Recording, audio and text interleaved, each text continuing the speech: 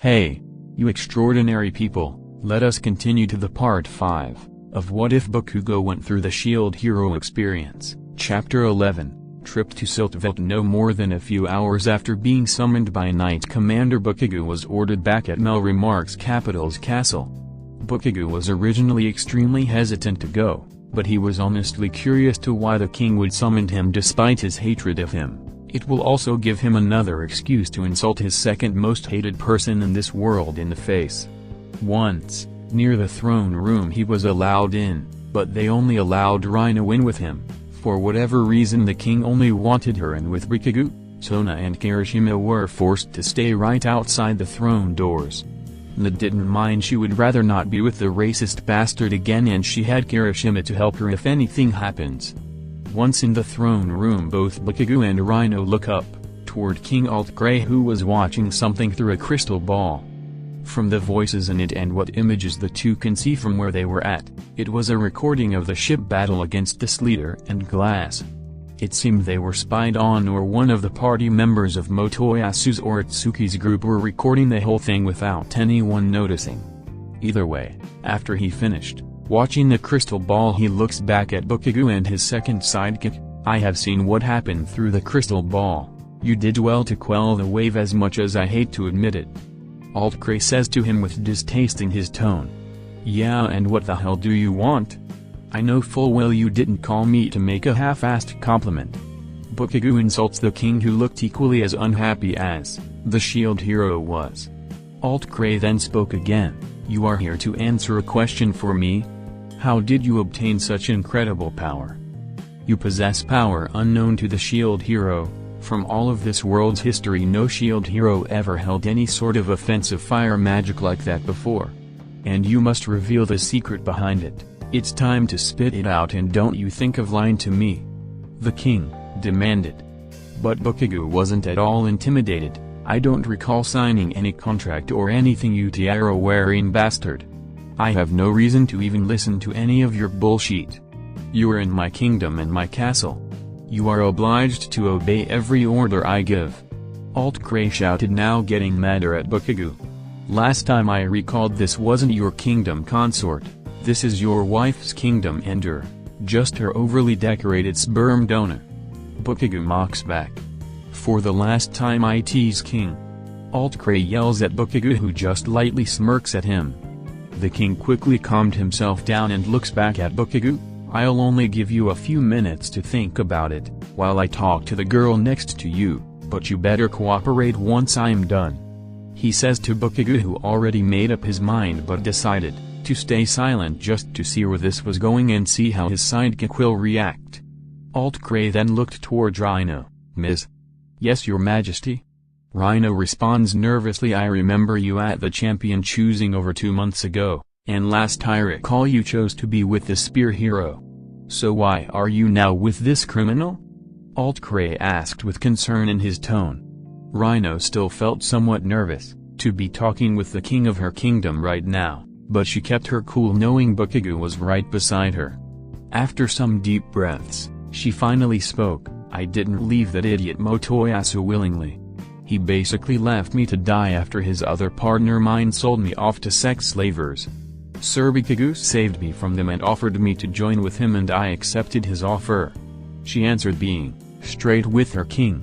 But Altgrey just shakes his head. I see, as I suspected, the shield devil has lied to you and is trying to manipulate you to do his bidding. How low of him. Altgrey says out loud, jumping to his own conclusions. Rino couldn't believe what she just heard. Wait, what? Your Majesty, I just told you exactly what happened, and Bakugou was not at all involved in any of that stuff before. She defended Bakugou, who was rolling his eyes, not surprised by the king's idiocy. Altgrey continued, trying to act sympathetic. You poor thing. It seems he had tricked you and is trying to corrupt your mind with his lies.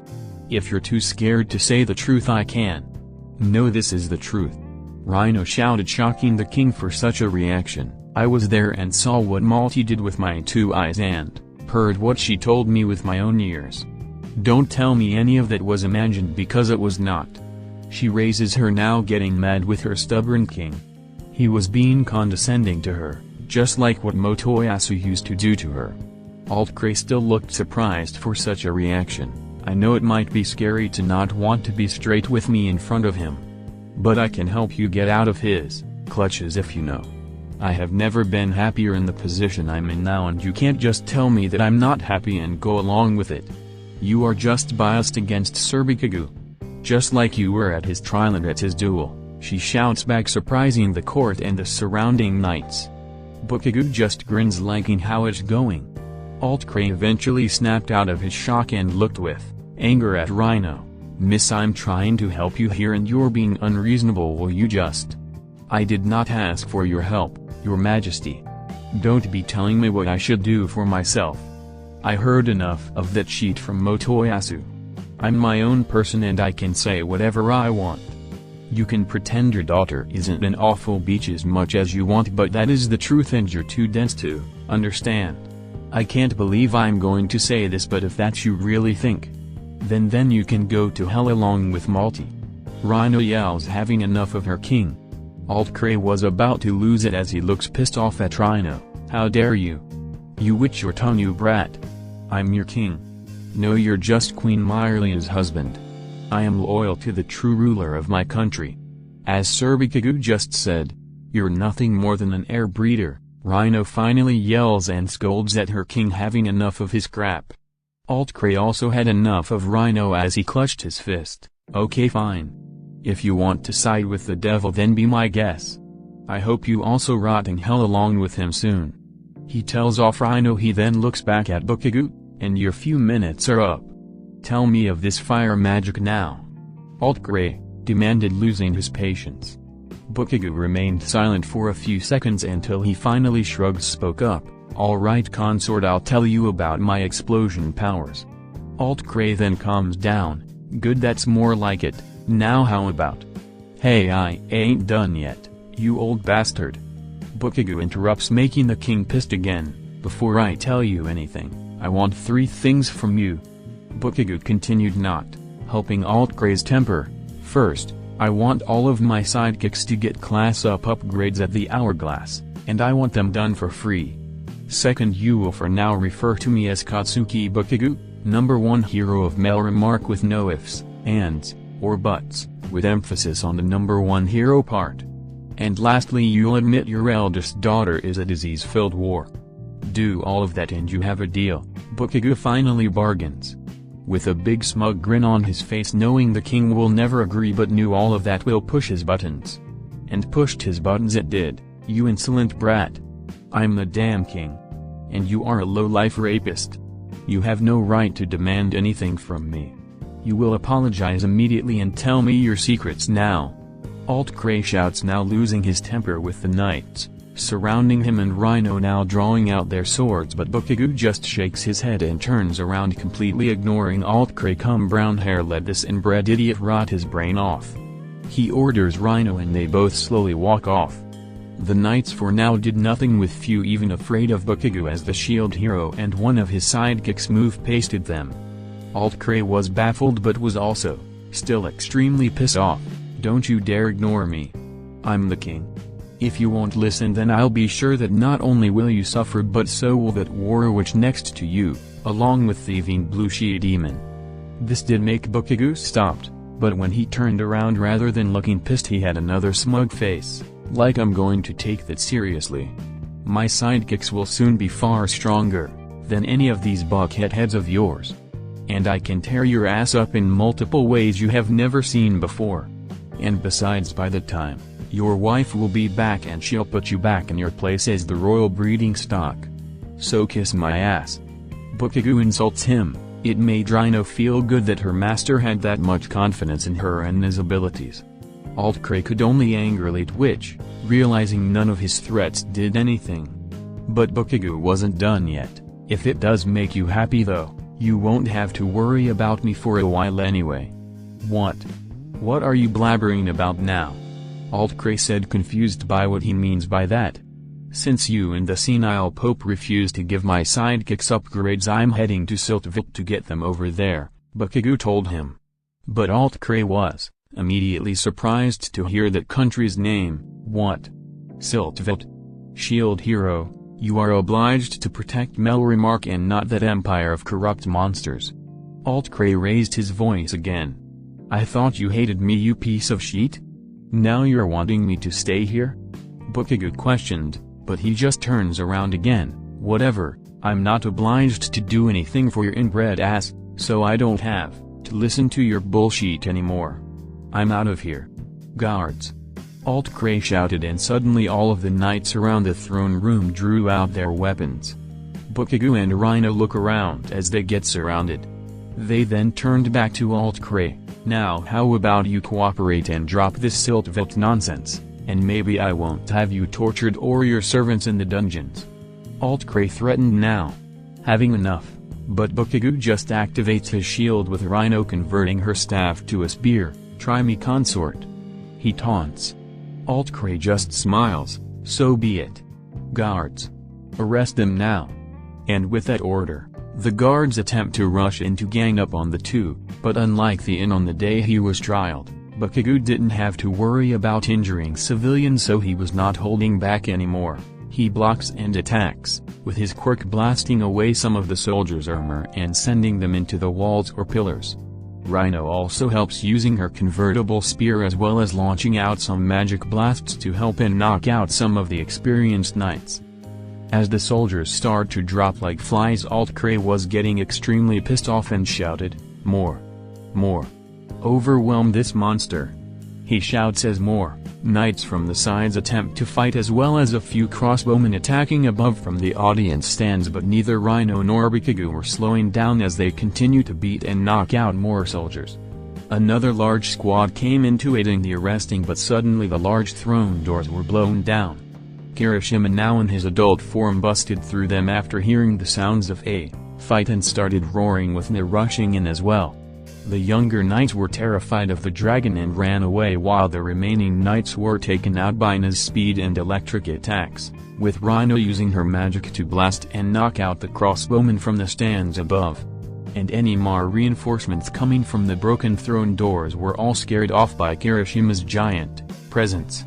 Alt-Cray couldn't believe his eyes as he watches his own men running away. You cowards! I ordered you to arrest them. He shouts, but they were laid on deaf ears of the retreating or knocked out soldiers. Looks like it's just you now, shouted a voice, making the king turn to his horror. A sinisterly smiling shield hero was now walking up toward him. With all of his guard now on the ground, groaning or had run off, there was no one there to protect the king, and he had a pissed off mad teen now on him. Despite his scolding of the knights for their cowardice, the king looks toward the nearest exit and attempts to make a run for it. But when he started running, Bakugou blasted himself toward the king and finally grabs Alt-Cray's head and forced it against the wall, making his crown fall off. Alt-Cray looked absolutely horrified as he was now at the shield hero's mercy. He couldn't say a word to him as smoke was starting to come out of Bakugou's hands.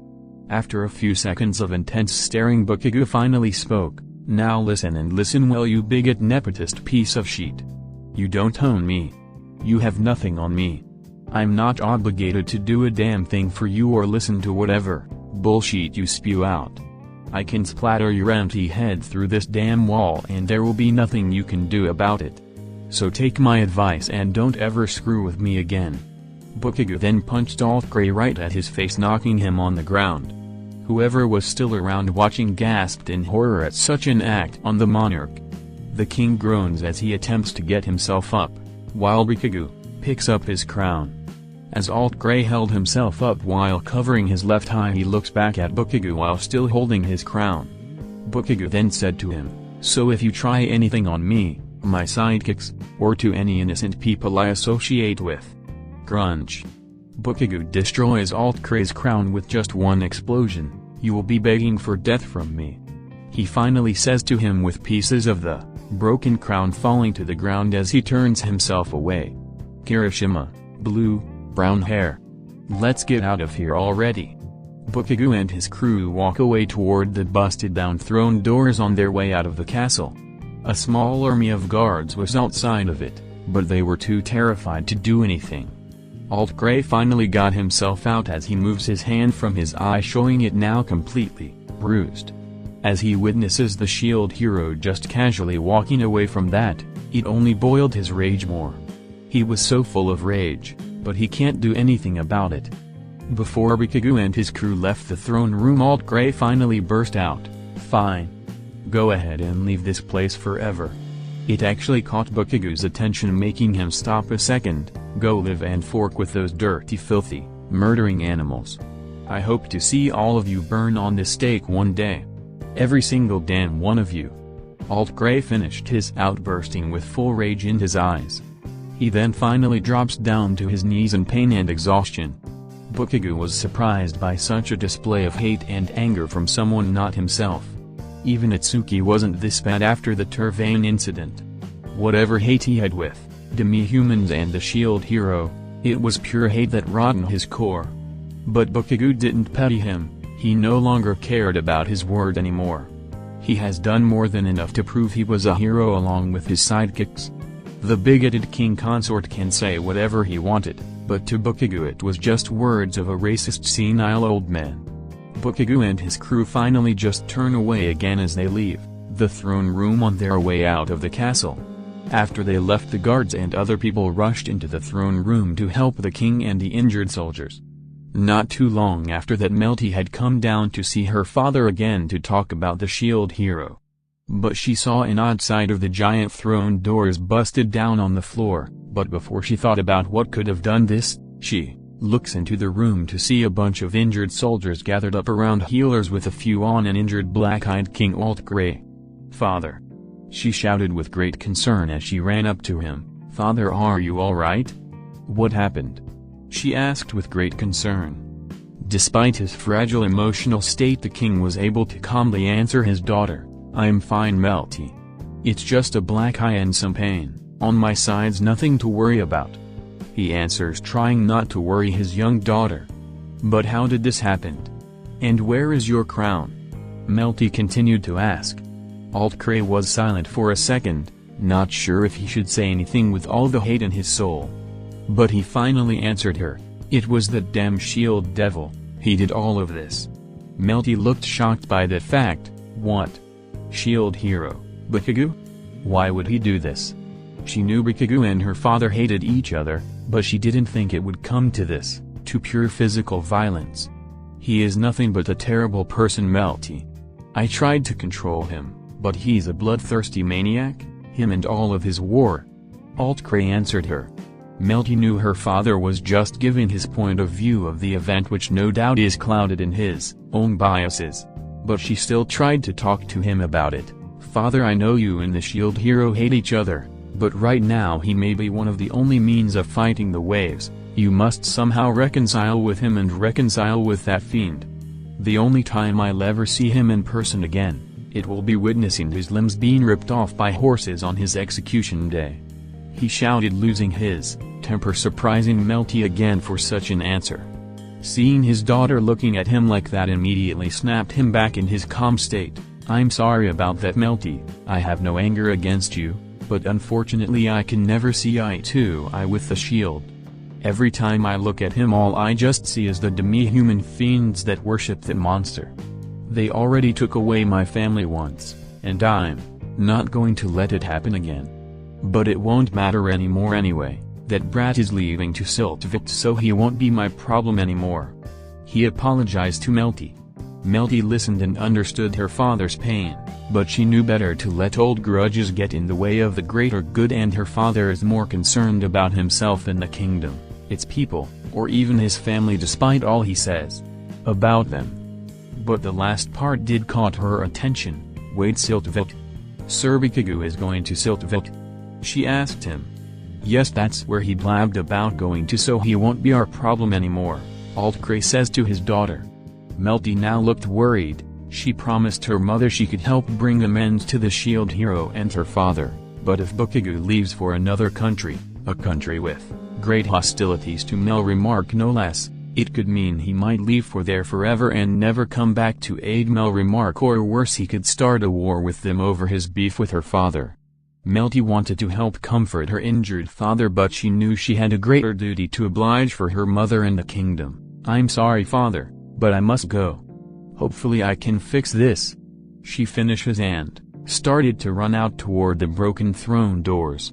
Alt-Kure didn't know what his daughter had in mind and wanted to say something, but he decided to not say anything. He loved his children including Melty despite the fact he wasn't allowed to raise her by order of his wife, but that didn't soften his love no less. He wanted his daughter to do what she wanted to do and not force anything on her. He only hoped that she will eventually understand why he did his decisions and why it had to be done. He hoped now with the shield hero gone things will finally start to make sense now. "You did what to the king?" Erhard shouted in surprise when Nya told him what happened in the throne room. "Yeah, we totally smoked that inbred bastard, he'll think twice about screwing with us again." Bakugou boosted as he leaned on the store wall. Despite it being hard to believe, Erhard didn't question it. Considering everything that Bakugou had done and accomplished, it seemed the shield hero will always end up doing the most unorthodox thing imaginable. The fact that you're all not in a jail cell right now is the biggest surprise to me. But I'm done trying to make sense of your guys' crazy antics. "So what are you guys going to be doing now?" he asked.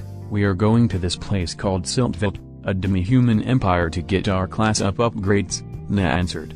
"Really, Siltveld? Well, all I have to say is good luck out there. They are not the friendliest to humans. But considering you are the guy they worship over there, you might have it better compared to other humans. It's usually 4-week journey on wagon, but with a flying dragon it might be only a few days for you." Erhard comments. Nya smiles. "Thank you for everything, Mr. Erhard. Hopefully we won't be gone for too long and come back here soon. I hope to see you guys back again as well. You guys have been my best customers, and it'd be a shame to not hear any more of your crazy stories or bring in any more unique party members," he says back to Nya smiling at her.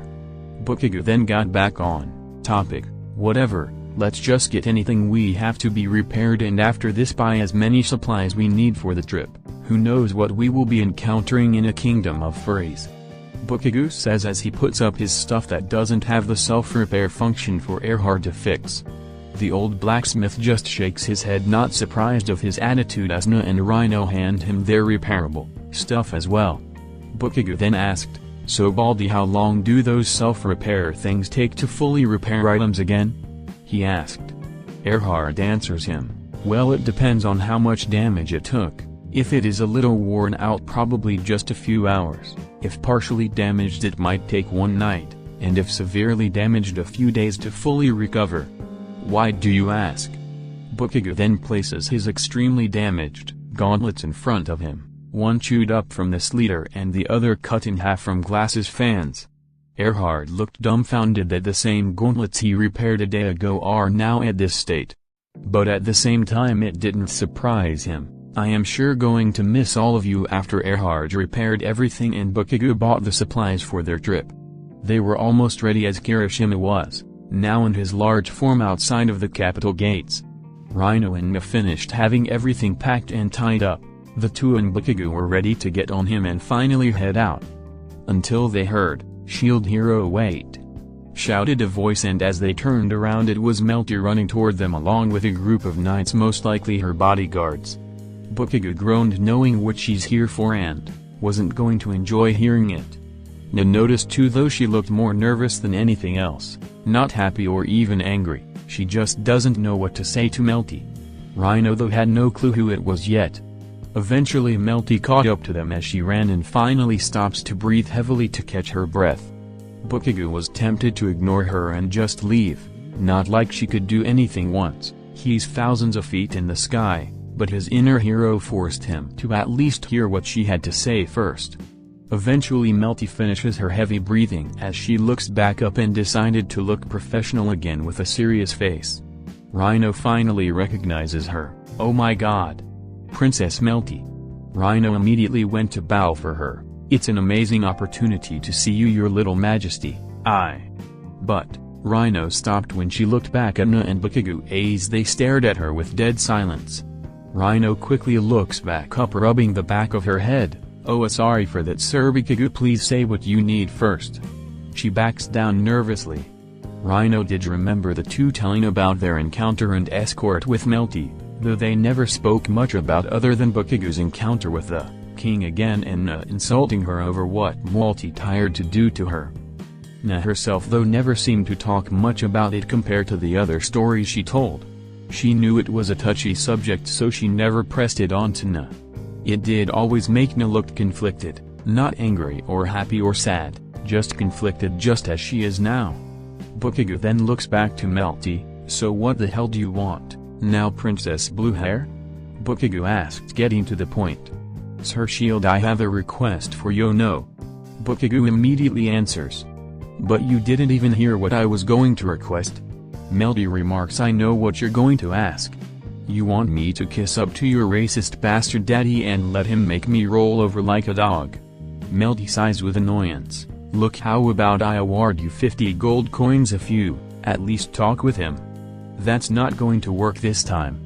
I've heard enough of idiot talk for today. No amount of gold is going to change my mind. Please Sir Bakugou, if you just at least apologize, and maybe apologize for what?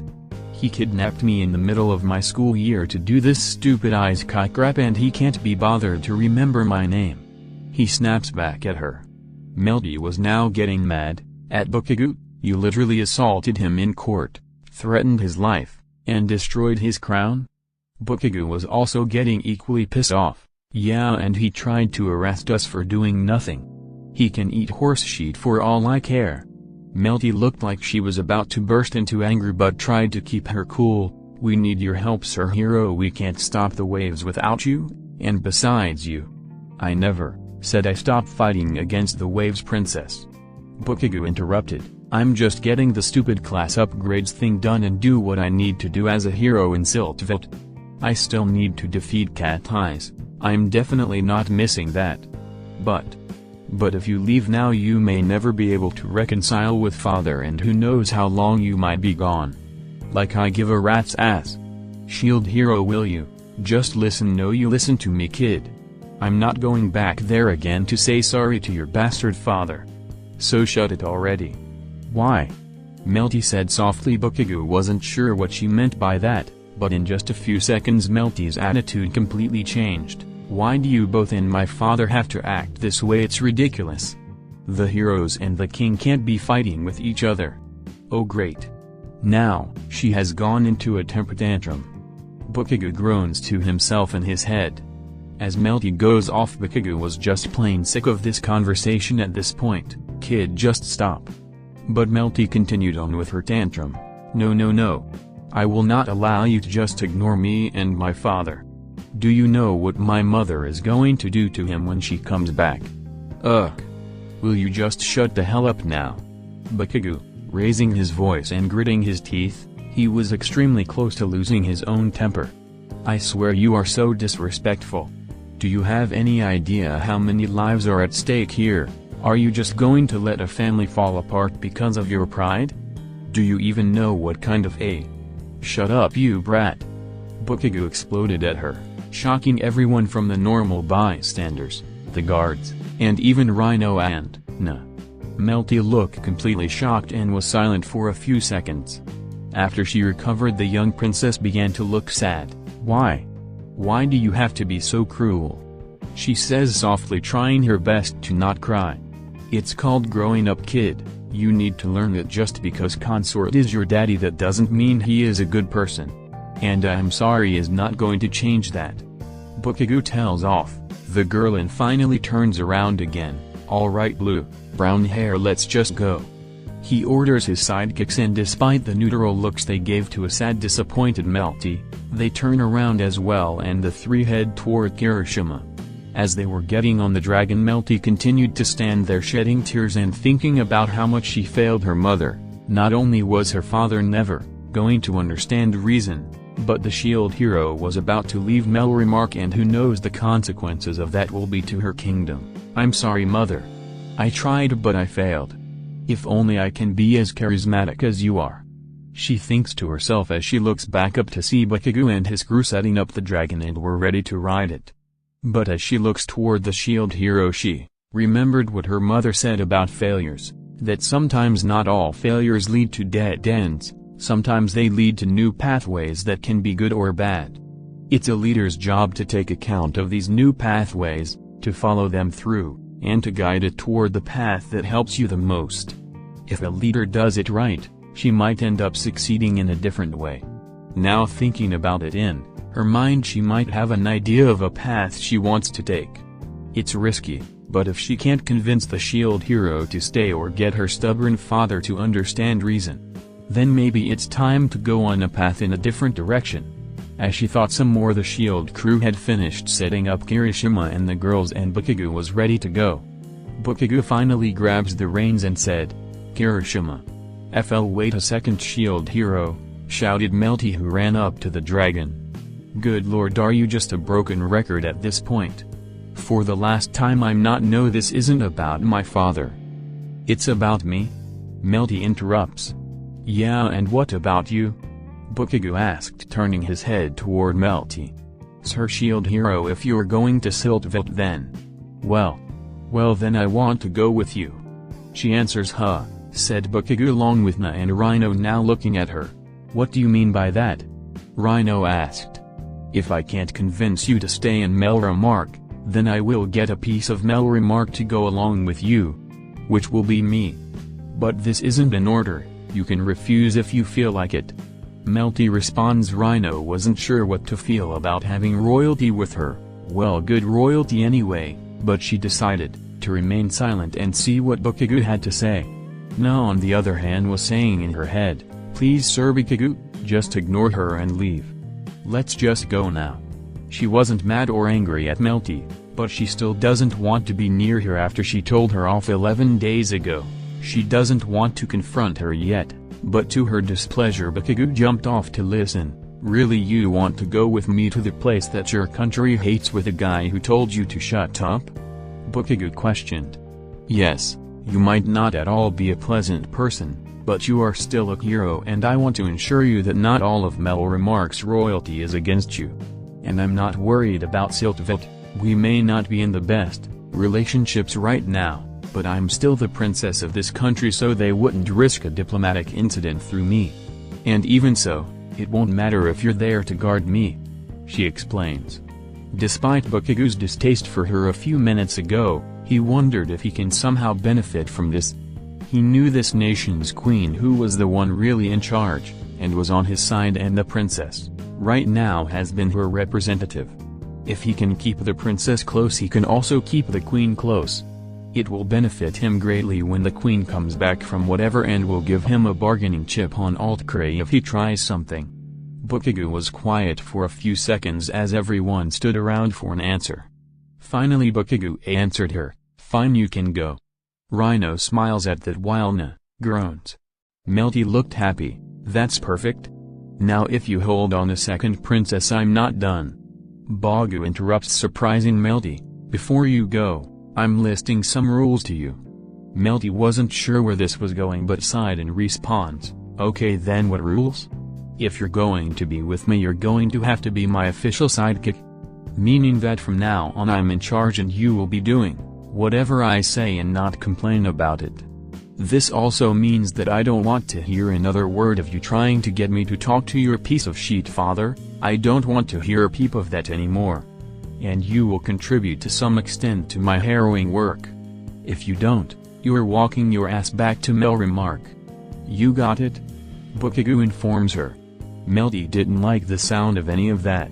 But her mother taught her that she sometimes has to make a compromise and understand the bigger picture and not let her feelings get in the way. Something her father failed to understand. She sighed and agreed, very well, shield hero, if I must do that then I'll become your so-called sidekick. Bakugou then raised his index finger up. Oh yeah, and one more thing, you have to pay the admission fee to be officially in. About say 50 gold. He smirks to her. Melty looked at him unamused, but she didn't have much of a choice. After she sighed, Melty reached for a large money sack on her dress. Fine then, here you go. Melty then handed him the bag, and just as she said contained 50 gold. You thought before I was joking about that 50 gold reward? Well, there it was. She said with sarcasm.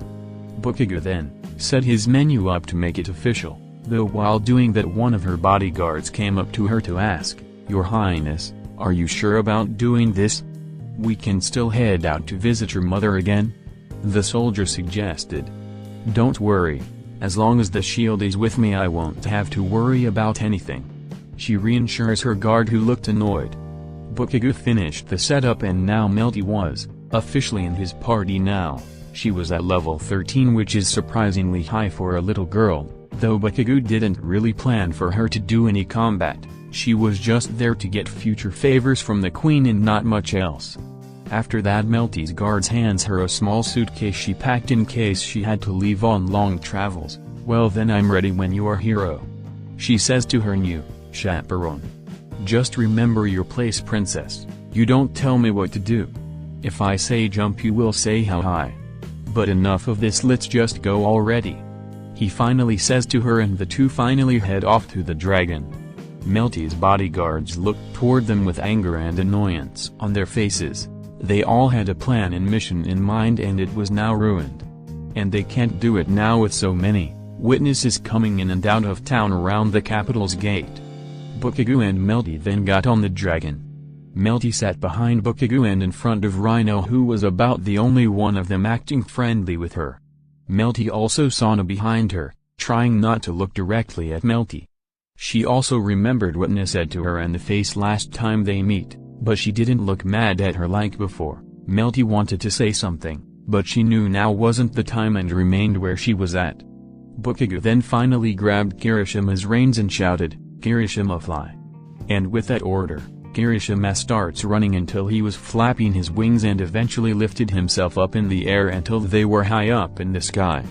Unlike before, Melty was excited to be up flying again and enjoyed herself with Rhino while Ne did her best to ignore her as she reads over a book.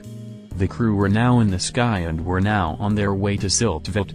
You group of incompetents. You call yourselves soldiers of the crown and yet you couldn't do a simple task. Just one recording of you fighting and you couldn't even accomplish that. Yelled a voice that was none other than Princess Melty, scolding her little sister's guards as they meet up in a dark alleyway. What were we supposed to do?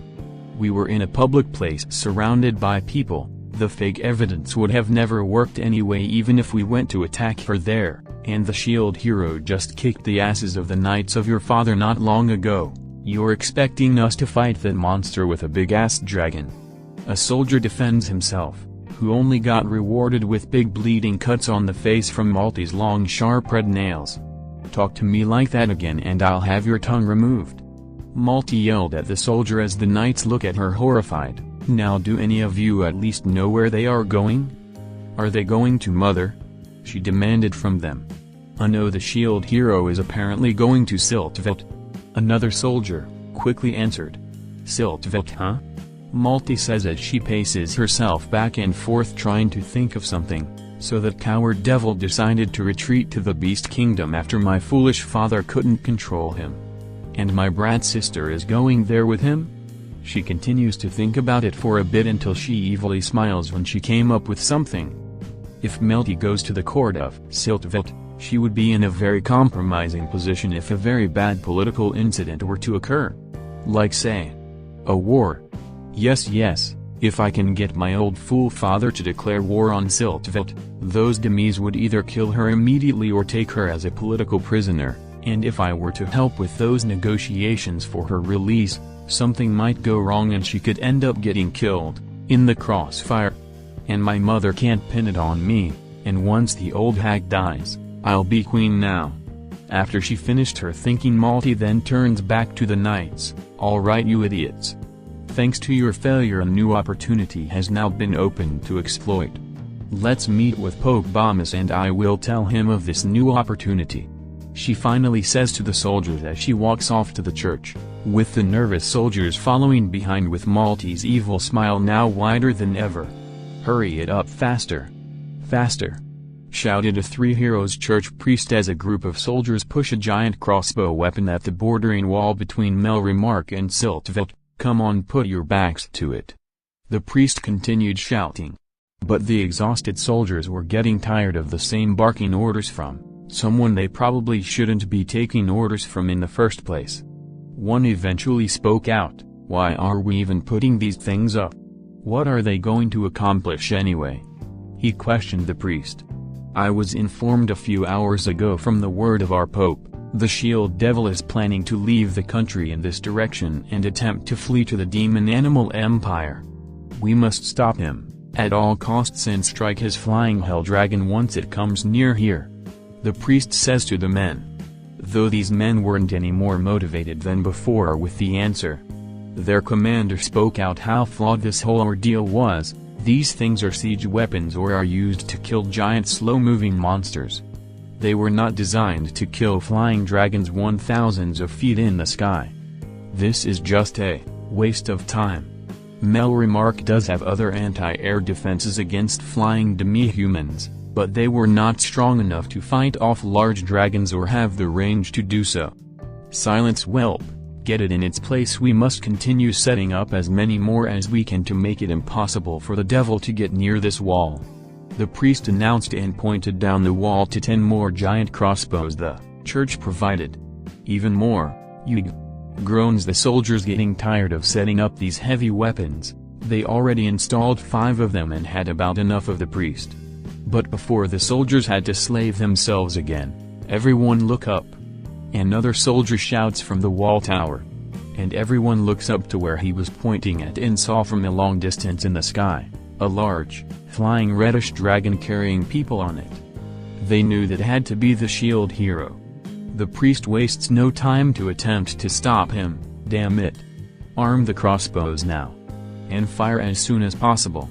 He orders the soldiers as they rush to set up the giant arrow turrets. Once armed, they aim with the crossbow and point toward the flying dragon. Once they got a clear shot, a commander shouted, "Fire," and one by one the crossbows fire. The large arrows goes up at fast speeds as they target the dragon. They went up and up. But unfortunately even fantasy worlds still follow some laws of physics, and the arrows began to lose momentum and all slow down not even halfway to the dragon until they finally lost it all and finally turned downward and fall into the ground. All the arrows did this, which only made the priest angrier. Another set. And aim higher, he shouts. And the soldiers do it again, and again, and again, but no matter how high, or tight, or focused they aimed the crossbows, they were not designed to attack that high, and all the arrows just crash into the ground. Soon enough the shield hero's dragon flies right past over the wall. A wall that is meant to hold off enemy armies, and Bakugou's dragon just flies over it. Despite this, the priest still insisted they continue firing, but it did no good as the dragon is finally out of range. It made the priest mad. Damn it. If you lazy soldiers did this faster we could have stopped him. But now he has escaped. He scolds the soldiers, but none of them were in the mood to be hearing it anymore. The commander especially heard enough of it. This was all a giant waste of time. More of those things wouldn't have accomplished anything. And last I recall, you're not in the military or even of anyone of authority. So how about you get lost and preach elsewhere, or I'll be using you as ammunition next. He yells at the priest, who only looked pissed off, but he knew he didn't have any real argument to say. The mad priest just turns leaves as he stomps away to leave the border wall. The soldiers were thankful. Finally I heard enough of his bullshit. A soldier moans. Yeah, this is why I don't go to church anymore. My old priest was just as much of an asshole as he was.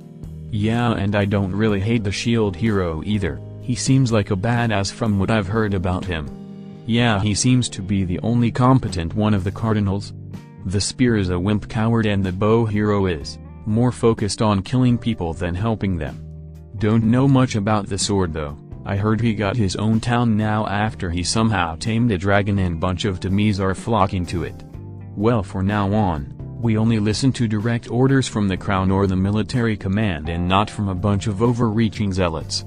The commander announced, with the soldiers nodding in agreement.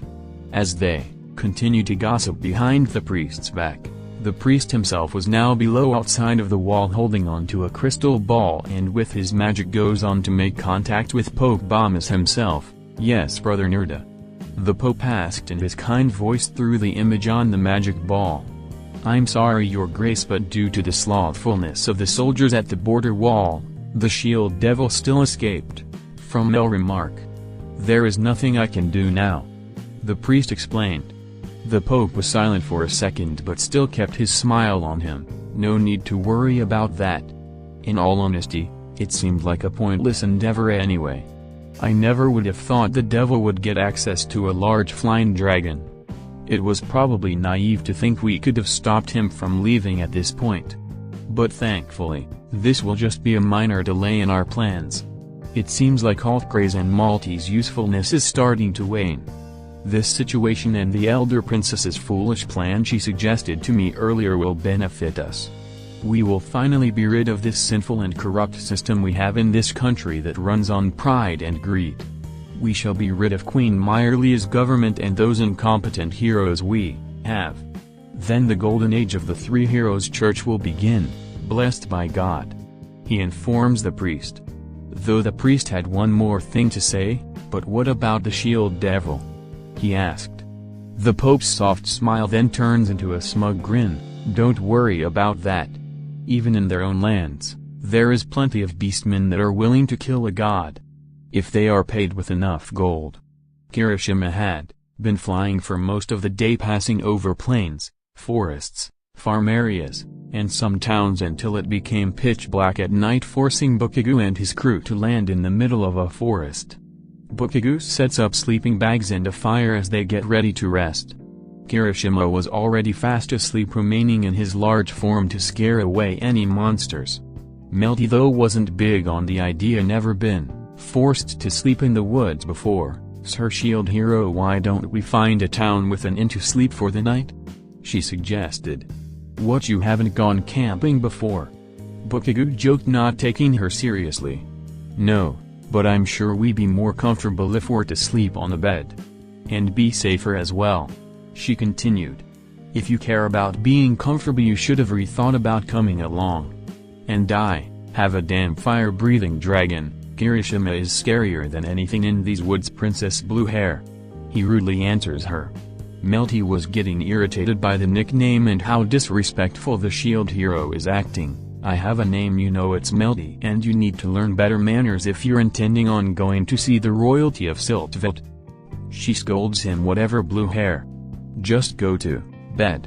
Bakugou ignores her as he huddles up in his sleeping bag and turns away. Melty was annoyed, but rather than protesting she just sighed, knowing he wouldn't listen anyway. She decided to walk up to the other girls who were talking to each other and were getting ready for bed themselves while Na attempts some more water magic with Rino. She decided to listen and come on. Na says, doing her best to concentrate on her water bubble. "Try not to stress and don't overdo it, just be the water or something." Rino tries to support Na, but water magic is not her thing, not like her magic affinities, so the best she could do was provide Na company in her attempts. "Come on, stay solid. Stay solid. Pop, damn it, why can't I do water magic? It's literally in my blood as a water elf," Na yelled, almost losing her cool. Melty could tell Na wasn't doing her water magic right from the way she is trying to use it. She herself had an affinity for water, so she knew how water magic worked. It gave Melty an idea. She knew Na did not like her because of her family's actions, but they were now teammates, so she knew they had to cooperate in some capacity to save the world, and perhaps if she can get the shield hero's companions on her side, she could finally get through the stubborn shield hero. But politics aside, Melty also honestly wanted to be a nice person and help her and be friends once more, figuring helping Na to learn water magic can bring them together. She takes a deep breath and walks up to the two sidekicks. "Excuse me, Miss Na and Miss Rino," she announced herself as she sits down near the two. Rino was smiling friendly, but Na continued to have her conflicted, uncertain face at her. "What do you need here, your little majesty?" Rino asked, acting friendly. "Oh, you can just call me Melty from here on out. We are a team now, remember? But anyway, I'm actually here to help you, Na. I saw how you were struggling with water magic and I wanted to help you properly learn it. If you would like some tutoring?" Melty answered and suggested to her. Na didn't look back at her and was just silent for a few seconds, making the scene awkward.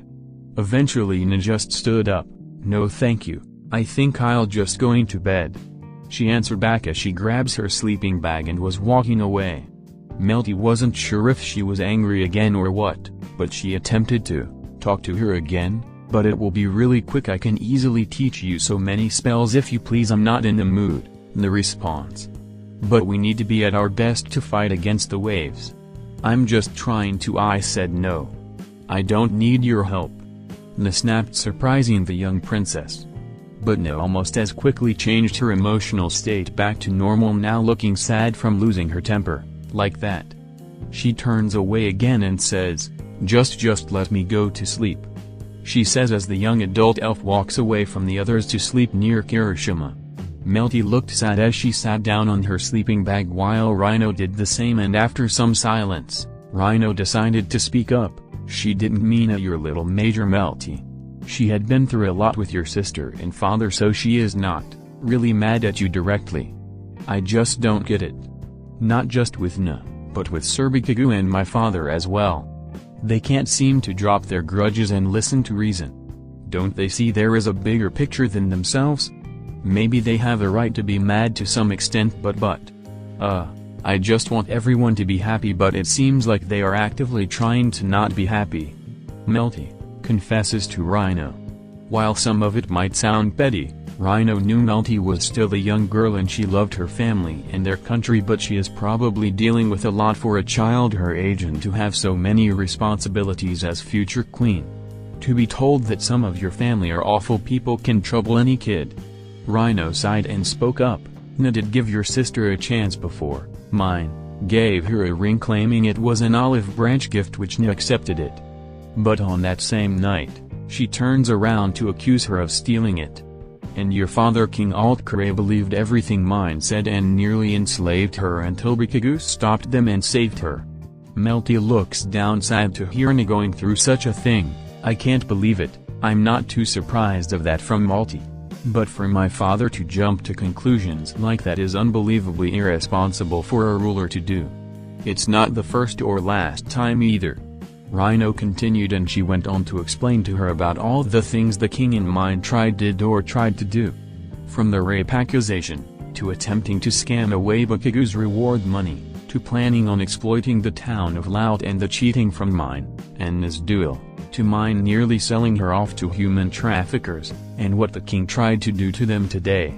Melty started to look depressed. I knew my sister was a problem child, but I wouldn't imagine she would do all of those awful actions for such petty things. And my father has always loved the both of us equally, and I know from mother he spoiled my sister to the core and would hardly say no to her. I'm sorry you had to go through that, as well as Miss Na.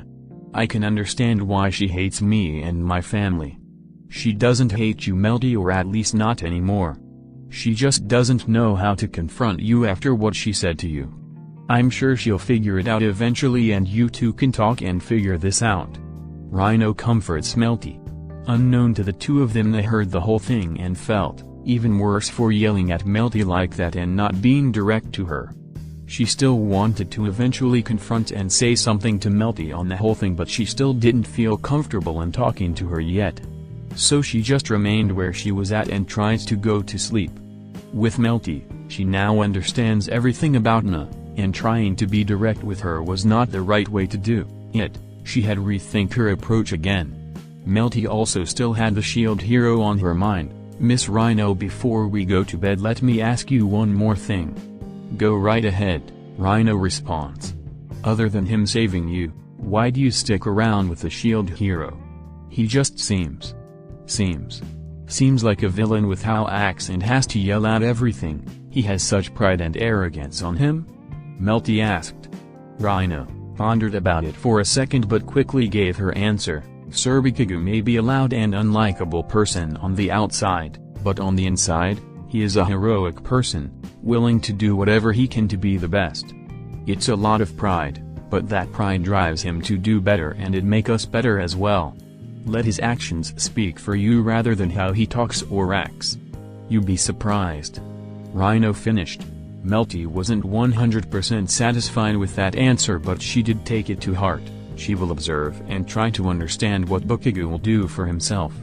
And see if he is worthy to be called a hero. I see. Thank you, Miss Rhino. Good night. Melty finishes as she tucks herself in. No problem. Good night, your ma. Melty. Rhino responds and lays out and starts to sleep. The group of heroes was now all sleeping, awaiting tomorrow and see what's in store for Siltveld. By morning, after the crew had breakfast that Bakugou made for them, they head out again. They continued to fly for a few hours until Bakugou had enough of it. He sees a small town down below and that gave him the excuse to finally land. Kirishima landed at the outskirts of the town, not wanting make the townsfolk panic as everyone got off the dragon. Well, this will be our lunch stop, but we're not tourists here, so don't get too comfortable. We are here to eat and ask the locals about how this furry kingdom operates. Bakugou announced to everyone as they all stretch and Kirishima turns back into his toddler size. Bakugou knew that before he encounters Siltveld's royalty or whoever is in charge, it's best to know how things exactly worked around here, and he preferred to learn from the locals than the nobility first, who would no doubt suck up to him and give a more rosy picture of how things worked. He was also keeping his shield hero identity a secret for now to not get anything biased from people who will see him as basically God. After a 30-minute walk, the group was in the town. And they can already tell they were not in Melromarc anymore. All of the people were demi-humans of different shapes and sizes, some more human-like or animal-like than others.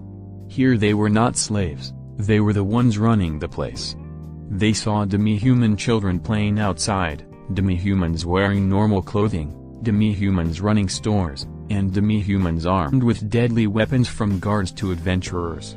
There were humans too, but when they say Siltveld was an inverted Melromarc, they were not joking. All the humans they saw there were either weak and beaten slaves or broke drifters and vagabonds. It made Bakugou's sidekicks look very uncomfortable, especially Melty and Rhino. They went around the town asking questions, but it seems even in Siltveld racism is inverted here. Many of the demi-humans, no matter what type they were, looked at Bakugou and his human companions with disgust or distaste. Anytime they got close to the regular townspeople for questions, they either ignore or insult them. A common insult name they hear is hairless monkey.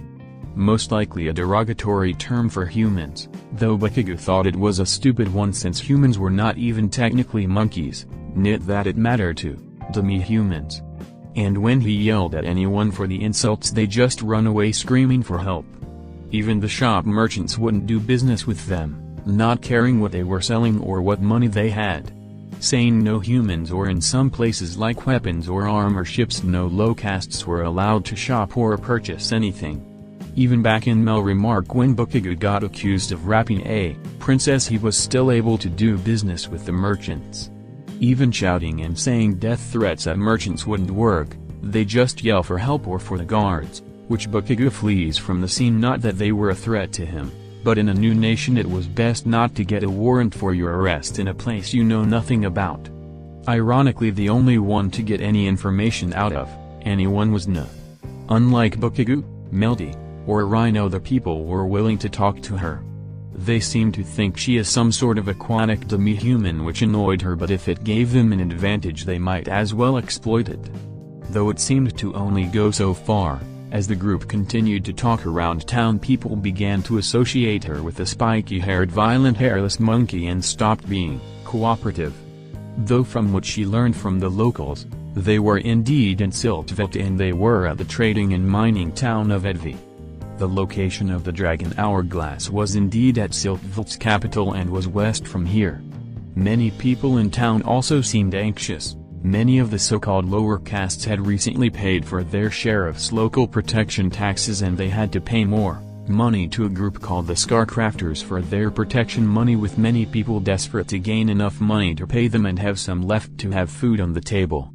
Bakugou knew something didn't sound right about the redundant security protection or the fact this sheriff was just setting up his own taxes. He smells corruption around here and he wanted to get the bottom of it before he leaves. After a while the crew became hungry and Bakugou decided to go into one of the taverns.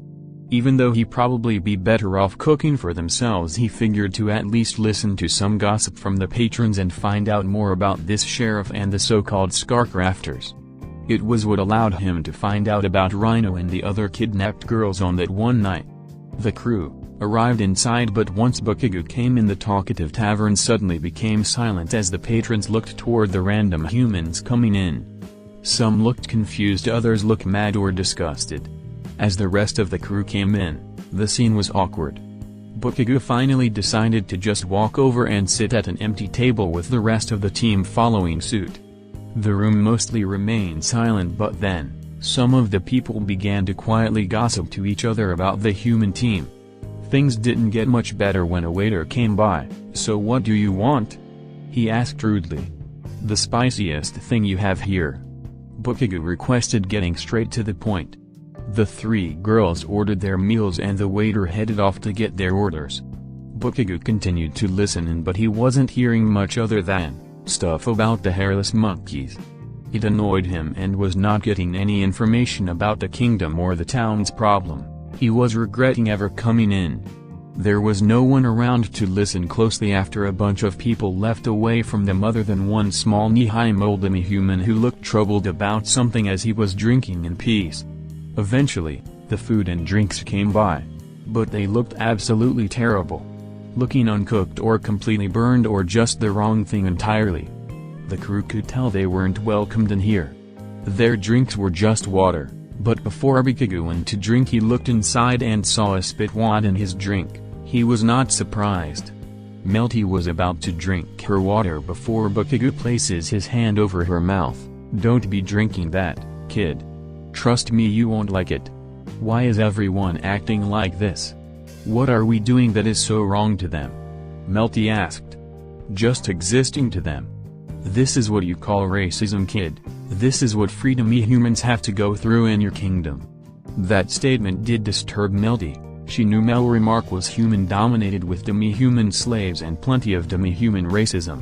Her mother never sugar-coated anything from her, but was this really what freedom humans have to look forward to as well in Melromarc? None of the crew ate their food and was not hearing anything important from the bigoted patrons. Bakugou was about ready to just leave and not pay for anything. But suddenly the tavern's doors busted open and in came in a large muscular wolf beastman with a large sword on his back. "Cardinal!" he shouted. With the many diners now staring at him, but unlike Bakugou, not with disgust or distaste but with fear, knowing who it was, as a bunch of other threatening-looking wolves and lizard beastmen come in along with a large muscular rhino demi. The large wolf beast man walked up toward a table right next to Bakugou's, completely ignoring him as the wolf man looks at the moldy human now, terrified. "Arket. Wah. What do you want?" the mole man said nervously as the big wolf lowers himself down, exposing his sharp teeth. The wolf demi Arket then placed his claws on the table as his henchmen surround the poor mole man. "Darner, your little company group's protection payment was due last Tuesday. Where's my money?" Arket asked intimately. "What? What are you talking about?" "The minor caste had already paid for this month," Darner responds nervously. "It was paid, but due to the waves things have gotten more expensive, so all of the rates are going up, 40%. 40%. You're insane." The wolfman then slices the legs of the chair, making Darner fall on his back. He tried to crawl away only for Arket to grab him by the neck and slammed him on the table. The entire diner was watching as they all stayed silent and as far away from the gang as possible. But Bakugou and his crew remained where they were at. With Bakugou, Rhino, and Kirishima looking with disgust at these bullies. Melty looked scared and didn't know what Bakugou had in mind as she saw him taking his drink and puts it above Kirishima as he flames the bottom of the jug, making the water in it boil. Back to Arket, he had one hand at the mole's throat and the other above his head with his sharp claws dangling down. "You don't have the right to complain to someone above your caste. You're just a bunch of dirt eaters. The rest of my 40% next week or your group will be up for dinner. But we barely make it through as of now from your father's defense taxes and what you already make us pay. We only have enough to feed ourselves and pay rent. We can't afford any more."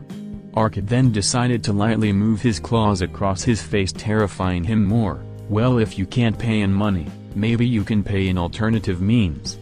I never had sex with a mole before. I'm curious about the experience. Maybe your wife or one of your daughters can give herself for a week and maybe I'll let it slide. For this month anyway. You monster, I would never do such a Darner protested until Arcade decided to start choking him. Arcade then raised him up. You either pay up with that or I'm going to be eating all of your family raw. Got it? He then threw him on the top of the table again with one of his hands up ready to claw the mole's face. How about I give you a little parting gift before I… Arcade howls in pain after boiling hot water was dumped on his back. After he finishes screaming and patting his back, he turns to find out who would dare do that to him. And it was none other than Bakugou, giving a smug smile with a now empty drink jug. The wolf beastman was so mad he started growling, moving toward Bakugou's table. He stabs his claws into the table in front of the hero, who didn't look intimidated. Melty look, worried, wishing the shield hero would have stayed out of that event. She hated these bullies too, but she was also concerned about the group's safety as well from these armed beastmen. But Na and Rhino were holding their weapons, expecting the worst as Arcade's henchmen surround the table. Arcade then finally spoke. You got a lot of nerve to do that, you bald sheet-flinging monkey. Do you have any idea who I am? A smelly dirty floor rug. Bakugou insulted back, making almost all of the diner gasp, with the wolfman not amused. I'm the head of the Scarcrafters. We pretty much control this town and all the lower castes here pay for our protection. And I do not appreciate your little clan of monkeys and your lovely blue friend for not respecting me. Arcade skanks around the table with everyone there, ready for anything, even Melty despite her fears. Arcade then says, now how about you pay up 20 gold for burning my fur and skin, and I might look the other way. Or me and my associates will be roasting what's left of your corpse all tonight long. He threatened as the gang members lowered themselves closer to the group with their weapons now out. But Bakugou just says, bite me. Arcade smiles, exposing his sharp teeth. If you insist. Arcade grabs Bakugou's arm out and opens his jaw wide and was about to bite his arm off, but… crack. With that sound, a bunch of things had just shattered. But nothing from Bakugou. Almost all of Arcade's teeth had cracked and broken off. Bakugou's defense was so high Arcade did the equivalent of biting into a solid metal block. He screams in agony, as he covers his broken bleeding mouth with his men looking surprised and horrified along with almost everyone at the tavern. Bakugou just smirks. I hope you enjoyed that. I'm a bit of a tender sheet flinger though. He mocks while giving him the middle finger. After he finished his screaming, Arcade looks back at Bakugou with beast-like rage and grabs for his giant sword on his back. You damn monkey. I'll skin you alive. He shouts. But Bakugou quickly blocks it with his shield now transformed, and with his body exposed Bakugou blasted Arcade's stomach, launching the wolf into a bunch of empty tables. After witnessing their boss getting attacked, the other gang members had their weapons out and were ready to strike Bakugou's squad. But the team was ready. Bakugou casts a double airstrike, shield on top of his team, stopping the weapons. Rhino then shouts out intensifying light, and emits a bright light that temporarily blinds the surrounding gangsters. Na quickly turns and electrifies and stuns the two gangsters behind her. Kirishima jumps and attacks the large Rhino Demi, still in his toddler form, at the face, scratching and biting him as the giant mammal tried to get the dragon off. The other gangsters got their sight back and attempt to attack the group, but Rhino grabs her spear and blocks off a few of the lizard men's attacks and fought them off. Na dealt with the other wolfmen with her dual swords, but neither species was a match for the experienced sidekicks. Bakugou continued to deal with Arcade as he was more persistent than expected, but nothing he could handle. Melty mostly stayed out of it, but when she had the opportunity she did blast a few of the gangsters with her magic water ball attacks. Eventually the men were all beaten up as Rhino and Na threw the beaten-up gang members out of through the doorway into the streets. Bakugou continued to dodge Arcade's fast blade swings, but Bakugou's reflexes were higher than his speed. Bakugou then knocks away Arcade's giant sword and smashes the wolf's face at a table, breaking his mouth more, and blasted him into the group of his injured colleagues outside.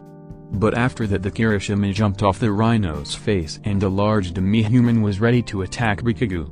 The brute attempted to smash Bakugou first by ramming into him with a charge, and when that failed he then used his bare fists, but the rhino was still unable to break through the shield's defense no matter how hard it punched.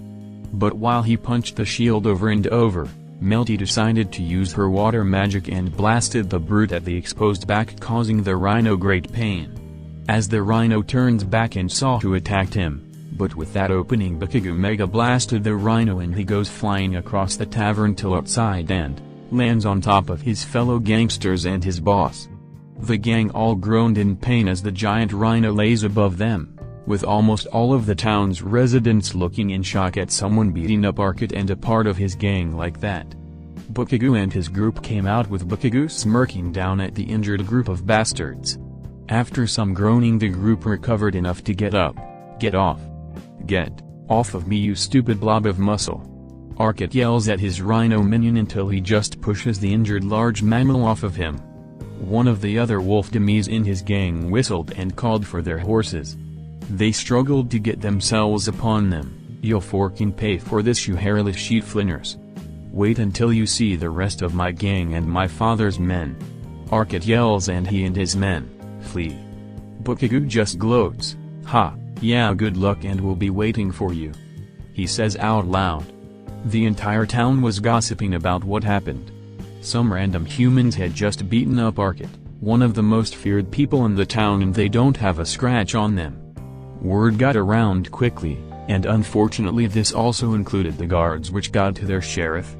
Back with Bakugou and crew, No was healing up the moldy as most of the patrons ran out of the tavern knowing something bad was going to happen soon with what Bakugou did.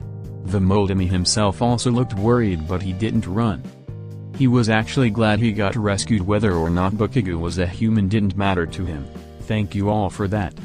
But you didn't have to involve yourselves like that to help a minor caste, like me. You were better off not helping me. He thanked and warned the crew. We are heroes, sir. We are always sticking up for people from danger. And we dealt with worse. The responds to him after she finishes up her healing of the moldy. Bakugou then spoke up. So what can you tell me about those bastards anyway? That was Arcot and the Scarcrafters. His gang holds a tight leash on our little town. They were more than that group. He has about 5 times as many men and they like to terrorize and bully everyone whenever they feel like it.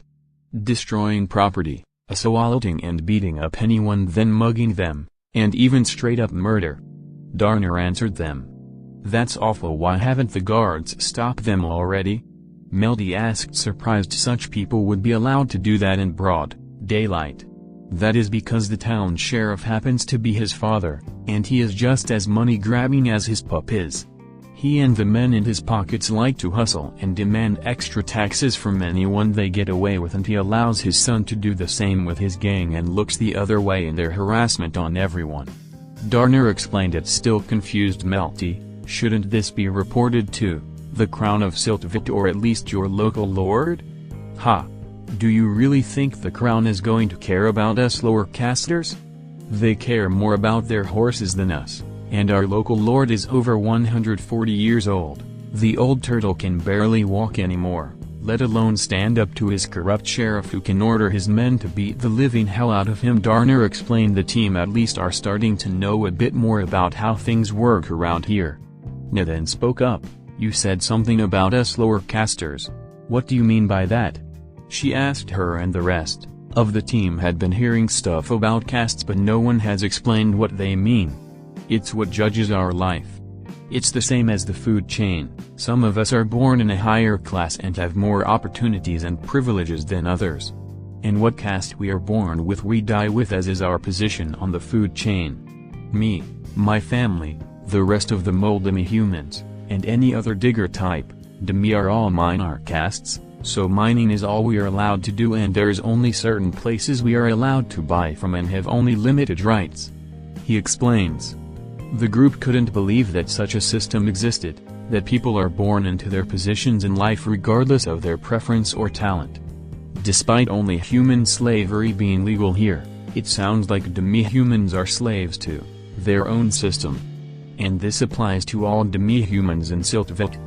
Bakugou asked. Not everyone. Some nobles are of different types animals outside their castes due to their political marriages with other houses and kingdoms, so the nobility looks more diverse compared to other castes, but even then 4 groups dominate the most in politics: the Hakuko, the Genmim, the Shasku, and the Antetsu. But, other than that, there are only 2 exceptions to the caste system: the army and the church. The army doesn't care who joins as long as you can fight and die for the crown of Siltvet. But even then they have their own caste and rankings to certain demi-humans. Bakugou is not surprised about the army. He imagines some demis in the army are just used as cannon fodder, while the higher casted demis in the army can sit back and watch those cannon fodder get themselves killed in wars. Darnar continued, and the church accepts everyone. They're actually one of the most powerful political entities in Siltvet other than the council and the king.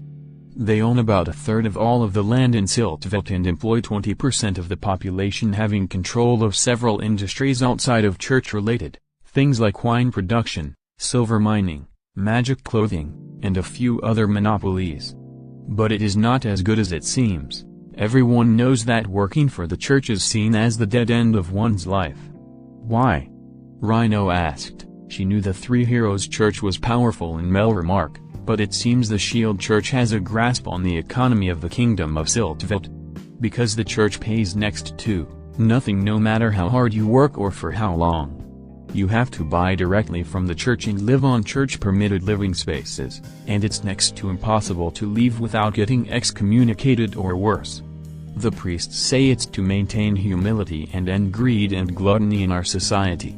But of course, anyone with eyes can see that it seems the priests never have empty bellies or have any sort of financial problems.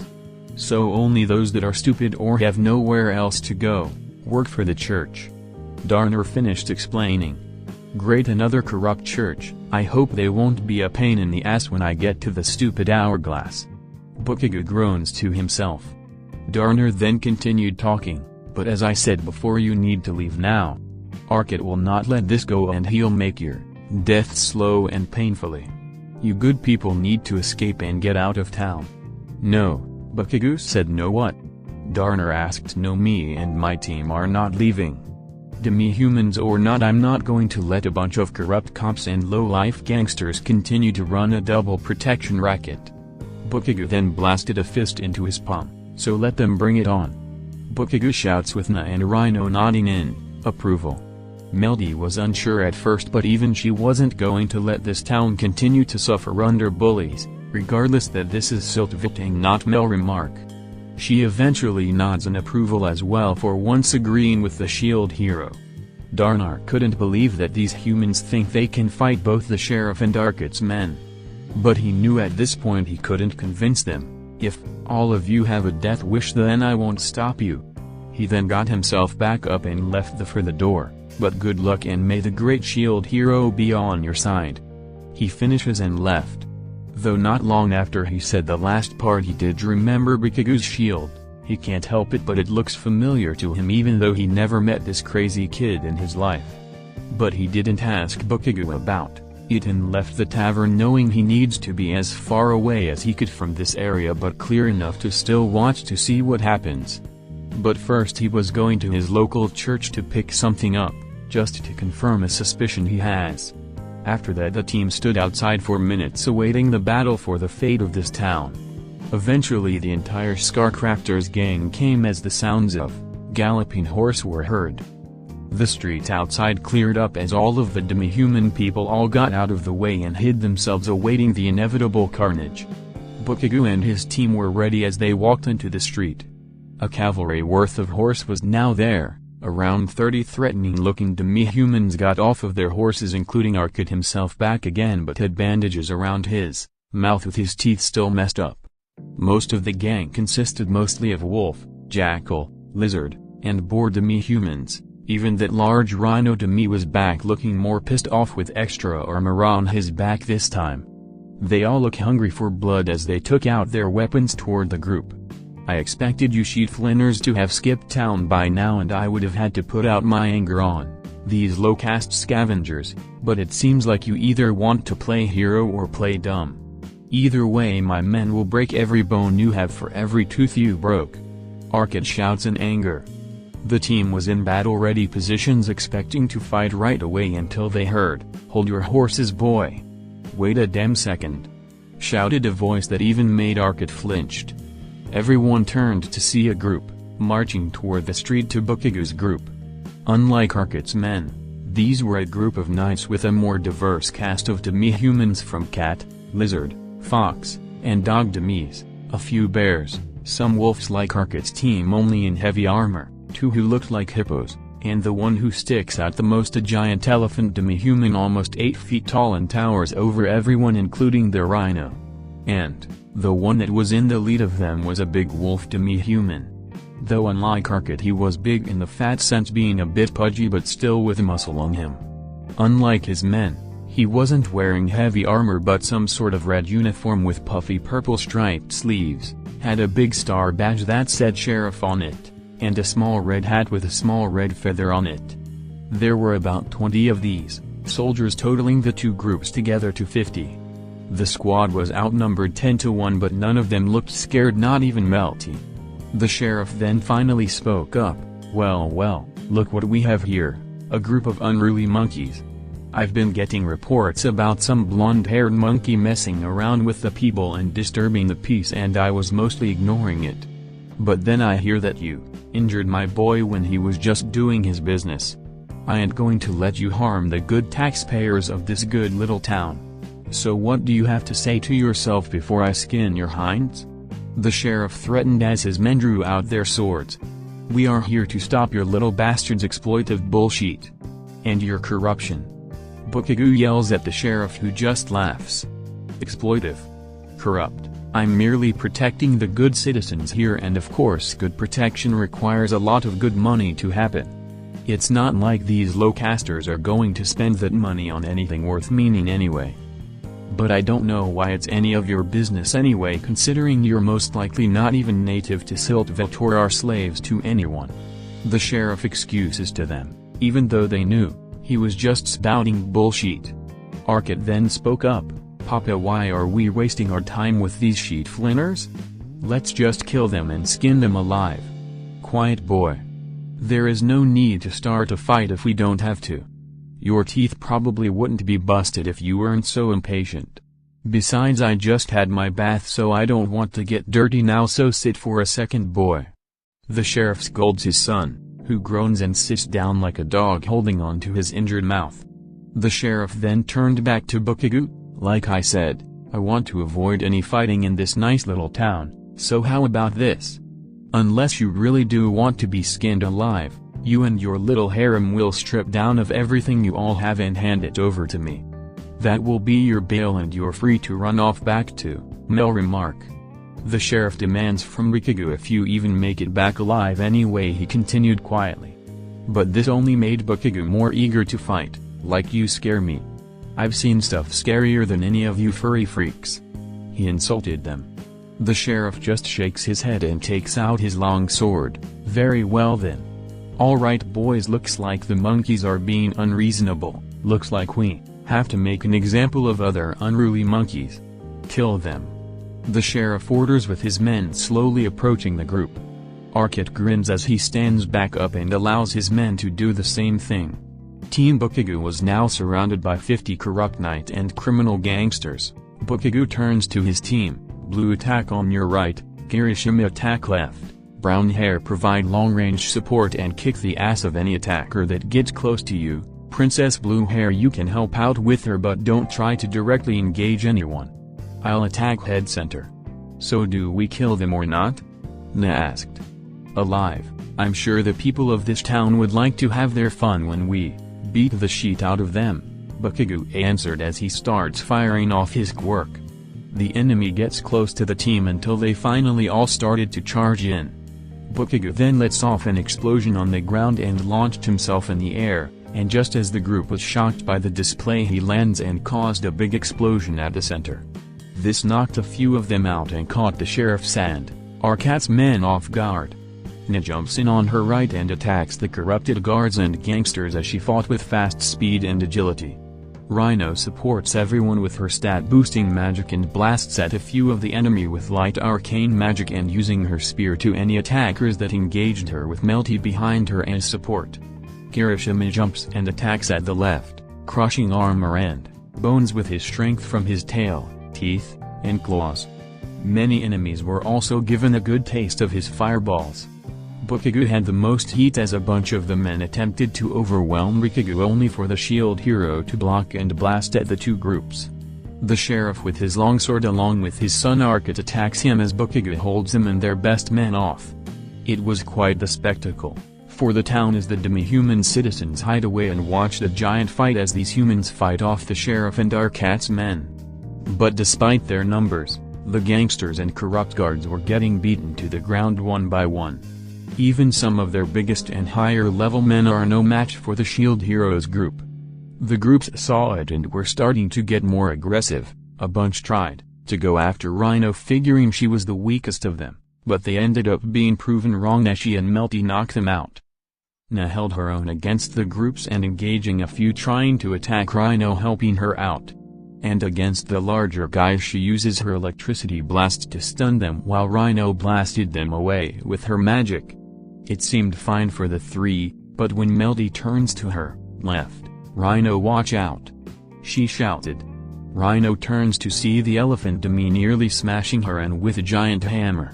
The demi-human Pachyderm engages Rino as it tries over and over again to kill her.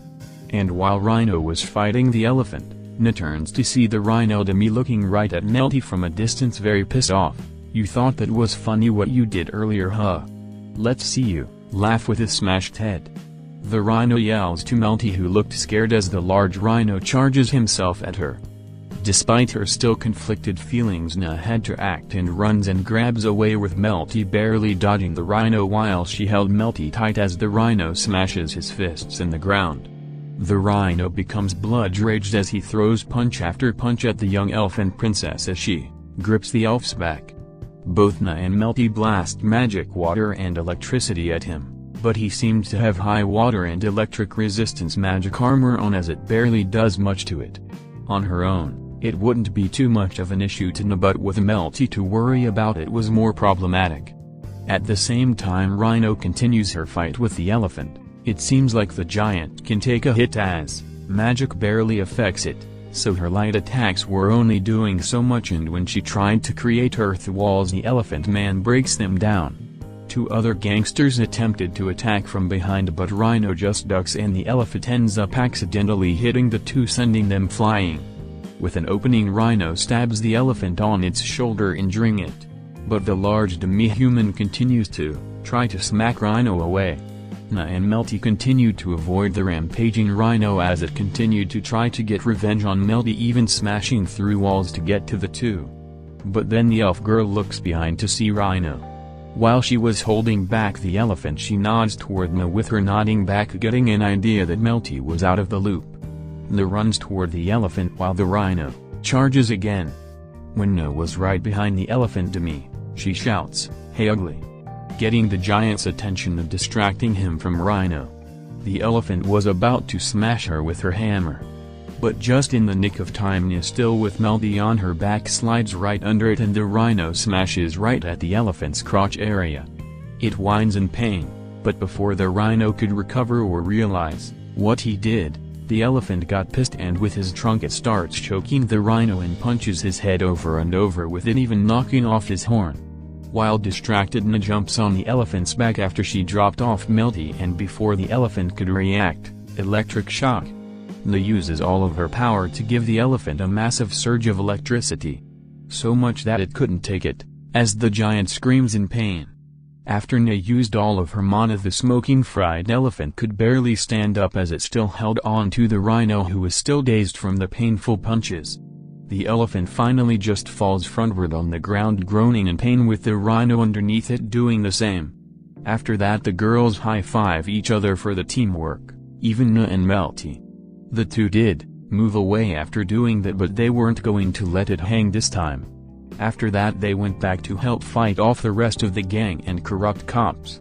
Kirishima continued to be as brutal as possible as so many of his opponents end up with burnt marks, large claw cuts, or bite marks. Some of the group with ice magic attempt to use their powers to hold back the dragon, and so far it did work. The group laughed thinking they had it in the bag with the dragon cornered. But unfortunate to them, Kirishima finally just turns into his giant form, now towering over all the demi-humans. His opponents look up in horror and shock as some even drop their weapons knowing they were screwed. They attempt to make a run for it, only for Kirishima to just smash them at the ground with his tail.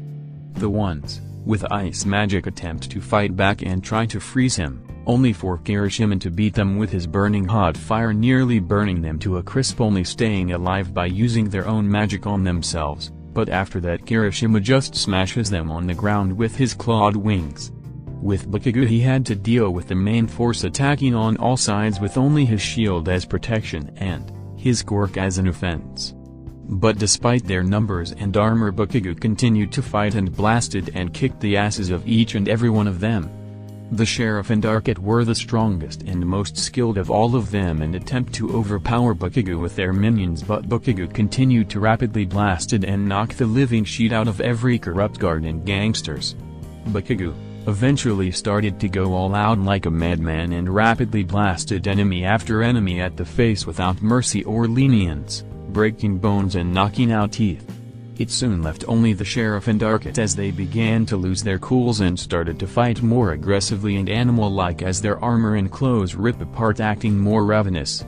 But despite that, Bakugou continued to fight just as aggressive and blasted at the father-son duo and blocked their attacks. The sheriff attempts one more aggressive charge at Bakugou with him shouting, "Explosion shield!" with the shield instantly transforming and absorbed some of his sweat. Once the sword hits the shield, the cardinal weapon blows on him, stunning the sheriff and shatters his sword.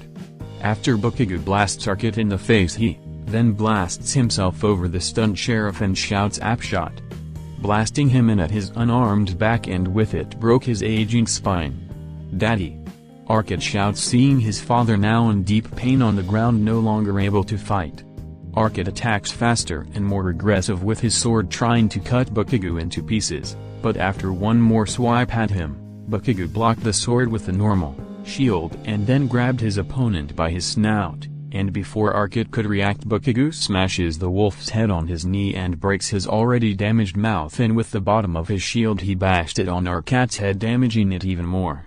After that, Arquette was dazed and in deep pain, losing the last of his teeth, no longer able to think clearly. Bakugou finally ended it by blasting him in the face and falls on his just as knocked out dead. After that it was all over. Every single one of the sheriff and Arquette's men was all defeated, on the ground knocked out or are moaning in pain. After that, many of the townsfolk come out of their hiding places and looked toward the standing heroes in awe and surprise. To them, these hairless monkeys, no, these humans had not only defeated Arquette's gang, and the sheriff's men, but both at the same time, and they all still came up top. Quickly enough, Bakugou had his crew strip the injured gangsters and guards from their weapons and armor and just threw them all on a large pile. Despite his broken toothless mouth, Arquette still couldn't believe what had happened while he was thrown on top of the large pile. How the hell is this possible? You're just a bunch of brainless bald monkeys? He groans, still not taking the defeat well. Bakugou then responds by stepping his boot on Arquette's mouth. "That's a bald ape to you, and I fought stronger than low-life thugs and corrupt cops. Your fate was predestined from the start." Bakugou mocks as he smirks down at him. The sheriff finally spoke up himself. "Wait until this gets out, sheet flinger. Cough, you will be wanted for all of this, and they'll burn your body with iron rods along with your squad of war." Bakugou just responds to him with a kick in the face, knocking a few of his teeth out as well. "I like to see them try. This isn't the first time someone gave me a speech like yours, and they won't be the last." It seemed fine now, but unknown to the crew there was one more of their men they didn't take into account. A lone weasel dummy holding on to a large knife, hiding up on the roof of a building. He was ready to surprise the crew and strike this human in one shot. Once it seemed Bakugou had completely dropped his guard, the weasel jumps to strike at Bakugou's spine. "Shield hero, watch out!" Melty shouted, quickly seeing it. But Bakugou quickly turns around just in time and blocks the knife attack. This causes energy and sparks to appear, surprisingly his attacker. As it tried to overpower the shield, in just a few seconds the power of the shield overwhelmed and snapped the knife in half. What kind of shield is that? The weasel asked with terrified voice, who was just as surprised as the rest of the town. But all Bakugou did was give him a threatening growl. The weasel, knowing how screwed he was, just jumps on the body pile, knowing he was going to end there anyway. Such a display surprised everyone, especially the townspeople. Everyone was focused on Bakugou and more specifically his shield after they got a good look at it, as its gem glowed with its energy power. It looks magical to everyone, and it also looked familiar as they start to gather up. "Where did you get such a shield?" one of the townsfolk asked. "What's it, you?" Bakugou responds back. Then the moldy human darner from earlier came out of the crowd. "Wait a second everyone, that shield? I have seen it before," he shouts, and was holding a book, and from what Bakugou could see from a distance the title states Holy Shield Bible.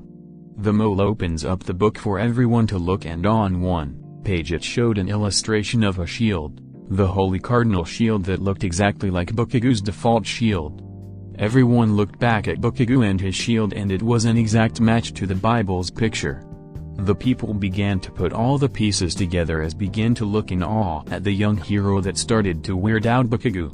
"I can't believe it. It's him.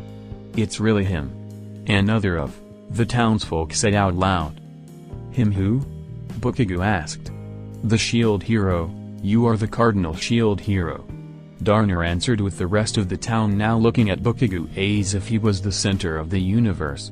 "You really have come back to the mortal world, and saved us from those exploitive monsters and against the waves," Darner continued. All eyes were now on Bakugou and his party that looked equally freaked out. "All praises to the shield hero," another townsperson shouts, and quickly almost the entire town was now bowing toward Bakugou on their knees. While Bakugou usually enjoys praises, this was on another level of creepiness to him, along with his sidekicks. With Arcot barely able to hold his head up, saw the whole thing. "The shield hero? You got to be shitting me. We're forked now," the sheriff groans to himself. Soon some of the townsfolk began to raise back up with their hands clapped together. "Please forgive me, shield hero. I'm sorry for not allowing you to shop in my store. I should have never rejected you. You can have my entire store if you like," a weapons shop owner that Bakugou met earlier says to his supposed god, which made Bakugou step back a bit. But, unfortunately for him, more began to pile upon him as well as his sidekicks. "I'm also sorry for calling you monkeys earlier. You are free to punish me for such a sin. I should have given you proper meals. I'm sorry for such a slothful service. Punish me, my lord, in any way you like for not seeing you as who you really are. Forgive me for my sins, Lord Bakugou. Please bless our crops, shield hero. Are you three his angel guardians? Have you come from heaven to support our Lord? Help us all repent." The townsfolk all shouted now, with everyone apologizing and requesting from Bakugou. Bakugou was now kind of missing them being racist against him. Even All Might didn't have to deal with fans like this, did he?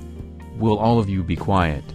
Bakugou finally raises his voice, but the people continue to ignore him. "I said be quiet," he shouts again, but his voice was being drained out. "Will you just shut up?" He starts to yell, but the voices just got louder and louder, with all the demi-humans giving apologies and requests all so close to him now, which he had enough of. "Shut up." Bakugou explodes, as well as setting off his quirk in the air. It finally made the people silence themselves as they step away, afraid they accidentally angered their god. Bakugou finally asserted himself in the situation. "Yes, you idiots, I'm the shield hero, and I'll take all of your stupid apologies from earlier if it will just shut you up. Except for these bastards, they have definitely sinned."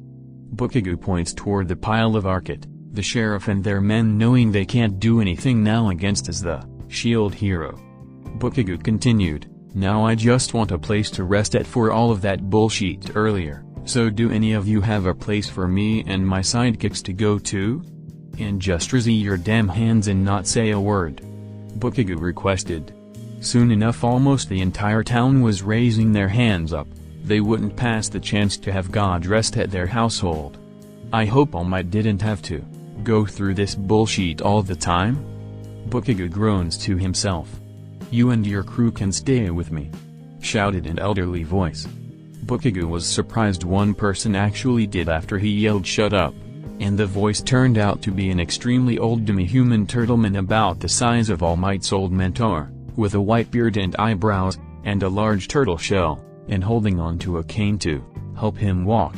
I am the lord of this town and region and my mansion will probably be the best to accommodate your standards, he announced. Yes, that will do.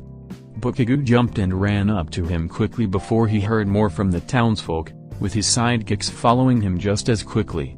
But before they head out, Darner asked one more thing from him. But what about Arcot and the sheriff? Bakugou quickly turned and just said, those bastards are all sinners, so you have my permission to do whatever you want with them. He announced, basically sealing their fates.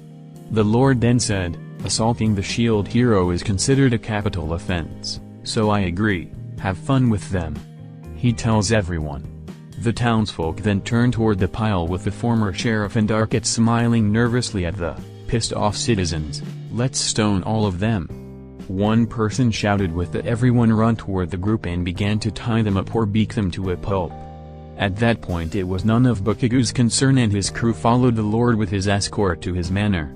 It was a small manor, not too much bigger than Lord Sam's was, but it was comfortable enough to be at while the town of pissed-off demi-humans was stoning all the beaten-up bastards to death, including Arcot and the former sheriff. Bakugou and the others sat down on the couch in the large living room as the Lord of the town came in himself to sit down. Thank you again for coming here, Lord Bakugou. I'm sorry for how people reacted to you. They are just excited to see the shield hero. We never summoned one in centuries. I should also thank you again for dealing with our cat scar crafters and that bastard sheriff. I knew of his corruption and him and his son's exploitation operations for years, but with most of the guard in his pocket and with my frail old age, I was unable to do any to stop him.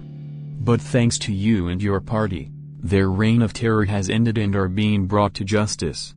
I hope all of you can get what you need while you are here, the Lord explains to him while showing off his mansion. Bakugou leaned himself back with his feet on a stool. Whatever. We are probably only going to spend the night here, then we are off to the capital, he told him bluntly. The Turtle Lord just nods. I understand, you must have other things to get done and stop these wild waves. How about I inform the crown that you are coming, so they can be ready for you and not think you're just some random human like the folks here thought at first? He asked him. Sure, fine, do it. I don't want to deal with unresponsive bullshit anymore anyway. Bakugou responds, just tired right now, more from the townspeople trying to overwhelm him than from the battle before it.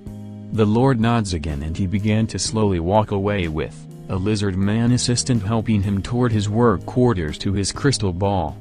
After he was out of sight, Bakugou was finally able to speak. Man, what a day. To think so much bullshit happened from just trying to look for some answers. Bakugou says out loud. Rhino then pitched in. Yeah, and the whole town made a complete 180 on you from hating you to worshipping you. I knew about the shield hero worship crap before coming here, but I didn't think it would be this bad, Bakugou says. Still, we did the right thing and saved the town from evil people. No also says, trying to lift her master's spirits. Hopefully once we are at the capital, we will not have to deal with similar things again. She continued. But Bakugou doubted that. Considering the corrupt powerful church, the zealous citizens, and this caste system. What problems they have here are probably even worse at the heart of this empire. He'll have to see the leadership just to know how things are run here. He then saw Melty walking up in front of him, getting the shield hero's attention. Regardless of how you are feeling, Sir Bakugou, you did a good thing out there today, helping the mole man, standing up to those bad men. You became a hero to these people before they even knew that you were one. You may act very unorthodox and have a rude attitude, but as the future ruler of Melromarc, I can say now that you have impressed me, shield hero. Your actions rather than your words have proved to me that you are a hero." She finishes herself. While it sounded like she was trying to suck up to him, Bakugou can't help but like the fact that this girl is starting to understand him now. It was a strange day for them. Starting out being seen as a violent monkey to now being seen as a god. Back at Melromarc's castle at the sunset, a troubling atmosphere had been brewing within the throne room. On the morning of the day after Bakugou left, the king ordered a summoning of the noble assembly diet with them or their representatives required to show up as soon as possible. The throne room was crowded with these nobles along with major landlords and leaders of powerful merchants' guilds, all wondering what the king had summoned them for. Whatever it was, they knew it was something serious. It was in such short notice that many knights were carrying crystal balls with images of nobles that couldn't be there or were too far to make it there in time to watch the whole thing and still have a voice on the matter. King Altkray was at his throne but lacking his crown. He haven't had it replaced yet. And right beside him on his right was Pope Bomis, and on his left was Princess Melty awaiting the heroes to show up. And finally the three cardinal heroes showed up. Like the nobles, they were summoned to the castle to hear what the king had to say. Once the heroes were at the center of the throne room, the king finally spoke. "Thank you all for coming. I ordered all of you here to bear awful news.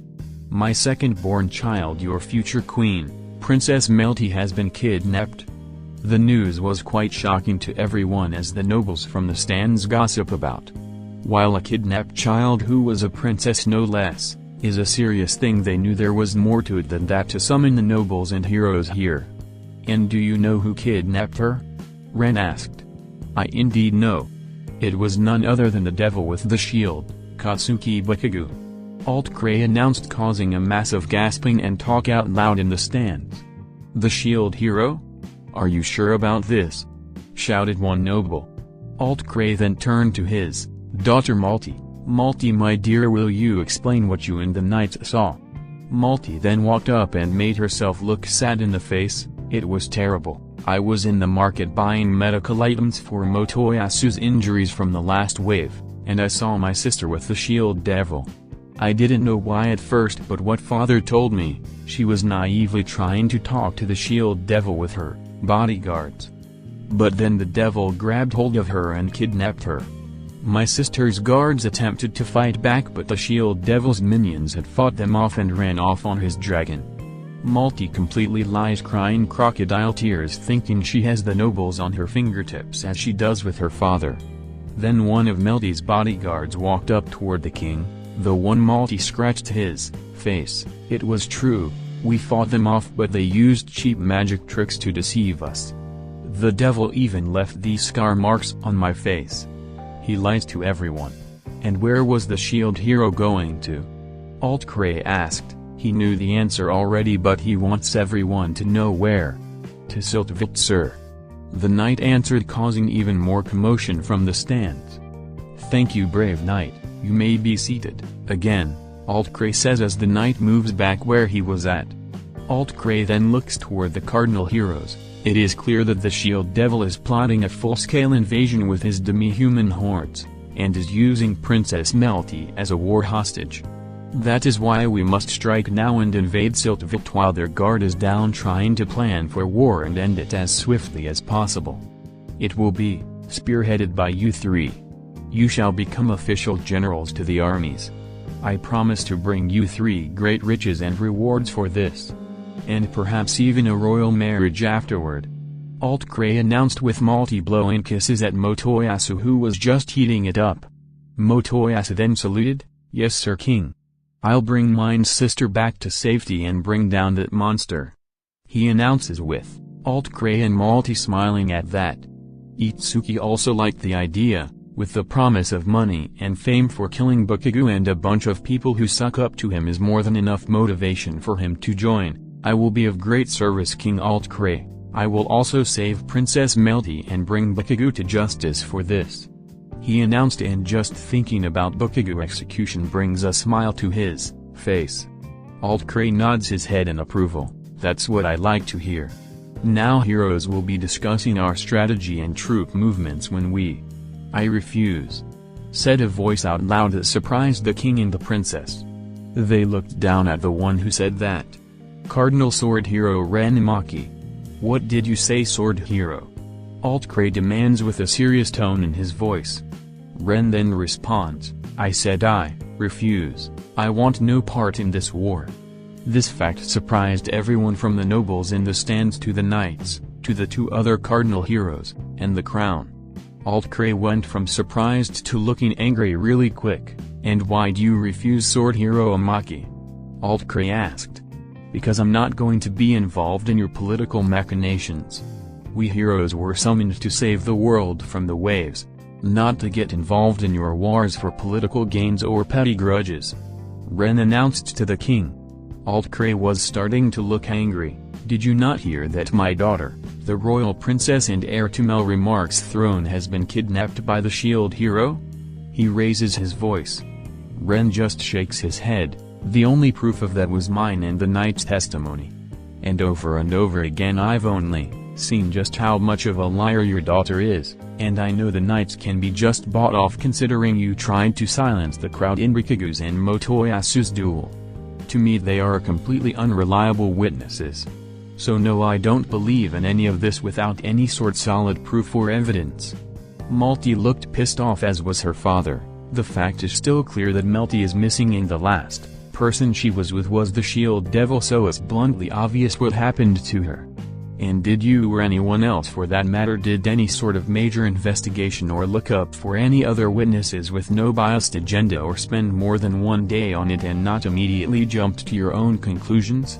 There should be a proper ongoing investigations to find where your daughter went, but you don't care about what actually happened. All you care about is going after Bakugou, who you hate so much that you will use any excuse you can get away with. Ren retorts back. Alt-Cray could barely hold back his anger as Ren continues to defy him. Sword Hero, you better watch your mouth. I've been tolerant of you for a while, but now I'm on my wit's end. You need to participate and fulfill your duty as a hero along with your two other heroes at arms. I will not take no for an answer.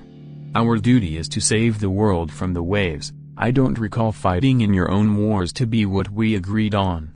I said myself I will only cooperate if you tried to renege with us, and right now you're doing nothing but reneging. Ren continues to talk back. Ren then turns toward Katsuki and Motoyasu, and you two are just going along with this for your own personal gains. What the hell are you talking about? We're doing what we were summoned here to do. Save the world and be heroes. Motoyasu defends himself and Katsuki. Ren just shakes his head. Motoyasu, you are clearly only doing this because mine told you to do it and just want to be on her father's good side. Motoyasu looked surprised that Ren saw him like that, and Katsuki, you are just doing this for the money and to get revenge on Bakugou. Ren continued. Yeah, and so what? This is a quest given to us by an employer. We are just doing what we are supposed to do, get stronger and fight off the waves, and this will get me stronger and we will bring justice to this criminal. Katsuki excuses himself, but Ren was right, he was just in it for the money he thought he deserves that was taken away from him, and revenge and justice against Bakugou for leaving him in that position. Whatever you guys say, either way, I'm not changing my mind. I won't stop this war of yours, but don't expect me to get involved. So good luck. Ren finally says as he turns around as he walked away from the center of the throne room with everyone staring. The king nearly lost it again as yet another hero was just ignoring him. He yells out, "Listen here, Sword Hero. I'm giving this last warning. You will participate in this war and be a general. If you dare not to listen to your king, as of right now the court ends any sort of funding and support of you. I will also tell everyone far and wide how much of a pathetic coward you really are. No one will ever see you with any dignity or respect in this kingdom ever again." That did make Ren pause for a second, and after a few seconds of silence the king figured his threat convinced him to go back to his side, making him smile smugly. That's more like it now. How about we? The answer is still no. Ren says out loud, surprising everyone and made the king mad again. Tell everyone whatever the hell you want, tell them I'm a rapist for all I care. If Bakugou can live and survive with it, then so can I. And I never asked for your help anyway. I'm most likely the strongest person here right now, so cut whatever support you want. I'm a hero, not a pawn to your games. He finally says to the king and continues to walk away again. He walked until he was near the exit of the throne room, still lacking its doors, as he leans on the wall to listen to the rest of this nonsense. Alt-Cray was about to lose it. How dare you? But Alt-Cray's outburst was quickly stopped after the Pope put his hand on his shoulder. Let's not be too wrathful at this time, my lord. We still have other business to attend to. I can talk to you on what we can do about the sword hero later. The Pope whispers to him. While still mad, Alt-Cray understood his Pope as he backed himself down. Very well, it's not like we are short on loyal heroes anyway. The spear and the bow will be our generals and will spearhead the war for us. He says towards Satsuki and Motoyasu, who both nodded in approval. Alt-Cray then looked out toward the stands. I'll also be expecting the lords to ready their levies as we organize ourselves and start the war as soon as possible. He announced toward them, making all the nobles gossip more with the now worrying atmosphere. Alt-Cray continued, now with our plan of attack first we will. Hold on a second. Shouted a voice in the stand, surprising the king that someone would interrupt him like that. Do you have a reason to interrupt? Alt-Cray asked in an irritated manner. A noblewoman then rose up from the stands. You want to start this war, King Alt-Cray, but what about the waves? The last war with Siltvit lasted years, and the waves are coming on a monthly basis. If we start a war while our troops are fighting against Siltvit's forces, our lands will be defenseless in the incoming waves. This started a lot of talking with the nobility. We have nothing to worry about. Unlike before, we have the cardinal heroes with us. With them and with my strategic mind, we can spearhead our way through Siltvit's forces and strike at their capital quickly and save Princess Melty and erase that empire of monsters for good, and be back before the next wave starts. Alt-Cray retorts back to the noblewoman, but the noblewoman did not look satisfied by her king's answer. Neither were many of the other nobles. No offense, my lord, but you only have 2 of the cardinal heroes willing to participate in this war. The shield hero is supposedly at Siltvit now, the nation you intend to go to war with, and the sword hero had just said he refused to be involved. And as for the 2 you do have, I don't have any confidence in their abilities. She responds back with quite a few nobles nodding in agreement on that statement. Alt-Cray was starting to get irritated again. Motoyasu and Atsuki also did not like what she said. What the hell do you mean you have no confidence in us? Itsuki shouted, getting offended by that. The noblewoman responds again, you 2 have either been proven to be just incompetent at your jobs or have done nothing but cause trouble. What do you mean by that? Motoyasu shouted. Another nobleman stood up. First of all, you had allowed yourself to be beaten up by the shield hero and he forced you to beg on the floor in your underwear. You are expecting us to have any confidence in you fighting a major war? From a weakling? Motoyasu groans and face palms to himself to be reminded of that duel, again and again. It was like a nightmare that will never go away. Another different noblewoman stood up to speak. And the bow hero has spent most of his time killing our own kinsmen, and he supported a rebellion, intervened and attempted to assassinate their king. This fool shouldn't be trusted for any of our armed forces. And with that, many of the nobles started to speak up on that, on the 2 heroes, with Itsuki now getting extremely pissed off. I've been trying to enact justice in this corrupt society. I've been making this world a better place while people like you wallow in your own bullshit. I kill those that deserve it. Itsuki announced out loud, not liking his name to be insulted like that. You murdered my cousin, you little brat. Shouted one nobleman out in the stands. Good, and I enjoyed it, Itsuki shouted, and suddenly a giant roar of nobles started yelling and throwing things at Itsuki for saying such a thing. Enough. Alt-Cray shouted, slamming his fists on his throne, forcing everyone to quiet down. I don't care what any of you think of the heroes, they are still our greatest weapons against the forces of darkness. And right now the Dark Empire of Siltvit is planning to invade us soon, so we need to put aside any petty grievances and kill that monster they worship. Now getting back to business, I hold it alt grey, shouted one nobleman with dark hair, a white coat over his nobleman's clothing, and had small glasses on. God Lord, what now? Shouted alt grey, getting tired of the interruptions, as he looks up mad at the nobleman. Van Ricknot, you better have something relevant to say. He yells in anger, knowing who this noble was. The nobleman Van Ricknot pushes up on his glasses and spoke out, Alt Grey, when were you ever given such authority to even start a war?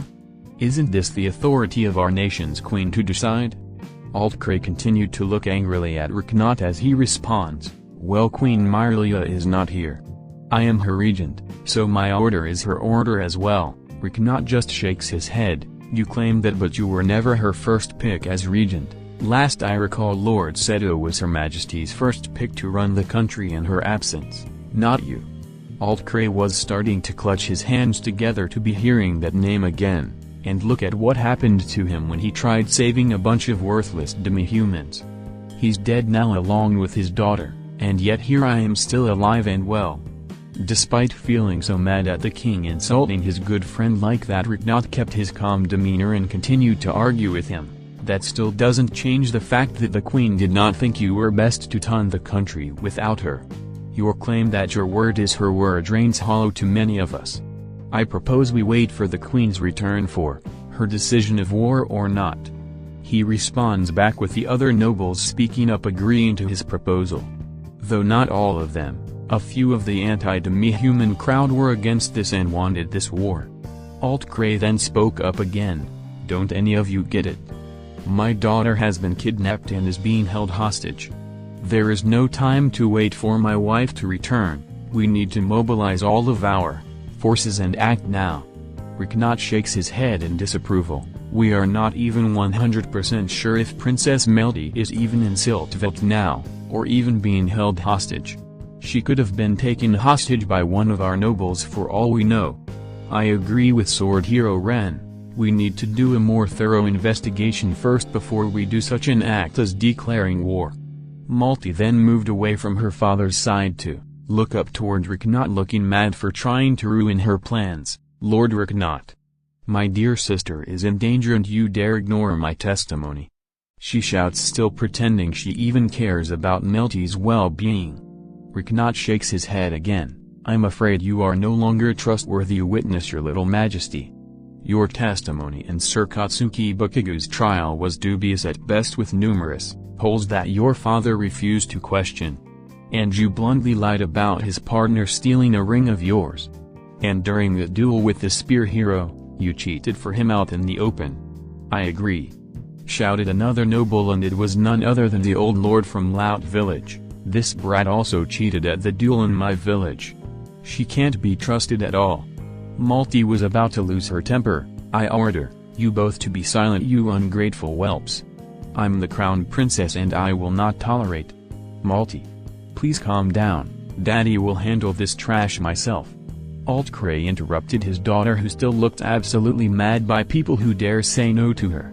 After she angrily walks back to her father, Alt Grey spoke up again, getting tired of this nonsense. Lord Ricknot, I do not care what you think about my daughter or her word. I've made my decision and I'm not changing it. We will go to war and that is that. You decide whatever you want, but the noble assembly will make our own decision. Ricknot then raised his hand up. Those in favor of war immediately raise your hands. And with that a few of the nobles and lords rose their hands up. Those who hated demi-humans and want to see them suffer or enslave more of them. Those that supported and respected Alt Grey or were his old war friends. Those who were devoted followers of the Three Heroes Church who support the war, or those that saw profit in this war, especially from the merchant banking guilds. There were quite a few hands, but they were obviously in the minority of the assembly, about only 20% of it. When they laid down their hands, Ricknot then said, and those who oppose and we wait for the queen's return first, raise your hands now. And just as before, the rest of the assembly raised their hands. Even though some of these lords and nobles might have to be human slaves themselves or were not fond of them, they did not see a war as a good idea. There were also those who actually liked the shield hero for all he did for some of them or the country, those that don't see the good for the economy, those more concerned about the waves, and those that are fearing that Alt-Cray was now overexerting his power and see him becoming a tyrant. They were the majority of 80% of the vote, making it clear who were making Alt-Cray lose whatever temper he had left. Riknot then spoke up again, and the assembly has made up its mind. We shall not go to war. The nobles that were against the war cheered on and clapped for him, while the nobles that did support it remained silent and looked mad toward him. Alt-Cray had enough of this and stood up. I don't care what any of you idiots think. War is going to happen whether you like it or not. I expect you hand over control of your men and levies to the crown immediately. The majority of the assembly looks down at their king with a mad look in their eyes. Riknot speaks up once more. I afraid we made up our minds, Alt-Cray. Nor is the majority of the assembly going hand over a single soldier to you. After that, the nobles on his side started to shout and insult Alt-Cray and supporting Riknot. Then this is treason.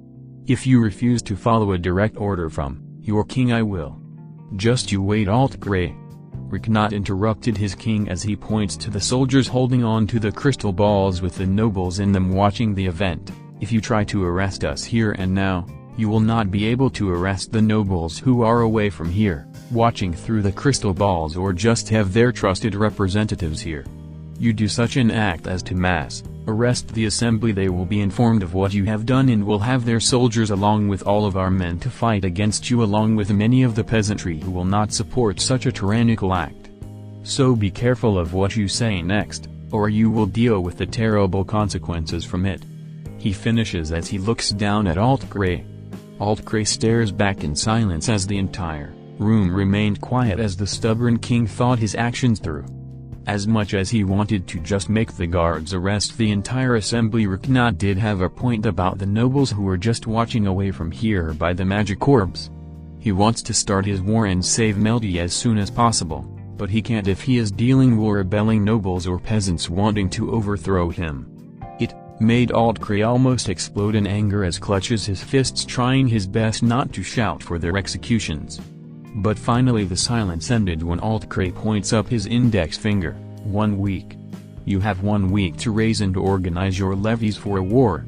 If you don't by the deadline, you and everyone else who refuses will be labeled as traitors and be set for execution. He announced to the assembly, not changing his stance of war. Riknot and the rest of the noble and lords' heads looked down with contempt at Alt-Cray. With Riknot finally saying, if you try to do so, we will fight back against you, ensure you are out of your position for good. With that said, Riknot and Alt-Cray stared at each other again in the eyes with now dead frustration with one another. Alt-Cray finally just says, 1 week, and that's it. The assembly is now dismissed, you may leave and make up your minds where your loyalties lie at. After that the king turns around and leaves for the exit, the assembly follows suit. Now it seems both sides have a lot to be ready for in a week's time. There were now two sides in this kingdom, the loyalist Alt-Crayists, and the opposing Riknotists. Itsuki and Motoyasu left toward the doors as they give mad looks at the sword hero on the way out. Rin also leaves as he turns around in the opposite direction out the broken throne doors. Even though wanted to remain neutral to all of this, he fears that Melromarc was now on the verge of a civil war. In a small private room, Alt-Cray stood there with all of his anger built up. He never saw such disgrace in his life, not just from the opposing nobles, but to the sword hero. To think two heroes just ignored him like nothing, that even with all of his titles, his authority means nothing to those traitors. The fact that they don't care about his daughter, his poor young daughter being kidnapped by the shield devil. It pissed him off so much he starts yelling and screaming as he smashes and breaks a bunch of things in the small room, finally letting out his rage and anger. He did this over a minute, tearing apart the room and making a mess out of it. Eventually Alt-Cray got tried and finally stopped. He finally calmed himself down as he sat on a stool that wasn't broken by him. He placed his hand on his head from a headache from all of the stress and anger. He remained in that state for a minute, until he heard the door open up and without warning in came none other than Pope Bomis. "Your Majesty, I'm sorry to be disturbing anything, but I would like to talk to you for a minute," he requested, still giving his warm smile. Altcray was relieved to be seeing someone who understands him for once. "Of course, no problem. Just don't mind the mess," Altcray responds, pointing to another stool that wasn't destroyed by him as the Pope sat down on it as he looks around the trashed-up room. "I see you have been having troubling thoughts, King Altcray. Mind discussing them with me?" Bomis requested. Altcray would have told anyone else to just leave for now, but he trusts the Pope more than anyone else at this time other than his older daughter Melty. The king signed and spoke. "Yes, I'm sorry, Bomis. Ugh. I've just been dealing with so much bullshit lately.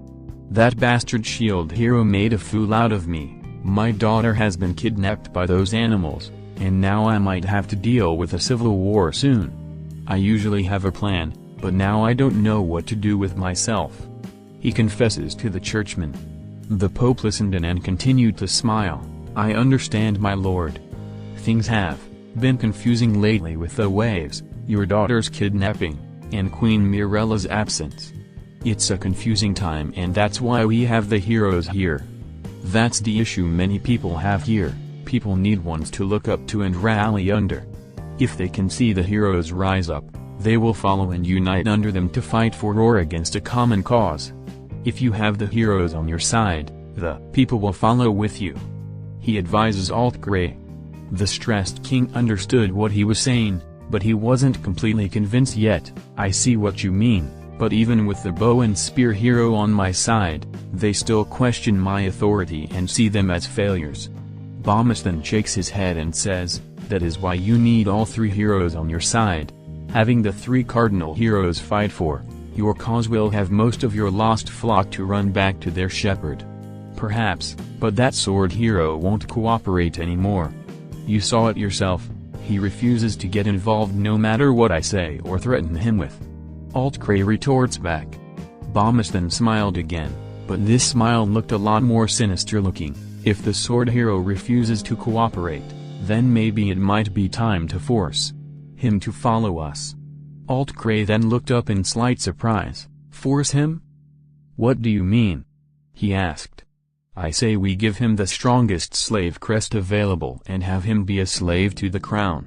He'll be forced to follow your orders, including those of the war, and with the three cardinal heroes on our side again, we will convince those traitors to follow your word, and their support of you will be so overwhelming that Rignot words will be silenced and you can just throw him in the dungeon without anyone missing him, just like Missiclaire, and we can finally start the war," the Pope tells his king. Altcray didn't feel completely comfortable in enslaving a hero. But right now his options are limited and the fear of civil war is brewing, and even if does win it in the end, their weakened state would be exploited. Siltvelt will definitely start their invasion and he would lose everything he loved again. All because of those monsters. After half a minute of silence, Altcray finally made up his mind as he stood up. "You're right, we have no choice but to capture the sword hero and enslave him to our cause. It will be for the sake of our church, our people, our kingdom, and for Melty. I'll get Sir Motoyasu and Sir Iritsuki as soon as possible and we will discuss and finally enact our course of action." Altcray looks toward the window as the sun finally sets, now leaving the land in darkness. "I'm coming for you, Melty. I won't lose my family again because of a bunch of petulant fools. And I'll be the one to burn the shield devil on the stake," he finishes himself. Pope Bomis remains silent, as he continues his sinister smile, now bigger than ever.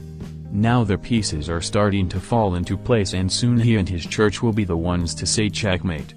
The moon was shining bright over Siltvelt's capital as a large tiger demi-human watches over the capital on a balcony at the monarch's castle while holding a wine glass.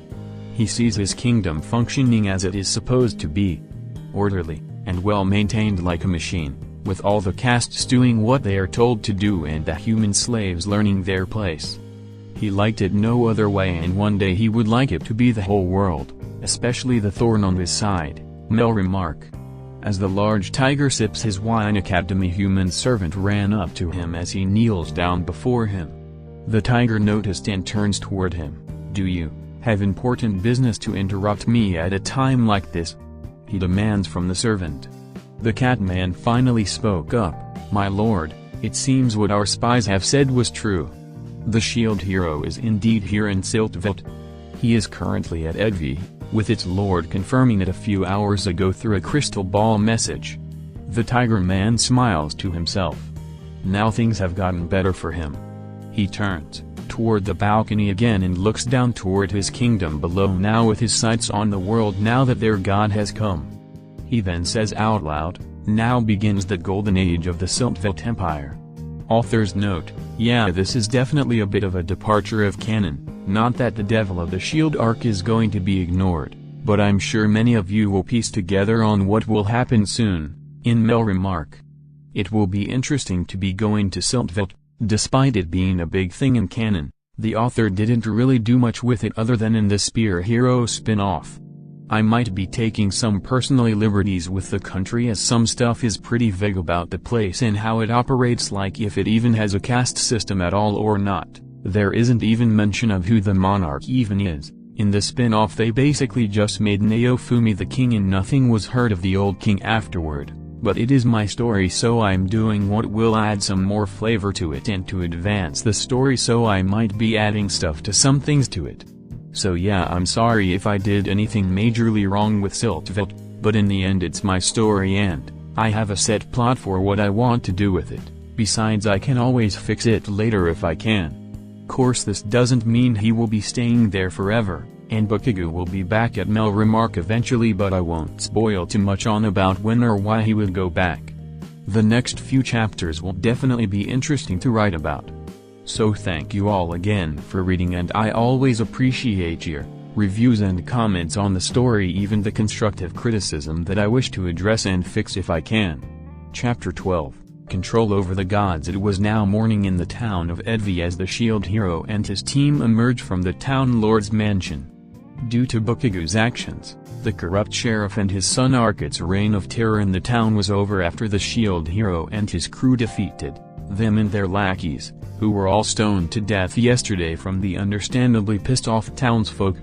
In the night before, Bakugou helped the town lord to confiscate those two now dead exploiters and their men's money and helped him properly redistribute it back to the people they exploited in the first place. A lot of the town was out near the mansion to see their shield hero one last time, before he heads for the nation's capital.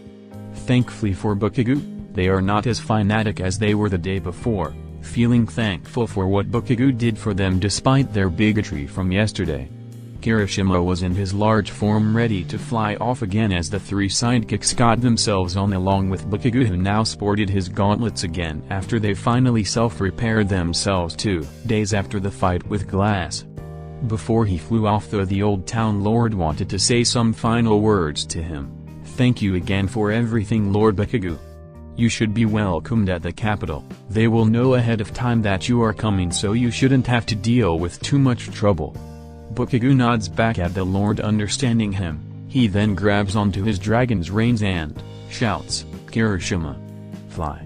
And after some running and flapping his wings, the dragon was in the air again, now on the way to the nation's capital. Kirishima continued to fly for a few hours across the countryside until the crew finally made it to their destination, Siltvet's capital city.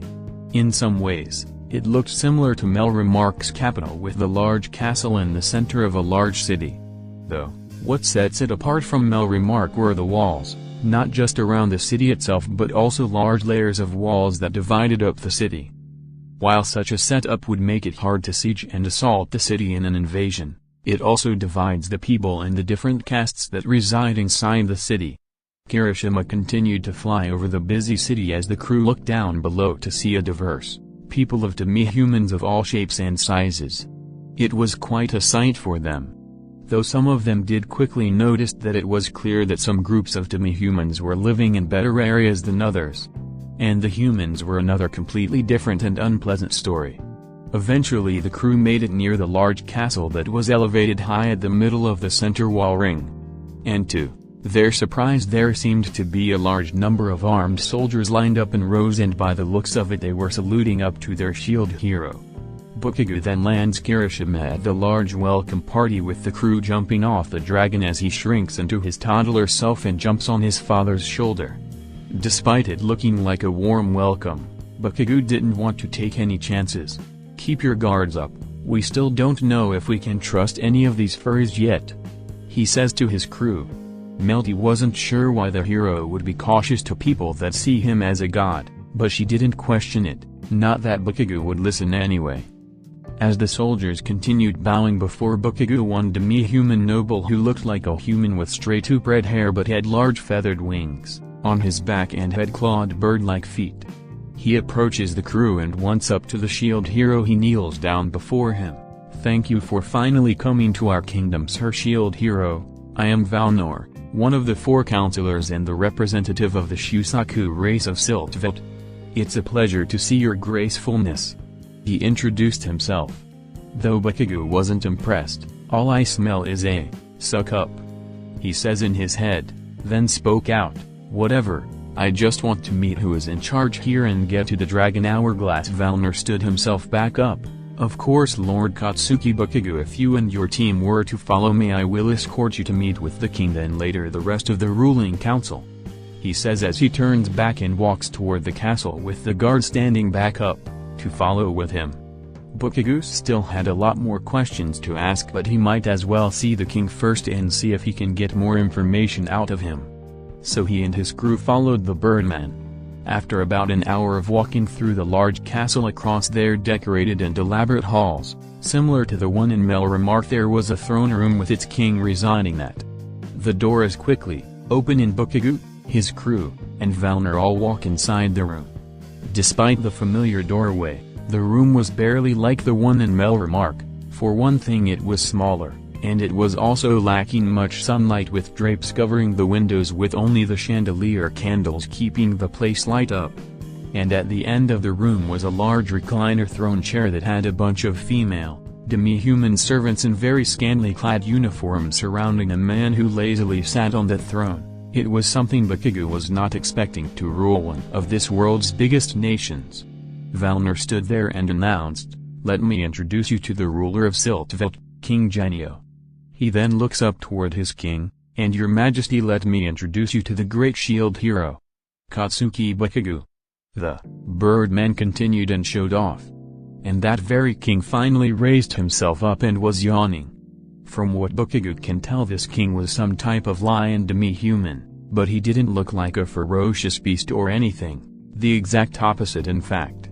He was thin with almost no muscles on him, and barely had much of a mane to speak of, so one could easily confuse him as a female lion. The decorated, jeweled crown he was wearing looked too big for his size and was wearing overly colorful expensive silk robes. He looked more like a rich lazy bum than a king of a country. Bakugou thought, pathetic. The cowardly lion looked more kingly than this loser rhino, and also looked unimpressed with Melty, wondering why someone of great importance would allow himself to look like this in front of important guests. And she lectured Bakugou 2 days ago about his manners. After he finished his yawning, the young king looks down at Bakugou, looking just as unimpressed. "So this is the so-called shield hero. To be honest, I was expecting him to look a lot bigger than that," he nonchalantly mocks as he sips on some wine from a golden grail. "You don't look much better either, runt." Bakugou insults back.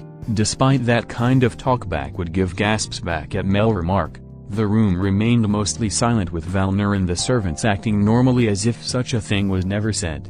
After finishing his wine, Genio looks back down at Bakugou. "I have no need for physical strength or size. As the king, I can just get other people to do it for me and not need to lift a finger. Unlike my late older brother and father, who got themselves killed for insisting on doing things themselves," he says as some catgirl servant feeds him some more grapes. Bakugou just rolls his eyes by this living proof of pure decadence. Na then decided to speak up. "You seem calm though for someone ruling a country in such times of the waves." I assume you still have to actually run the nation even if you don't fight. On the front lines Nis still remembered the king of Tervain Cardrum, and he was not a fighter either but was still a politically active king despite his kingdom being a lot smaller than Siltveld. King Genio just smiles. Ha, that's why I have a hard-working servant to do it for me. And he and the council run things fine without me wasting my time on boring crap. He responds to her. Bakugou then crossed his arms. And who is that servant exactly? He questioned the king. That would be me, announced a voice in the room, making everyone's heads turn toward it. The bearer of that voice reveals himself as he came out of hiding, and walked toward the shield hero. This person was a large orange and black striped tiger beastman. He was a huge brute over 7 feet tall with large muscles that can be seen even over his proper nobleman minister attire, and had a group of large scars across his left eye. Unlike the king, this beast of a demi-human looks like a true king of the jungle and would intimidate almost anyone by just getting a good look at him. Anyone except Bakugou. Once the tigerman was right up at Bakugou, he finally smiles and bowed, standing up. Let me introduce myself. I am Lord Drynok, the Grand Duke of Parnaria, High General of the Army, and the Prime Minister of Siltveld. It is a great pleasure to finally be seeing you, Lord Bakugou. The tigerman introduced himself with Bakugou just coldly staring at the large cat. So you are the one really running things around here? Bakugou asked, getting to the point. The tigerman continued to smile. More or less, I deal with most of the political, economic, and military issues with the country by His Majesty's permission, along with the Council of Siltveld handling the legislative side of our country. King Genio is still young and holds a lot of cultural responsibility for our great nation that normal politics can get in the way of. So he remains as an important icon for the people. Bakugou looks back at the so-called king as he picks his mouth with a toothpick as he stares at one of his servants' large chest. Yeah, some cultural responsibility, huh? Bakugou says in his head, rolling his eyes, knowing what was really going on. But he knew bringing it up would accomplish nothing and decided to remain quiet. When Bakugou stares back at Genio after he yawns again, the young king lifts himself off of his throne chair. Drynok, you can do whatever with the shield hero. I'm going to just head downstairs to the dungeons and have some fun. So enjoy yourself with our so-called special guests. The king says as he gets up and heads toward the nearest doors. It surprised Bakugou that King Genio was in the middle of a meeting with one of the most important people in his life, and he just ignores them as he leaves the room. Lord Drynok then looks back at Bakugou. Now then, my lord, why don't I introduce you to Siltveld's council? He brings up as he walks away out of the throne room, with Bakugou and his crew following suit, feeling somewhat glad to be out of this room of the proclaimed king of Siltveld. Thankfully the room of the council wasn't too far away from the throne room as Drynok lead the way inside. The room was a lot more spacious than the throne room, with windows revealing some sunlight, and in the middle of the room sat a circular table with 4 different individuals sitting around it, with the birdman Valner now sitting down on one of the chairs, making it 5. Other than Valner, there was an old man who was some sort of turtle demi-human with a shell on his back similar to the Lord of Edvi but less frail. Another was a humanoid woman with lizard-like features and scales across her body, a tail, and small horns on her head. Next to her was another tiger demi-human, but unlike orange-colored Drynok, his fur was white and had a smaller body built on him, as well as looking somewhat more human compared to him, but he still had muscles on him and still looked more powerful compared to the pathetic excuse of a king. And the last of them was by the looks of it some sort of ox demi-human with long horns and a large snout, though he was dressed differently than the others, with the clothing looking more like religious robes similar to what some of the 3 heroes' church members were wearing. It was definitely a unique group of characters that controlled most of the country. Drynok finally introduced them. Lord Bakugou, this is the Council of Siltveld. These 5 represent our most powerful factions and landowners of the nation.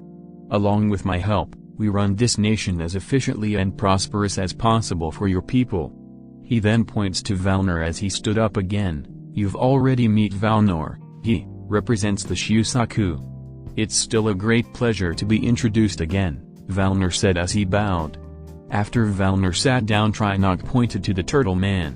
"This is Lark, he represents the Genmu." Lark bowed lightly. "I hope we can work together to help make Siltveld prosper more." Then Trinok points to the dragon newt woman.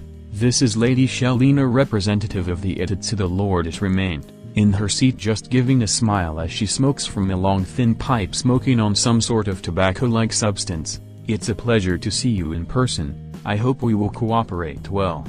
Trinok then points to the white tiger man, and this is Lord Ru, representative of the Hankuko. Unlike the others, Lord Ru remained silent, only giving out a small smile.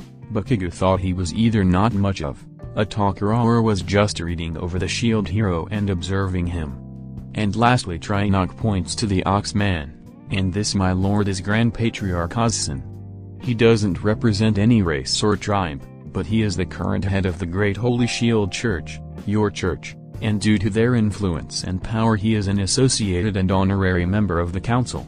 The churchman got himself out of his chair to walk up to Bakugou and kneels before him while holding a staff with a shield headpiece on the top. "It is a tremendous day to finally be meeting you face to face, Lord Shield Hero. You have no idea how many of us waited to be able to see you in person and be blessed by your greatness." The Oxman praised and eventually moved back to his seat. Bakugou did remember hearing those races' names from Darner, with him saying that these 4 races dominated Siltvik politics and hold an iron hand on the nation along with the church. Despite their more or less welcoming nature, Bakugou still kept his eye on them. He knew nothing good can come out of a handful of powerful people controlling a large multicultural nation with limitless power. Trinok then turns back to Bakugou as he makes another small bow to him. "We are at your service, Shield Hero. Whatever you need to make yourself comfortable, we will grant it." Bakugou turns toward Trinok. "So just these 5? Don't the other races get any sort of representation?" he asked, seeing through the oligarchic nature of this council. "There are other noble factions, of course, but the council is based on the 5 most powerful and productive people of this nation. So it's in the country's best interest that the largest and most powerful landowners run things. Even my tribe, the Hankukoi, are not a part of this council despite the presence of the Hankuko, my cousin tribe." Trinok explains and tries to justify it. But Bakugou continued to look unimpressed. "Yeah, whatever stripes," he says, still seeing this as them trying to suck up to him. But then Lady Shelina spoke out, looking toward the sidekicks. "And who are those 3? Are they with the Shield Hero?" She and the other council members looked toward Na, Rino, and Melty, who were remaining silent until now, as they nod back. "Yes, we are Sir Bakugou's sidekicks or companions." Rino spoke up, with the entire councils continuing to stare at them with curiosity. "Will you mind introducing yourselves?" Lord Lark requested. The girls turned toward Bakugou, who just nods at them with approval. Na went first. "I am Navaron of the Water Elves. I am currently exiled from my people, and Sir Bakugou took me in as his first sidekick after he saved my life. I owe him my life and wish to help him save the world and be the best heroes in it." She introduces to everyone. The councillors looked with intrigue but remained silent. After Na stepped back, Rhino went up. "I am Rhino of Melromarc. I was the former companion of the spear hero, only for him to leave me to die. That was until Sir Bakugou saved me as well.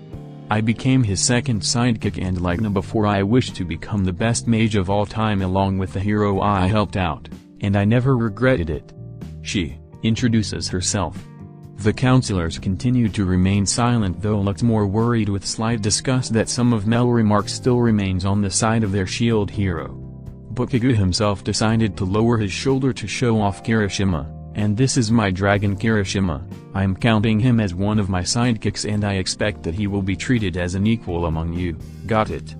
Bakugou told to councillors, with Kirishima standing up from Bakugou's shoulder. The councillors just smiled and nodded. They didn't need to know much from a supposed pet, but they weren't going to protest against it either. After that, Melty finally decided to introduce herself. "And I am his 4th companion.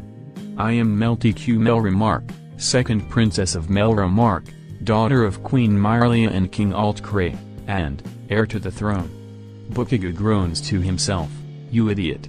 Did you really have to tell them everything about you?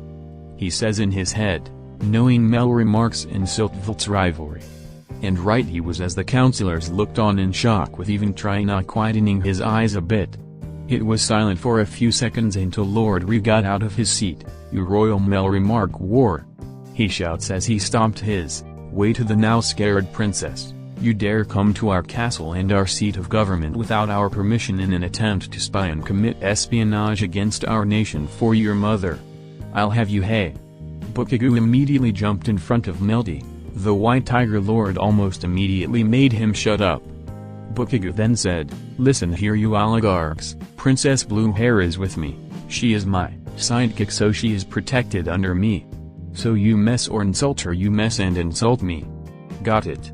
He intimidating stared at the Lord, who continued to remain silent until he stepped back to his chair. Trinok then spoke out, "Of course, I'm very sorry for Lord Reeus's outburst, my hero, but I'm sure you are aware that we are not on the best of terms with Melromarc. And from what we have heard, you weren't being treated the best there either." Bakugou knew the Tigerman was somewhat right about the last part, but that had nothing to do with Melty or the one who actually rules the nation of Melromarc, just the consort, his supporters, the church, and the evil princess. "Yeah, I'm aware of it, and I don't care stripes. Blue Hair Princess is with me and she is under my watch, so I expect her to be just as respected as me along with my other sidekicks. Am I clear?" Bakugou informs everyone in the room. That gave many raised eyebrows but no protests from the lords. Trinok, after nodding back, went on to change the subject. "Now then, Lord Bakugou, do you request anything right now? Perhaps some food or drinks, or a party to celebrate your coming?" he suggested. But Bakugou got to the point. "What the hell I want is to get the damn class up upgrades from the stupid hourglass. The idiot consort and the corrupt pope refused to give me ones to my sidekicks back in Melromarc, so that's why we are even here in the first place," he demanded from the Tiger Prime Minister. Grand Patriarch Ozan then stood up. "Of course, Lord Bakugou, you are free to use the hourglass at any time for your party members without any charge," he told his shield hero. Bakugou crossed his arms and said, "Good, and can we do it now?" he asked, wanting to just get out of this room already, with the girls eager as well. The Oxman walks up toward him. "Of course, follow me to your church and we shall begin the process of upgrading your party," he tells Bakugou with the council and Trinok nodding in approval. Without another word, Bakugou follows the religious ox along with his crew. Soon they were out of the room heading to the church. With Bakugou gone, the council got back to real business. "Great, just what we needed. Another brat to pamper." Shelina complains and admits out loud, with the other counselors nodding, agreeing with her. "I don't know why the shield hero must always be a human. Why can't we have one that is just a demi-human? Even a low-caster shield hero would have been preferable." Lord Lark complains out loud. But Trinok ensures them he has it under control. "Don't worry about him. He will quickly be on the palm of my hand, as I do with Genio. Just his existence here alone will greatly advance our nation into greatness." The three councilmen nodded, agreeing with him, except for Rue. "But what about that princess he has with him? Are we just going to allow the future ruler of Melromarc to just wander around the castle?" he complains out loud. "Calm yourself, Rue. As of right now she is just a little girl hanging with the shield hero. Once the shield hero is content with our nation, he will eventually forget about her. And once she desires to go back home, we'll keep her under house arrest. She will be of use to us as leverage or a political prisoner once we go to war with Melromarc. So don't try anything rash. Your tribe's presence on the council is barely hanging on a thread as it is after the Great War, so don't be risking it," Trinok says back to the White Tiger councilman, who looked annoyed. Valner then spoke up, "So the war with Melromarc is still on then?" Trinok answers him, "Of course it's still on, but we must wait. The next wave is going to happen in 3 days, we need to deal with it first.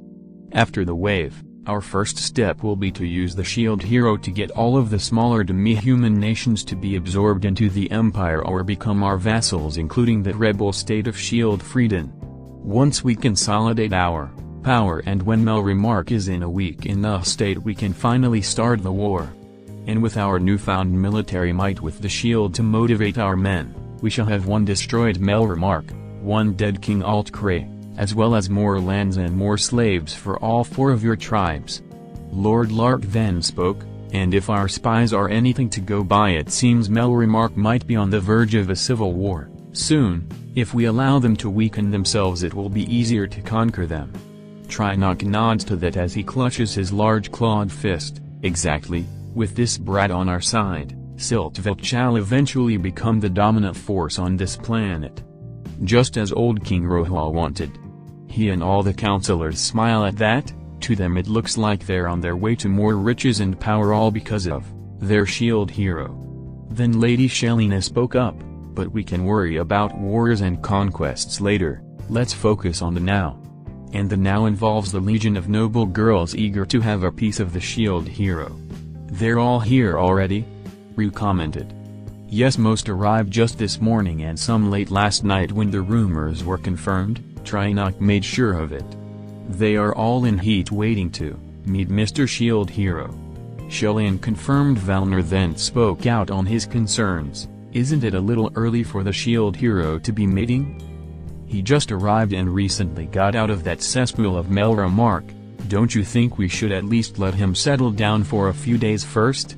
Trinok shakes his head in response. It'll be fine. He's a teenage boy after all. They are always begging for sex, when they get the chance.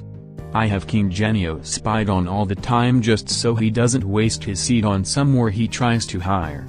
I mean the shield hero already has those 2 female companions of his, he probably just took them in to satisfy his itch. So he'll love this. Lark then spoke his mind. Speaking of those war, they need to go, along with our and the other nobles' daughters getting shield hero heirs. Our sons need to be the shield hero's companions or men at arms and those 2 will just get in the way. What of the one who claims to be an elf? Shouldn't we get some information out of her first? Then we get rid of her? Valner suggested. But Ryu dismissed it. She is not an elf, they have been extinct for over 1,000 years.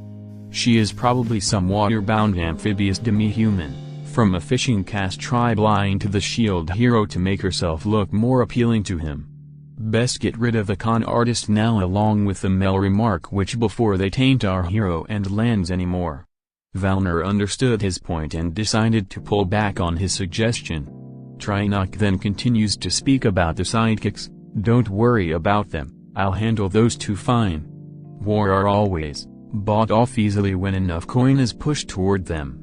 Trinok ensures him, I will also get the girls ready, I'm sure they'll be extremely happy soon enough. Valner nods and smiles. You're always good at getting everything to go smoothly, Trinok. Cheers to Siltvelt's bright future. He finished while holding up a wine glass with Trinok and the other counselors doing the same. They then all lightly laughed and smiled, liking how this was going now that their new supposed puppet has arrived. As Bakugou and his crew follow the patriarch toward the hourglass, crowds of cheering and screaming demi-humans all gather to watch and cheer for their shield hero. Numerous guards had to constantly push them back just so the patriarch and Bakugou's crew can move. Some people would have loved this. All of the praise and admiration from hundreds or thousands of people and fans. But not Bakugou. He felt the exact opposite with irritation and disgust. If he was going to get screaming fans and love from the crowds, he should only get it through his actions and hard work. But these people didn't know who he was, he just got here and yet they were showering him with praises for nothing but his title. It's just like at the sports festival back at home. After the last fight, Icy Hot refused to go all out on him with both his ice and fire, like he did with Deku. Bakugou never felt like he truly earned that victory. But despite that, the crowd in that stadium cheered him on and they were forced to give him that gold medal. Even though he never proved that he was truly the best, they only cared that he won, not on how he won. It's all the same here in Siltvelt, they don't care about him, Katsuki Bakugou. They only care about the shield hero who happens to be him this time. After enough crowd pushing, the crew were now at a large church. It was around the size of the cathedral in Melromarc, but this one had a more dome-shaped design than the more pointed Gothic-like design of the Three Heroes Cathedral. The crew was escorted into the church, and it was a weird feeling to be in a place like this again. Unlike the last church, the clergy were all smiles and respect here as they looked toward the man they thought was their god. Despite that, it still felt creepy for Bakugou, maybe even more so than the last church that hated him. Eventually they were at the hourglass chamber, surrounded by numerous nuns and soldiers guarding the structure. It didn't look much different than the hourglass from Melromarc, just as large and eloquently designed as the one before, with the red sand inside it slowly dropping down. After the church folk moved over, the patriarch bowed again to the shield hero. After you register yourself to the hourglass, your party may use it. All they have to do is touch the hourglass base, and they should get past the level barrier and pick their classes. Though be warned that once the three pick their new class, they are unable to change it again unless they choose to reset their levels again. He informed them. Bakugou walks up to the hourglass and extends his shield arm toward it, and like what Melromarc did before, a beam of light strikes the shield, for a few seconds until it stops. Bakugou was now officially registered to Siltvelt's hourglass, but once he looks at his menu he noticed that the timer for the waves had changed. Instead of over a month away, the timer suddenly changed to about 3 days from now. He hoped he didn't accidentally speed up the timer, but as he thought about it, this could also mean that Siltvelt's wave went on a different pattern than Melromarc's. But this could apply to all the other hourglasses, that not all the waves happened at the same time? Bakugou thought, who the hell else is out there stopping the other waves then? He thinks to himself. But that was something he could think more about later. Bakugou finally just turns back to Rhino and No while Kirishima jumps off his shoulder and grows into his teenage form. Okay, you three heard the ox. Go and get upgraded already, and think hard and well on what you are picking. Don't just pick what gives you the most immediate strength. Think about what you want to do with the future and how you want to grow and improve yourselves. I won't handhold the two of you, so think for yourselves and choose wisely. He tells his sidekicks, who both nodded in approval. Bakugou would have preferred to pick exactly what he wanted for them, but they were not his slaves and were free to decide on their own futures. When the retractable staircase was finally extended out, the three walked up to the hourglass while he and Melty watched on. The three sidekicks were right at the hourglass and all touched it, including Kirishima. Suddenly the hourglass glowed a bright light, with a surge of magic energy emitting from the structure to the sidekicks. Menus then pop up in front of Na and Rhino, allowing them the choice of multiple classes, and the two looked it over on what they wanted. A menu also appeared in front of Bakugou which says, Class Up Upgrade, Kirishima. Choose the class you want your monster companion to have. Bakugou wasn't too surprised to see this. Kirishima was a dragon companion, so he imagines that in such a system it made sense that the owner of a dragon would be the one to pick its class for it, regardless if there's a slave crest or not. He also knew Kirishima wouldn't know how to read anyway, so he would have no idea what to do. Bakugou activates the class upgrade menu to look over the various choices. Many of these classes were of different fighting styles and upgrades. Many also seem very situational for certain tasks or jobs, probably good for adventurers who want a specialized team of monsters, but Bakugou wants a good all-rounder with the potential to grow. And each class had many different stat boosts and abilities. It was a lot to choose from, and Bakugou had a hard time picking one. But as he was looking, he found a strange option, one not labeled like the other class choices, with purple brackets around it with golden letters. It made Bakugou curious and read it through. It says Special Class Upgrade, Dragon Emperor. Unlocked from Dragon Emperor Fragment. Bakugou figured that perhaps specific classes are blocked by certain barriers or require specific items to have them available, and thanks to either his and/or Kirishima's Dragon Emperor Fragment, this class was now available. In the description it read, grants double the stats to the user, unlocks more powerful class options for other team members, makes Dragon a candidate, and increases intelligence greatly. It interested Bakugou. He wasn't sure what being a candidate means, but the increase in intelligence and stats sounded great. The other classes only boosted stats to 25% at most, and even then usually not to all of them, but this one can double all of them with no drawbacks. Increased intelligence is pretty vague, but having more brains for anything was always beneficial. The other classes did not compare. It was obvious what Bakugou wanted, so he picked the Dragon Emperor class for Kirishima. After confirming it, Kirishima glowed, as a magic aurora envelops him. After the magic dissipates, his stats automatically doubled. Na and Rhino were surprised when they were looking at their menus. Suddenly a few new classes appeared for them after Kirishima got his new class. It was surprising at first, but they didn't question it as they looked over these new classes as well. Eventually the two picked what they wanted, and after they confirmed their classes, a light appears from the hourglass again, and just like Kirishima a minute ago, a surge of magic envelops them. From what Bakugou can see on his menu screen, he knows what the two picked. Rhino picked Grand Elemental Sorceress and Na picked Ultimate Ocean Master Warrior, and just like Kirishima's before, both their stats just doubled, making them twice as powerful as before. After that, the sidekicks came back down to Bakugou, with Kirishima reverting back to his toddler form and jumps on Bakugou's shoulder. "I feel stronger than ever," Na says. "So do I." Rhino also says. Bakugou smiles with pride. "Good, I better see the results of that soon," he bluntly says, with the two smiling back on Bakugou's own way of saying he was proud of them. Patriarch Ozan then spoke up. "Now, that is done, Lord Shield Hero, would you like to have a tour of your beautiful church before we head back to the castle to celebrate your coming?" Bakugou could hardly care about all of this religious stuff, but he also wanted to get more information on the church that worships and supposedly controls a large amount of power in Siltveld. "Fine, whatever." He agreed. "Perfect, let me give you the tour," the Patriarch said with enthusiasm as Bakugou and his team followed him around. After about an hour, Ozan went on to tour through the building, showing off and explaining the history behind the church, many of its items, and the paintings and other artworks. While the rest of the team listens in, Bakugou could barely care about all of the pointless crap and wants to get to the actual meat of things. Ozan continued his tour as he points to a large glass mural of a shield hero figure holding a shield up high toward the bright sky, and this here is the skyward shield. It was created by a great artist named Yeah, I get it already, some overpaid asshole made some overpriced crap.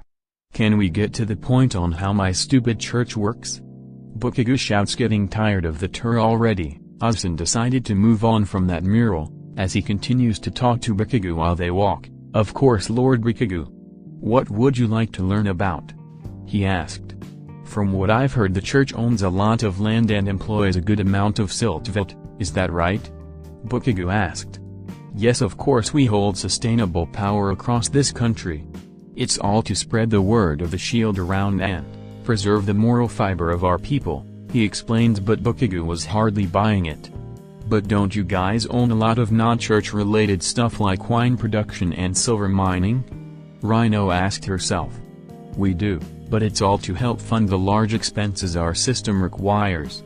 Donations from the commoners are fine, but they are not always enough.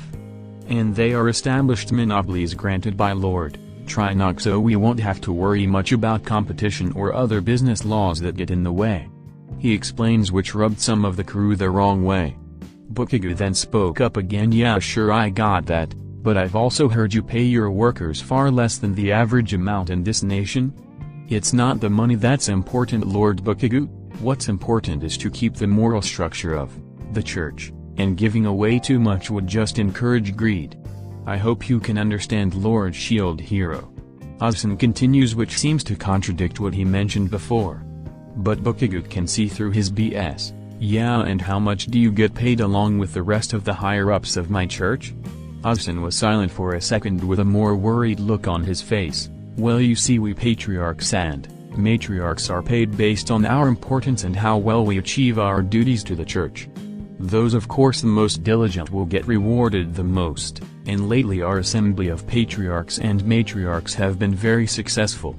Just visit some of the other churches sometime and see what I mean by what sweat, blood, and tears have accomplished over the years. Do you have any more questions to ask? He excuses trying his best to dodge the question and change the subject. But Bakugou could smell the bullshit behind this so-called holy man, or holy oxman, but he knew pointing it out will just spew out more excuses, so he decided to talk about something else. Okay, so what are your duties exactly, Ox? I of course manage the church in general, keeping things running smoothly and approve or disapprove what the word of the church is. I'm also the judge of anything involving heresy, which grants me the power of excommunication, which such a punishment basically ends all involvement of the church to the heretics, which they will be rightfully shunned by society with their word no longer meaning anything. And none are immune to such a punishment. This applies to the most minor, commoner to the highest nobleman, including the crown itself, but thankfully they've been doing their duties quite well lately, especially Trinok. The patriarch explains. In other words, he can hush up his critics. And if the ox is being paid under the table by them, all of Prime Minister Stripes and the oligarchs' critics as well. Bakugou says in his head, seeing through what kind of abuse of power. This is with such a powerful faction that's already in association with an also powerful council and prime minister. This continued on for a few minutes as Bakugou asks more about the church system, with the patriarch responding, giving a clear picture of how powerful and corrupt this so-called Grand Holy Shield Church really is. It even gave thoughts to Melty. She thinks about how powerful the Three Heroes Church already was in Melromarc. Her mother warned her about this sort of thing once before, but she doesn't want to imagine what horrible things the Three Heroes Church would do to demi-humans, those that sympathize with them, or the church's critics if they held such power the Shield Church has. But as they were walking through the hallway, Nina turns her head toward a room with an interesting painting in it, more interesting looking than the other ones they had to learn the history of. She decided to leave the group to get a better look at it. When Bakugou turned back, he noticed his first sidekick going into the room and decided to follow her. As he went into the room with the rest of the group following suit, they all looked up to what Nina was looking at, and it was an interesting giant painting. The painting showed off a powerful-looking and proud shield hero holding up his shield weapon high toward a group of 3 giant evil demon-like creatures, with dark red skin and horns, with spiky bone armor, and eyes of fire. But what seemed the most distinct part of these demons were what they were holding on their hands. Twisted and demonic-looking weapons, one with a sword, one with a bow, and one with a spear. Everyone was looking at the painting with curiosity, even Bakugou, as no such painting like this was seen in any other part of this church. Nina finally spoke up about it. "What is this?" Hudson then answered her with no smile on his face, unlike before. "This, young one, is the painting depicting the final battle of good versus evil, the shield hero against the 3 demons." "The 3 demons?" Melty spoke up with curiosity. Hudson then went on to explain the story of them. The 3 demons are powerful monsters of pure evil, beings born in the darkest pits of hell itself, whose only desire is to spread their evil and eventually conquer all that exists. The Grand Patriarch then points up toward the demon holding onto a sword, the sword demon, a creature of endless greed and gluttony. With his blade he murders all he sees and takes whatever they have, no matter how pure or innocent. He then absorbs his victims' souls as well as drink and bathe in their blood. He then points to the bow-wielding demon, the bow demon, a being full of pride and envy. Sees itself as the greatest thing in all of existence, above all else, and will cut down those that oppose or challenge him. Some say he even has the power to brainwash and control anyone he desires and force them to do his bidding. And lastly he points toward the one with a spear, and the spear demon, a monster of pure lust and desire. He seeks the purity of any female and rapes them. He uses them to breed him an army of demonic children to continue on to do the same thing their father has done until they become a pure horde of evil. To the group they can quickly tell where this was all going and what this was all about, but the patriarch continued on his story anyway. As I said already, the 3 demons all desire to conquer all that exists and rule over everything with their evil. They usually fight amongst themselves in their own territories in hell, but eventually they will put aside any differences they have and fight together with their armies, to attempt to take over our world. But their evil will eventually be stopped by the shield hero, who will fight to finally kill the demons forever and bring heaven onto earth itself. Lord Bakugou, this is your destiny. I hope you will be ready for it soon. And to think other countries worship these monsters, I can see all of those heathens going down with their false gods in the pits of hell once. Lord Bakugou prevails. He finishes as he moves his eyes toward Melty with distaste, which the princess took notice of. It was quite a lot to take in, but despite the flowery overdramatic speech, the shield group, especially Bakugou, saw through what this really was. It was exactly like what the Three Heroes Church has done in Melromarc with the shield hero, but instead of just the shield hero, the Grand Shield Church was demonizing the other three cardinal heroes. Bakugou is not sure which did it first, but he can imagine this goes back to the Sypnopsis and Melromarc rivalry. What better way to insult your enemy nation than to mock the gods they worship? He imagined if the three idiots got summoned in Sypnopsis rather than Melromarc, they'd be put through hell like he had to go through in Melromarc. Though, the thought of seeing them going through such a hell was a happy thing to think of, especially with Itsuki and Motoyasu, but even then he can't help to think how over-the-top evil the patriarch described them as. They were idiots, but they were definitely not that evil, especially not Ren. If it was Melty in those positions though, that would be another story. But after they had enough time eyeing the painting, a messenger dogman runs up to the group. Lord Bakugou, I hate to disturb anything, but Lord Trinok likes to have you back at the castle soon. He has prepared a large dinner feast for you to celebrate your arrival. Asuna didn't like the interruption of his tour though. I'm sorry young man, but I still need to show Lord Bakugou the ashes of former patriarchs who have. But Bakugou just pushes him over. No, I'll be glad to go. I'm sick of this church shit anyway. Bakugou said bluntly as he follows the messenger, wanting to get out of this boring tour as he has gotten all the information he needed about how this so-called Grand Church operates. He along with the rest of his team move on and head out of the large church with the bodyguards pushing through the excited crowds. But, eventually Bakugou just uses his dragon to fly over everything until he was back at the castle. Now back inside the castle, the group was escorted into the dining hall where a gigantic feast had been prepared. It was a lavish meal of different kinds of food and drinks. And awaiting them at the table was Trinok, the counselors, and even King Genio was there sitting on his huge throne chair on the end of the table. Welcome back shield hero Bakugou, please have a seat and enjoy your dinner. Trinok greeted him. Bakugou and his crew were escorted to the other end of the table toward another large throne dinner chair as big as the king's chair was, with the sidekick sitting near him in less extravagant but still comfortable chairs. He and his crew were immediately offered their food as their plates were placed in front of them. The group dug in, but as Bakugou was eating he noticed those same servants continued to stand around smiling and looking creepy. A servant went up to say, "Excuse me shield hero, would you like a shoulder massage while you eat?" "No thank you," Bakugou said bluntly. "How about I cut up your bigger pieces?" another servant asked. "No, I fine, let me eat," Bakugou responds, getting more irritated. Unfortunately the servants wouldn't stop. "How about some more salt? Maybe a foot massage instead? What, some more wine? How about more pepper? I can give you." I said shut up.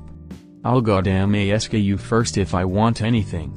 And right now I want you to screw off. Bakugou explodes at the servants who did what their shield hero yelled for and quickly moved away, with even one of them crying, thinking she had disturbed her god. Na and Rhino didn't react much, knowing they had it coming, but it irritated Melty with the hero acting terribly in front of royalty. But then again, after she looks back at the king, he was just being pampered by his servants like a child. In some respects that's worse than yelling at them to go away. After that the meal continued as everyone enjoys the food, especially Kirishima on his raw filet meat. Eventually though, Trinok spoke out toward Bakugou. "I hope you're enjoying yourself in Sypnopsis shield hero. The people are glad to have their hero here." "Too happy if you ask me," Bakugou remarked quietly. "There are also plenty of fine-looking ladies who would love to see you in person. Many of them high in caste, beautiful, and have wonderful personalities." Trinok mentions them. Yeah, and so what? Bakugou shouts back. Well, would you be interested in talking to a few of them? Maybe they can help you relieve some of your stress and comfort you. Try not continue to pester him on the subject. I can care less about some inbred privileged brat war. Do you have any actual point to make, Stripes? Try not looked annoyed, but he just sighs to himself and decided to change the subject. Very well then, on another matter. I'm sure you are aware after your visit from the hourglass of our soon-to-be problem. A wave is about to arrive soon, and it'd be a great pleasure if you would help our proud nation out when the time comes and to stop the wave quickly. Yeah, I'm aware of it, and I'll definitely end it, but I ain't doing it for you, the council, or that lazy ass you call a king. I'm doing it for me and the people you say you care about. Bakugou responds, making it clear he was not some wind-up toy they can activate whenever they wanted. That's perfect. I'll be sure that you will be a reward for ending it, as well as many more privileges you may granted for helping out your countrymen. Try not continue to suck up to Bakugou, which just made him roll his eyes. Why bother waiting? Just give the monkey everything from the start and you never have to hear him bitching about anything. Not like they demand much anyway. King Genio spoke his own mind out. What the hell is that supposed to mean? Bakugou immediately responds. I'm just saying that you monkeys never need much to feel satisfied. It's why so many of you are just sponges for hard labor. Bakugou was close to losing his temper. Well, I'm not some damn sponge. And like you to talk about work. Someone who just lays his ass around all day. It is the simple fact of life. The dumb do the physical work and the intelligent rest. The fact your kind and the low castes waste their lives around work just proves my point. Slam. Bakugou hits his fist on the table. You're calling me dumb. Along with every other human slave. How about I force one of those crests on your ass and see if you privileged sheethead can survive one day out there in the real world? How about I have you and your little friends be taken down to the dungeons where I, King Genio. Try not finally interrupted, stopping the two arguing. Genio, the shield hero, is our guest and is one on equal standing as you, maybe arguably more than you. As your prime minister, I advise you to be more respectable to the shield hero. Or I might need to set up a curfew for you and then take away your entertainment in the dungeons. Am I clear? Try not looks at his king mad in the eye. Despite him being technically his superior, all the king did was just make an irritated face and didn't say anything against Trinok. It's as if he was a kid getting scolded by his father. King Genio just grumbles and then orders some servants to pick up his dinner. Alright, fine, Trinok, do whatever you want, I'll just leave you to the shield. I prefer eating at my throne room anyway. You can deal with the monkeys yourself, Genio says as he just gets up and leaves the dining room. Bakugou just huffs, not missing the so-called king as he continued eating. The rest of the crew were just as annoyed by the king acting like a racist brat. In some ways he reminds them of Melty, especially Melty if her sister was also extremely lazy. Trinok then turns back to the shield hero. My apologize, Sir Bakugou. King Genioken isn't the best at conversation with large groups. He still has a lot to learn and I'll be sure to give him a bit of a longer talk tonight. He assures him. Bakugou just continues to roll his eyes. Considering that sheethead looked to be in his 20s and is the literal head of state, he would already know how to talk diplomatically and not insult me, the guy who is basically seen as a god to his subjects. He says in his head. It just proves his point that Genio was just a toy for Trinok and the council to wind up. He wants to know how much control and exact details on that control. Trinok then moved on with his proposal to Bakugou, now back on the topic of the waves. After we deal with the next incoming wave, we demi-humans need to be united to fight off the wave after that as they grow more powerful. I and the council are proposing a confederation of united demi-human-run states. Siltvelt will become its brain and main voice, and you Lord Bakugou can become its heart. With your words of encouragement to the demi-human people and their governments, all of demi-humankind will be united under one force and not only crush the waves, but to crush those who have screwed you over before. It was a lot to take in, but Bakugou wasn't impressed and saw through what this really was as he continued to eat. So you and the oligarchs want me to be your poster boy to subjugate all of the smaller demi-human nations? Subjugate? Why no, Lord Bakugou, this is simply to unify your people in an alliance and to help combat the waves with now a sense of unity and strength. They'll be free to go on their way after the end of the waves, but if they so choose to merge with our kingdom, we will not protest and allow them to join in. It's all up to you to unite our shattered world into a golden age of light and unity. Trinok continued. But none of it was convincing Bakugou. He sees through what all of this bullshit is. Na then spoke up. Sir Trinok, you mentioned crushing those who screwed you over before. Who are you talking about? Trinok then explained. Of Melromarc, of course. Did they not treat you poorly at that god-forsaken kingdom? The people who worship at a church that speaks of you as a demon and stole you from your loving and caring people. If you can get this confederation going with your voice, you can encourage the demi-human world to unite. We shall have the power to demand retribution to those devil worshippers. Melromarc will be forced to pay all of us back with tribute of all types for what they did to you. And you can have your revenge. Melty was starting to get offended by this though. Sir Trinok, what had happened with Sir Bakugou and Melromarc was by the actions of a few. My father King Alt-Cray and my sister Princess Melty were responsible for how the shield hero was treated. The queen, the true sovereign of Melromarc, had nothing to do with it. Don't demand repayment from Melromarc from the actions of a few, she says in a serious tone. Trinok just shakes his head. And who allowed such an incompetent man in charge of the country in her absence? And did nothing to help return the hero to his people? I say your mother is just as responsible. We will not let this go unnoticed. But you can't just. Now, Lord Bakugou, are you still interested?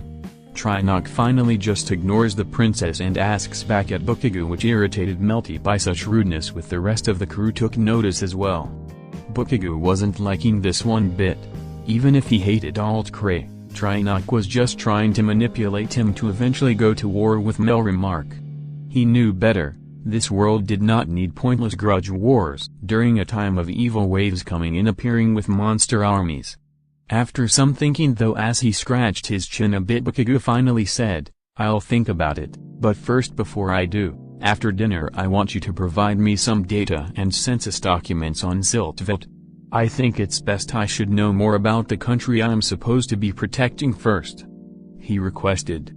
The request made, Trinok raised his eyebrow. Well, yes, of course, Lord Bakugou, I can provide you this data, but it's not exciting stuff, just a bunch of numbers and notes. I have shown some of that stuff to Genio before and he just fell asleep before reading through the first 10 pages. He explains to the shield hero, who didn't look amused. I'll damn say whether it's boring or not to me. Just show me this crap and I'll think about your stupid confederation thing. Bakugou demands, though this was just a bluff as he had no interest in what was obviously a Siltveld land and power grab. Trinok still looked confused that someone so young would care about any of that stuff, but before he responded, a servant from behind whispered something in his orange tiger ears. He looked intrigued at first, but then he smiled. Very well, Lord Bakugou, just meet me in a special room after dinner and I'll show you all you want about our kingdom's data and statistics. And while you are at that, I'd like to privately talk to your sidekicks and Miss Melromarc. I would like to say a few things to them, just me and them. He agrees and requests from his shield hero. Bakugou thought this looked suspicious, but he might not get to see the data in any other way, and he doubts his sidekicks would care to look at a bunch of numbers and statistics for a few hours. Okay, fine, but it better be the right documents and the most recent data as possible. He then looks toward his sidekicks, Kirishima, blue, brown hair, and Princess blue hair. You will stick together and hear whatever stupid thing Stripes wants with you, but stick together at all costs. He accepts and orders his sidekicks, knowing they can take care of themselves, and if not, they have a giant fire-breathing dragon to fall back onto. They all nodded in agreement, understanding Bakugou quite well. Little did they know what both of these events will soon entail. After dinner sometime later, Bakugou was walking through the castle until he made it to the room the Prime Minister insisted on meeting at. It was a large room that had no windows or any other doors than the ones up front, with soft red carpets, a large chandelier high above to light up the room, and a large study desk with some cabinet next to it. It seemed like a random place to be at just to read documents, so Bakugou kept his eyes open for anything as the Prime Minister, with a servant holding a box, leads him toward the desk. Once near the desk, Bakugou stood there with his arms crossed. "Okay, Stripes, so where's all the data and papers you promised?" Bakugou demanded from him. But Trinok just smiles. "Of course, my lord, here's all the copies of records and data on our kingdom for you to research." After the servant placed down the crate box, he and Trinok turned around and was walking away from Bakugou as he stared back. "I'll be gone for a little bit to talk to your party, so enjoy yourself. You might also be getting a big surprise soon, but I won't spoil what is yet," Trinok says with a smile, as he leaves the large room. Bakugou just ignores Trinok as he starts to read over the documents. A lot of it was the general census data and how much power the noble families have. The church owns the most land at 20%, the Genmu turtle people owned 16%, the Atatis half-dragon newts 14%, the Shusaku bird people 14% as well, and the Hankuko white tigers 11%, leaving only the rest of the 25% to the other many different demi-human nobles. So with those four groups and the church working together, it means that they can push whatever agenda and control whenever they wanted, regardless of anyone else's say on the matter. He also found out that the white tigers used to be a lot more powerful years ago, but suffered a severe decline a little over 20 years ago from a rather large amount of deaths of their noble ranks. But while they declined, one other group was rising. Their so-called cousin tribe, the Hankokoi, were rising, with some of the Hankoko's old territories going to them. It's probably no coincidence that the growing tribe happens to be of the same tribe as the current Prime Minister. He also looks over the census data on the various demi-human groups and tribes, what castes they are in and how many fill up their positions. After looking through the numerous papers, Bakugou found something interesting. It seems that in a lot of areas, there is a lacking of populations of a particular group or caste, meaning that due to the strict caste system many places would have a large lack of employees, which could lead to an employment shortage. If there was no caste system and peasants were allowed to do whatever they wanted, this would be no problem, but Siltvelt's strict laws on the caste system ensure the four tribes of Siltvelt Council would retain control, with no other tribe or race rising up in the ranks. They all wanted to keep the status quo. Even when the result of this is many becoming unemployed and have no choice but to work for the greedy and cheap church. How they fixed the labor problem was simple: slavery. For whatever jobs are lacking in a particular caste, the merchant guilds or noble landowners would just use human slaves to fill in as the scabs.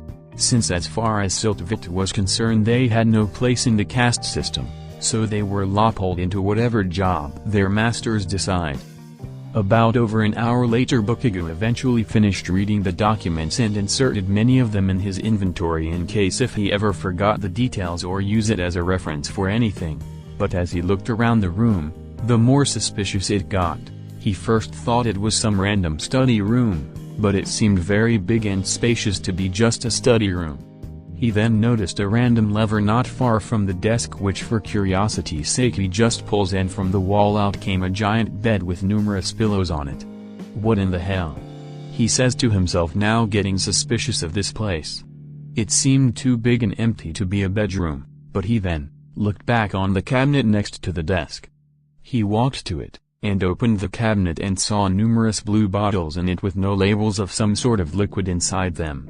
Seemed too fancy of bottles to be just water or alcohol. He takes one of the bottles and removes the cork to smell its fumes that seem to smell off, nothing like any potion or poison he smelled before. Bakugou then poured some of it in his shield just to see what it was. The shield then popped up. Shield unlocked. High aphrodisiac shield aphrodisiac. What the hell? Bakugou shouts out, now rapidly looking around the room. Both the large bed and the cabinet of aphrodisiac made him quickly figure out what kind of room this is, and Trinok sent him up here. That walking striped rug. Aisle. Then suddenly the doors opened.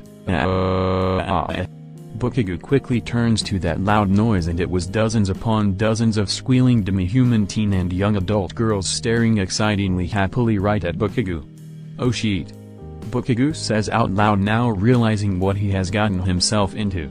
"It's him.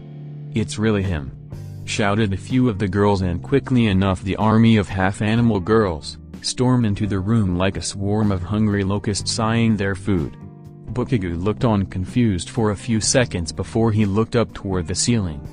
This was his time to escape, and when a bunch of girls finally came up to him, some of them pounced at him like a lion with an antelope wanting first dibs on the hero.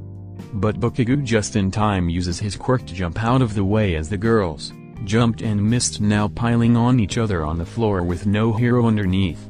Bakugou was now on the bed, and with a jump and his quirk again he was now in the air as a few of the girls attempt to grab onto him. But Bakugou just got out of their reach and now was up near the ceiling as he jabs in his shield into the wall so he would stick on. As he looked back down below, he saw well over 100 demi-human girls wearing noble clothing or what looks like sexy pajamas, all eyeing him with love and lust. They were of all different types of demi-humans, from dogs to cats to lizards to pigs to bird-like demi-humans, etc. Though he did notice a good number of them are of the races of the 4 major tribes that make up the council, not too much of a surprise. Bakugou knew why they were all here: to meet and then breed with the shield hero. Even from below, the young girls still look up with lust to their current center of the universe. "Oh Lord, he is more handsome than I thought. My God, those amazing muscles. Oh, imagine how strong our kids will be. Forget muscles, our babies will be the cutest things in the whole world with those looks. Looks like he wants to play hard to get, that's so sexy, now I really want him." The girls then burst into a massive noise, as they reached their hands out begging for the shield hero to come down and give them babies. They all wanted a piece of him, every single one of them. To some people like Mineta or Kaminari back at home this was a dream come true, but to Bakugou this was a true hero's worst nightmare.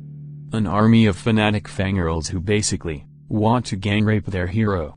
Bakugou was above romance and relationships. He was going to be married to his job as the #1 hero and doesn't need this harem sheet, especially not one from a mass orgy gang rape. Bakugou then looks toward the wall in front of him. "I'm so out of this sheet." He blows away a part of the wall, with the debris falling on some of the girls' heads who were all rushing in to grab the pieces as souvenirs from their hero.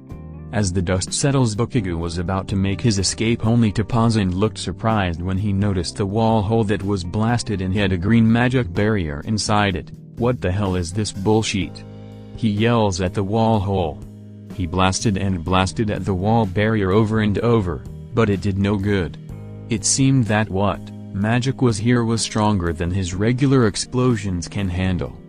Bakugou looked around to see if there was another way out. In all honesty, these girls were not tough at all. Bakugou can just easily blow them away like nothing. But at the level he is at, even his regular explosions could kill many of the girls who the highest is at level 10, and there were too many close together to attack with non-deadly held-back blasts. Without mass murdering a bunch of young horny teens, his only option is to somehow get the hell out of the room and then punch the tiger bastard in the face. But as he was looking around, he saw some of the girls with wings spreading them out, playing hard to get his sexy, "But I'm tired of waiting. Time for some of the shield's lips," one of the bird girls said as she licks her own lips. She and a bunch of other flying demi-humans jumped into the air toward their cardinal god. Bakugou just looks at them pissed off as the girls tried to get a go at him. But since they were not as clustered together, Bakugou uses his quirk to blast away at the flying girls, injuring them but not killing them as they fall one by one back to the ground. But despite the explosions at the faces, the girls were not stopping, with some even taking it as a gift from their hero. Then some of the girls with claws started to climb themselves up the wall, the rest were starting to piling each other to get themselves up to their shield baby maker. Bakugou continued to look and blast away at any horny girl that came near him. He then looked toward the doors and remembered when the girls were storming into the room from there but were now closed. He knew there had to be someone on the other side to have done it for the girls. He knew it was a long shot, but it was probably his only chance, so as more and more girls get closer to him, Bakugou finally just strips the shield off the wall and blasted quickly to his way toward the doors. The girls noticed and were all following him to the doors, thinking he was just teasing them as some girls trip and fall over on each other. Bakugou lands near the doors and without hesitation opens them, finding out they were not locked. But just his luck, that green magic energy barrier was here too, preventing his escape. But he did get a small glimpse on the other side and saw 4 figures with their arms out and hands glowing. No doubt, they were the spellcasters making this barrier. "Hey you bastards! Open up now!" he yells, blasting explosions on the barrier that made small openings that disappeared just as quickly. He knew they can hear him, but they refused to listen, still conducting the spell. But before he could do anything else, the army of girls had caught up and were ready to tackle him. Without much time to be thinking, Bakugou blasts himself in the air again, with the girls running themselves over into the barrier wall. A few of the girls were able to grab onto Bakugou's leg, attempting to weigh him down, but before they could, Bakugou blasts at the girls' faces, forcing them to let go.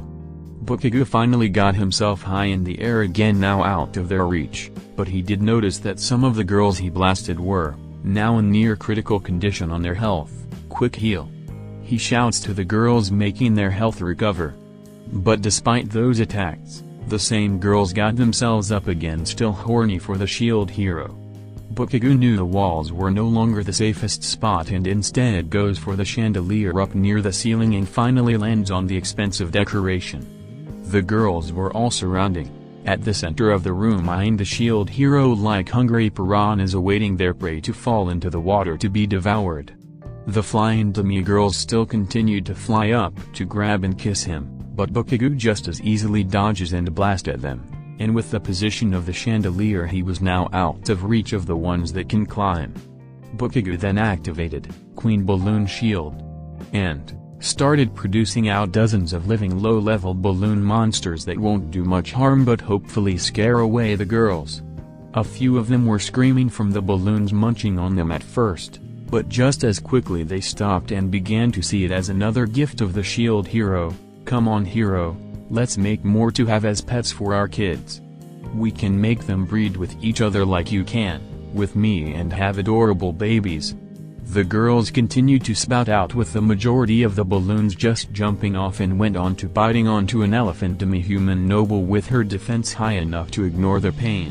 The girls kept on shouting and begging for the shield hero to come down now. As all of this madness continued to happen, Bakugou thinks, "Damn it. What the hell can I do? I can't get out of here if these beaches keep following me like flies on horse sheet. How do I get out of here without blowing their war brains out? I'm not going to wait days until they almost starve out, unless they cannibalize each other first. Then again, considering how they keep running over each other, they seem like they can just kill themselves already just as." He stopped thinking when he finally then had an idea, one that didn't involve a lot of dead noble girls. At least on his hands anyway. He smiles to himself, and then thinks of what Kaminari would do to get stupid girls to look at him.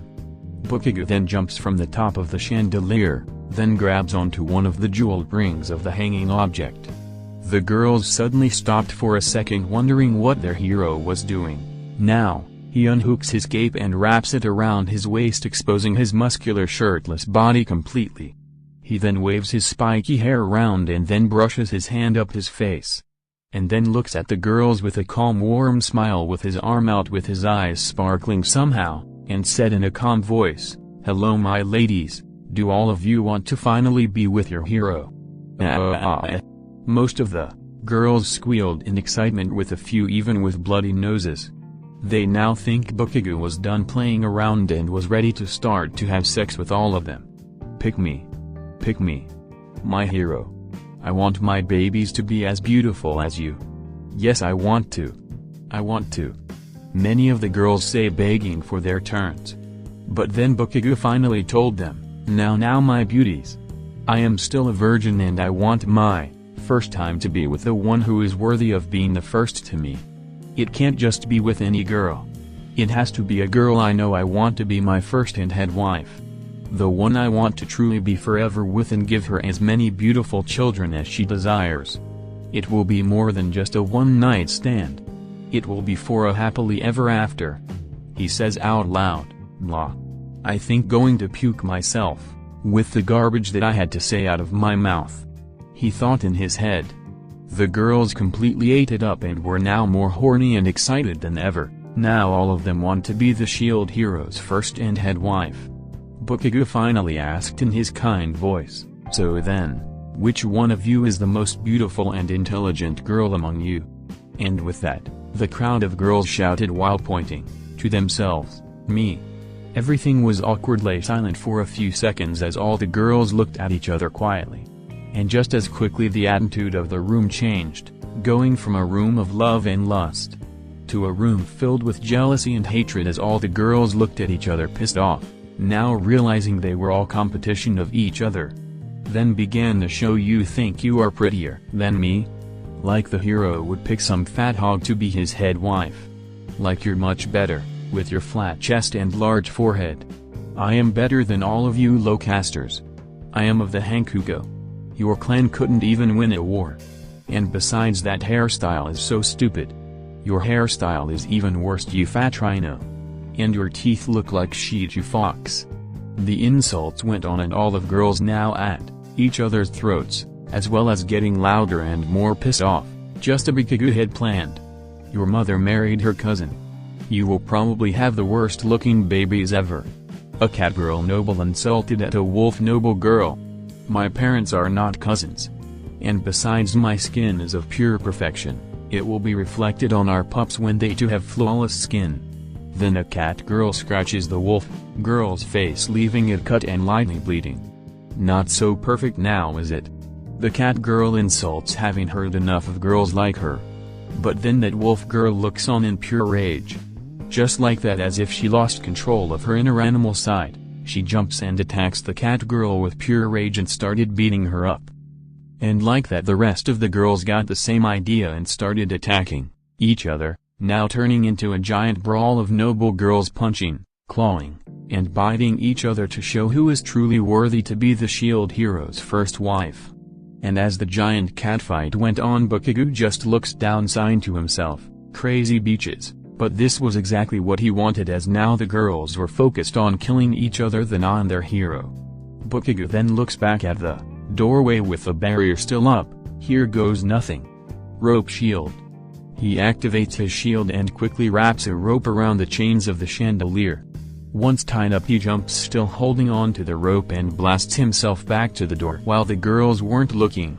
Now right at the barrier, he started to rapidly blast at it like a madman. The magic continued to try to heal itself but couldn't do it fast enough, giving away to small openings. Bakugou could now see through the other side and saw the mages conducting the spell now struggling to keep it up as the shield hero resists. The holes were still too small for him to just jump through, but getting a clear eye view on the mages was all Bakugou needed as he shouts, "Airstrike shield! Second shield!"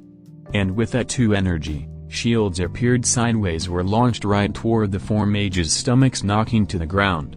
And with them out, the barrier finally breaks with the doorway wide open now. But as the barrier disappears, some of the girls took notice as they still beat each other up into pulps. Oh no! He's leaving now. Wait, Lord Bakugou! One of the girls shouted as she and others turned and were about to run after him. But then Bakugou turned back. Not today, war. Upshot. Bakugou quickly aims and launches a concentrated explosion beam at the chandelier chain above as he yanks on it. The chain breaks off and Bakugou quickly shouts, "Shield prison!" And the falling chandelier was now covered up in a magic metal ball. The girls panicked and jumped away as the giant ball lands on the ground and roll right toward Bakugou until it finally crashes right into the doorway, leaving it stuck. Now Bakugou was freed, and the girls were trapped inside, unable to chase after him even after a few minutes when the ball eventually disappears. Bakugou finally took a breath as he finally got himself out of that mess. He then heard some groaning and looked back at the mages trying to get themselves back up. Now, extremely pissed off Bakugou stomps up to the mages and grabs one of them by the collar. "What the hell were you doing and who made you do this? I were only here to create a protective barrier for you and the girls to maintain your privacy and whatnot. We were only looking out for your best in tier. Shut up with that bullshit. Who ordered you to do this?"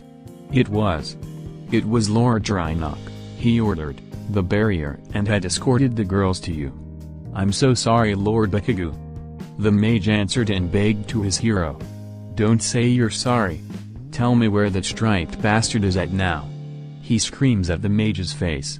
He's on the 5th floor, at the end of the hallway beyond the double doors. "But you..." Bakugou just throws the man into the wall and steps over the others. He was now stomping his way to find Rinoc and his sidekicks to give him a piece of his mind. "I'll show him the real devil he should be afraid of." In another room inside the castle, but one with windows and a few servants around serving the shield hero's companions with a few large rhino guards standing in their positions and watch over the room. Rino and Melty were all sitting down on a couch with Kirishima resting on Rino's shoulder waiting to listen to whatever Rinoc wanted to say to them while Bakugou was elsewhere reading through his documents in private. Rino was mostly at ease, but Na and Melty continued to look awkwardly at each other. Both were still too nervous to say anything to the other. Na still feeling guilt and Melty afraid to make her mad again. Rino took notice and started elbowing her. "Come on, just say something to her already. You're making this more awkward than it should be," she whispers. Na knew her friend was right, but it still didn't make it any better. Na finally just makes a large sigh and looks back at Melty. "Me Melty, I just want to say that," but before she could finish that line the doors to the room opened and in came Prime Minister Rinoc with a grin on his face. The girls remain silent as the tigerman sits himself down to the couch in front of him as a servant pours tea for him. "Now then, are the three of you comfortable?"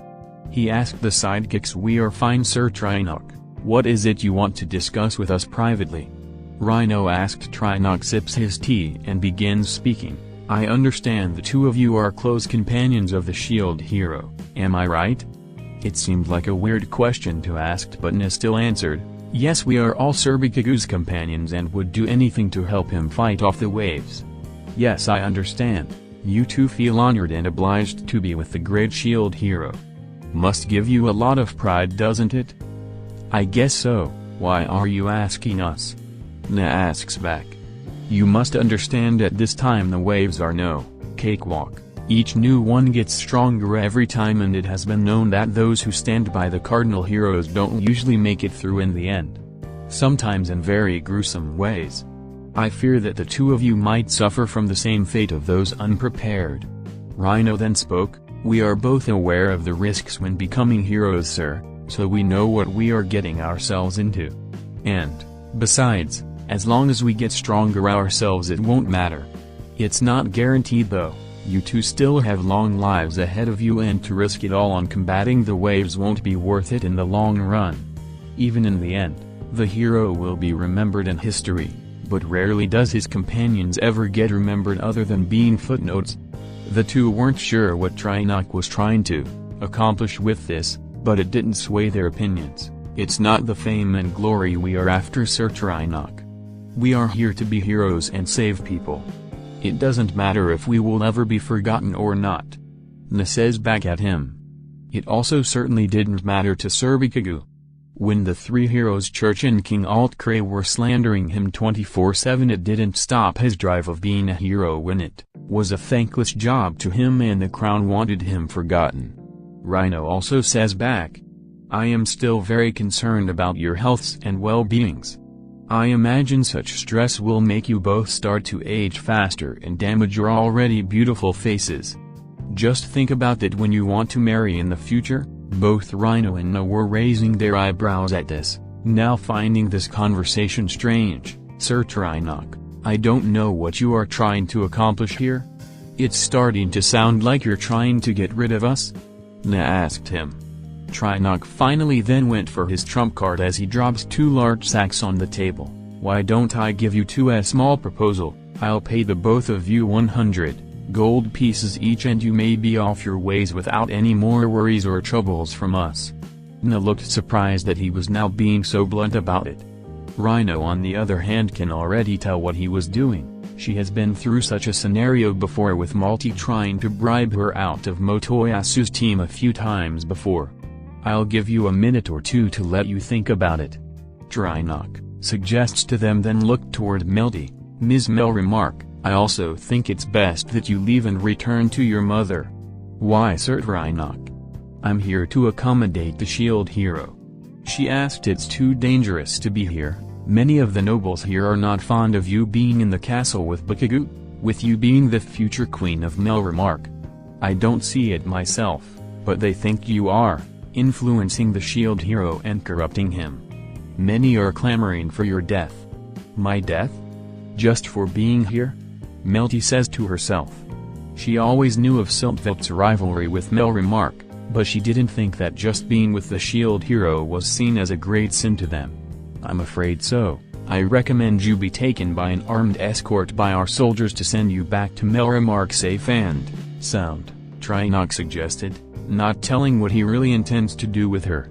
Melty was never going to accept that offer either way, as she still had a duty to not have the shield hero to be demanding they declare war on Melromarc for what her father and sister did, and if the conversion at dinner was any indication, the Prime Minister was going to be all for it. She was also thinking that this could also be a way for Melromarc to end this centuries-long feud and finally gain peace. And being with the shield hero, the man they worshipped, can help them with that. I have to refuse, Sir Trinok. I understand that many nobles here are not fond of Melromarc or my family, but me just leaving will not make things better. I want to stay to show Siltvelt that Melromarc is not all anti-demi-human and we can compromise if need be. And as long as I'm with Sir Bakugou, security will never be an issue with me. Trinok looked on with annoyance. Damn it, another stubborn brat, he thought to himself. He was not going to let go the opportunity for an important political prisoner to get away from him like this. But before he thought of it more, he heard, "We also refused." He turns his head back to Na and Rino looking at him more sternly. "We do not want your bribe and we will not leave Sir Bakugou's side." Na says up front, with Rino nodding and agreeing with her. Trinok now looked more annoyed than ever. "All right then, how about 500 gold pieces instead, what do you say?" He was thinking they were trying to hustle him for more money, but that could not be further from the truth. "Still no deal, we do not want your money," Rino tells him, now looking angrier at the Prime Minister. "Fine, then I'll quadruple it. 2,000 gold pieces each if you two just leave." Trinok saying his final offer. "But just the same as before? No, we are not doing this just for money. I have no idea why you are not fond of us, Lord Trinok, but we are not going to abandon our duties as heroes to get rich." Na tells him off, now no longer acting polite to him. "Yes, and we owe Sir Bakugou our lives. We wouldn't abandon him because of thinly veiled threats. I've been through that nonsense before and I'm not going to put myself through it again." Rino also tells him off, with little Kirishima now growling at the tigerman. It became clear that none of the girls were going to change their minds and will remain loyal to Bakugou no matter the amount of money or threats being thrown at them. Trinok was trying his best to not lash out at them right now for such stubbornness as he clutches one of his fists. But with his other hand, he gave a small hand signal to the guards behind them as they nodded toward him. Trinok was about ready to give the order to arrest them as he raises his fingers up. "Very well, if you want to make this more complicated than it should be, then I'll..." Boom. The room doors blasted open and a rhino guard on the other side of it was sent flying through them until he crashes into the wall with the doors now on his back upside down in pain. Everyone was in shock to what in the hell that was. But that got quickly answered when everyone turns toward the doorway and saw shield hero Katsuki Bakugou standing there. A very pissed off Bakugou. "You striped ass piece of shit." Bakugou growls as he continues to stomp his way toward the Prime Minister. Trinok couldn't believe that Bakugou was here already. No way he could impregnate that many noble girls that quickly. Oh Bakugou, it's a surprise to see you again this soon. Were you satisfied by your readings? But Bakugou just ignores that and grabs Trinok by the collar of his suit and dragged his head down his level. Don't fucking give me that condescending sweet talk sheet. You think you can trick me, turn me into some breeding bull, and get away with it. But Bakugou, it was just a little surprise for you. I mean, after going through such stressful times, I thought it was appropriate for you to have some enjoyable time while you. Bakugou then blasts him in the stomach to send the Prime Minister into a wall. Then he jumped and punched him in the face multiple times. Only doing 1 point in damage but still felt painful. I said don't give me that damn sweet talk anymore. I'm done hearing that shit from you. Bakugou yells back with the girls wondering what made Bakugou more pissed off than usual. After a while, Bakugou stopped. The tigerman had bruises on him now, but despite the beatdown, he was able to recover to crack his neck a bit. He had taken such punishment before and still came up on top, but unlike those times he couldn't lash back at the man most his kingdom saw as God. He tried to think of something to say to curb his anger. The girls were looking on in shock and surprised to see Bakugou in such a state like this. Bakugou, what just happened? Melty asked, wanting to be the one to know first. This piece of shit trapped me in a room filled with over 100 horny noble beaches and to try to make me into a baby-making machine. He answered they were surprised to hear such a thing, though Melty just looked confused as to why the Prime Minister would do such a thing. Political marriages were one thing, but to just throw over 100 girls at someone was insane. Na and Rino on the other hand, looked with anger on their faces, now proving to them that Trinok was just as bad as the king of Melromarc for completely different reasons. Bakugou then looks back at them. So what did this bastard want from you anyway? He demands from his sidekicks. Rino was quick to answer that he was trying to bribe us to leave you. Bakugou offered over 2,000 gold for each of us. Bakugou turns right back at the minister, as he tries to smile back at a very mad Bakugou. Please sir, shield, I was just looking out for all of you, let me explain. Boom. Bakugou just blasts him through the room's wall. Trinok attempts to get himself back up, but Bakugou stomps his foot on his crotch. I don't need to hear any more of your stupid bullshit. I already got what I wanted from this corrupt dump anyway. Now I'm leaving it. Blue, brown hair, Kirishima, princess. Let's get the hell out of here. But what about the wave in 3 days? You can't just leave us to die? Trinok began to beg as he got back up, but it didn't matter to Bakugou. Not my problem anymore. Good luck saving your own asses. He finally says to Trinok, giving him the middle finger as he turns around and begins to walk out. Kirishima jumps back on his shoulders with Rino and Na following his lead without a hint of protest, also having enough of Siltvelt. Melty on the other hand stood there. What Bakugou said about ignoring Siltvelt's wave disturbed her. As much as Trinok deserved that beatdown, she can't imagine that Bakugou would just abandon Siltvelt to fight off their wave themselves. The waves have done so much damage to everyone and are in need of a hero to defend against them. Without the hero, what was Siltvelt to do? And how would it reflect on Melromarc? If the nobles of Siltvelt were already mad enough at her to want her dead, they would probably start a war with Melromarc to force Bakugou to come back in. She knew it will not be pretty, but she ran to catch up to Bakugou. Bakugou, wait. What the hell is it this time, Princess Blue Hair? Don't be asking me to apologize to that piece of shit of demi-human garbage as well. Bakugou demanded, not in the mood to be arguing anymore.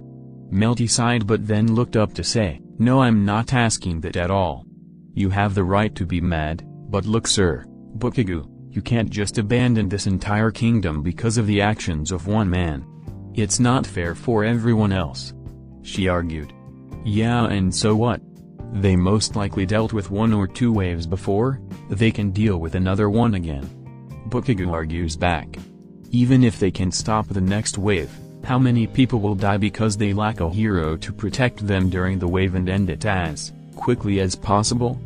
Are you saying they should die because of the actions of a few? But Bakugou no longer cared. still full of anger to think of anything else. I say good, gives these bastards a lesson on trying to screw with me. But it is not just the royal court that will suffer, it will be the good knights and soldiers that will suffer, as well as the normal peasants including families with children. Do you think those people deserve to be losing their only hero? While still mad, that point did make Bakugou pause for a second to think on that.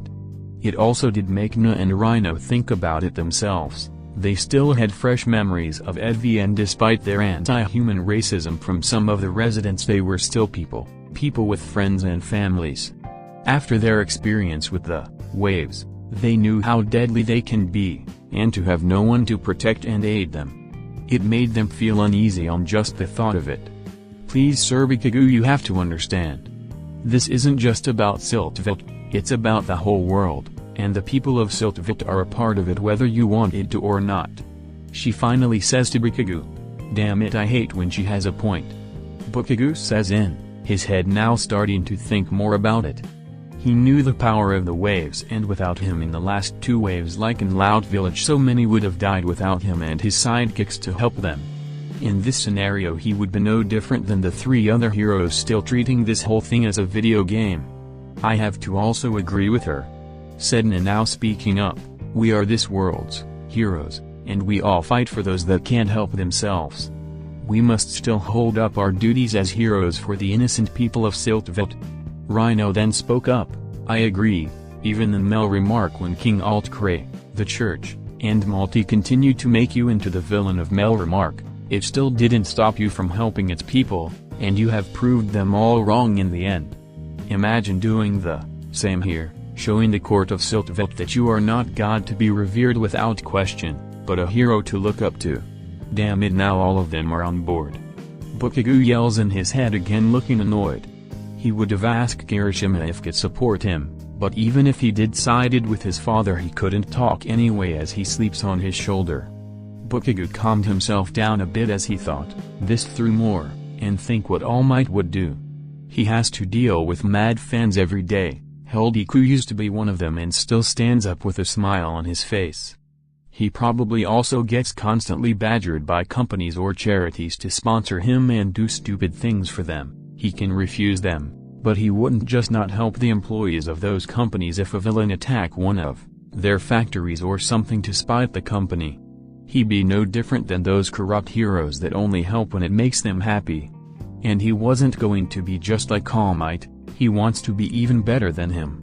He also is aware of how corrupt this country is, with its lazy puppet king who is reigned over by its power-hungry prime minister, its greedy church, and an oligarchy council of powerful individuals looking out only for them and their own tribe's interests, all who encourage and continue on the racism and enslavement of humans, as well as maintain the obvious bias and broken caste system to maintain their power.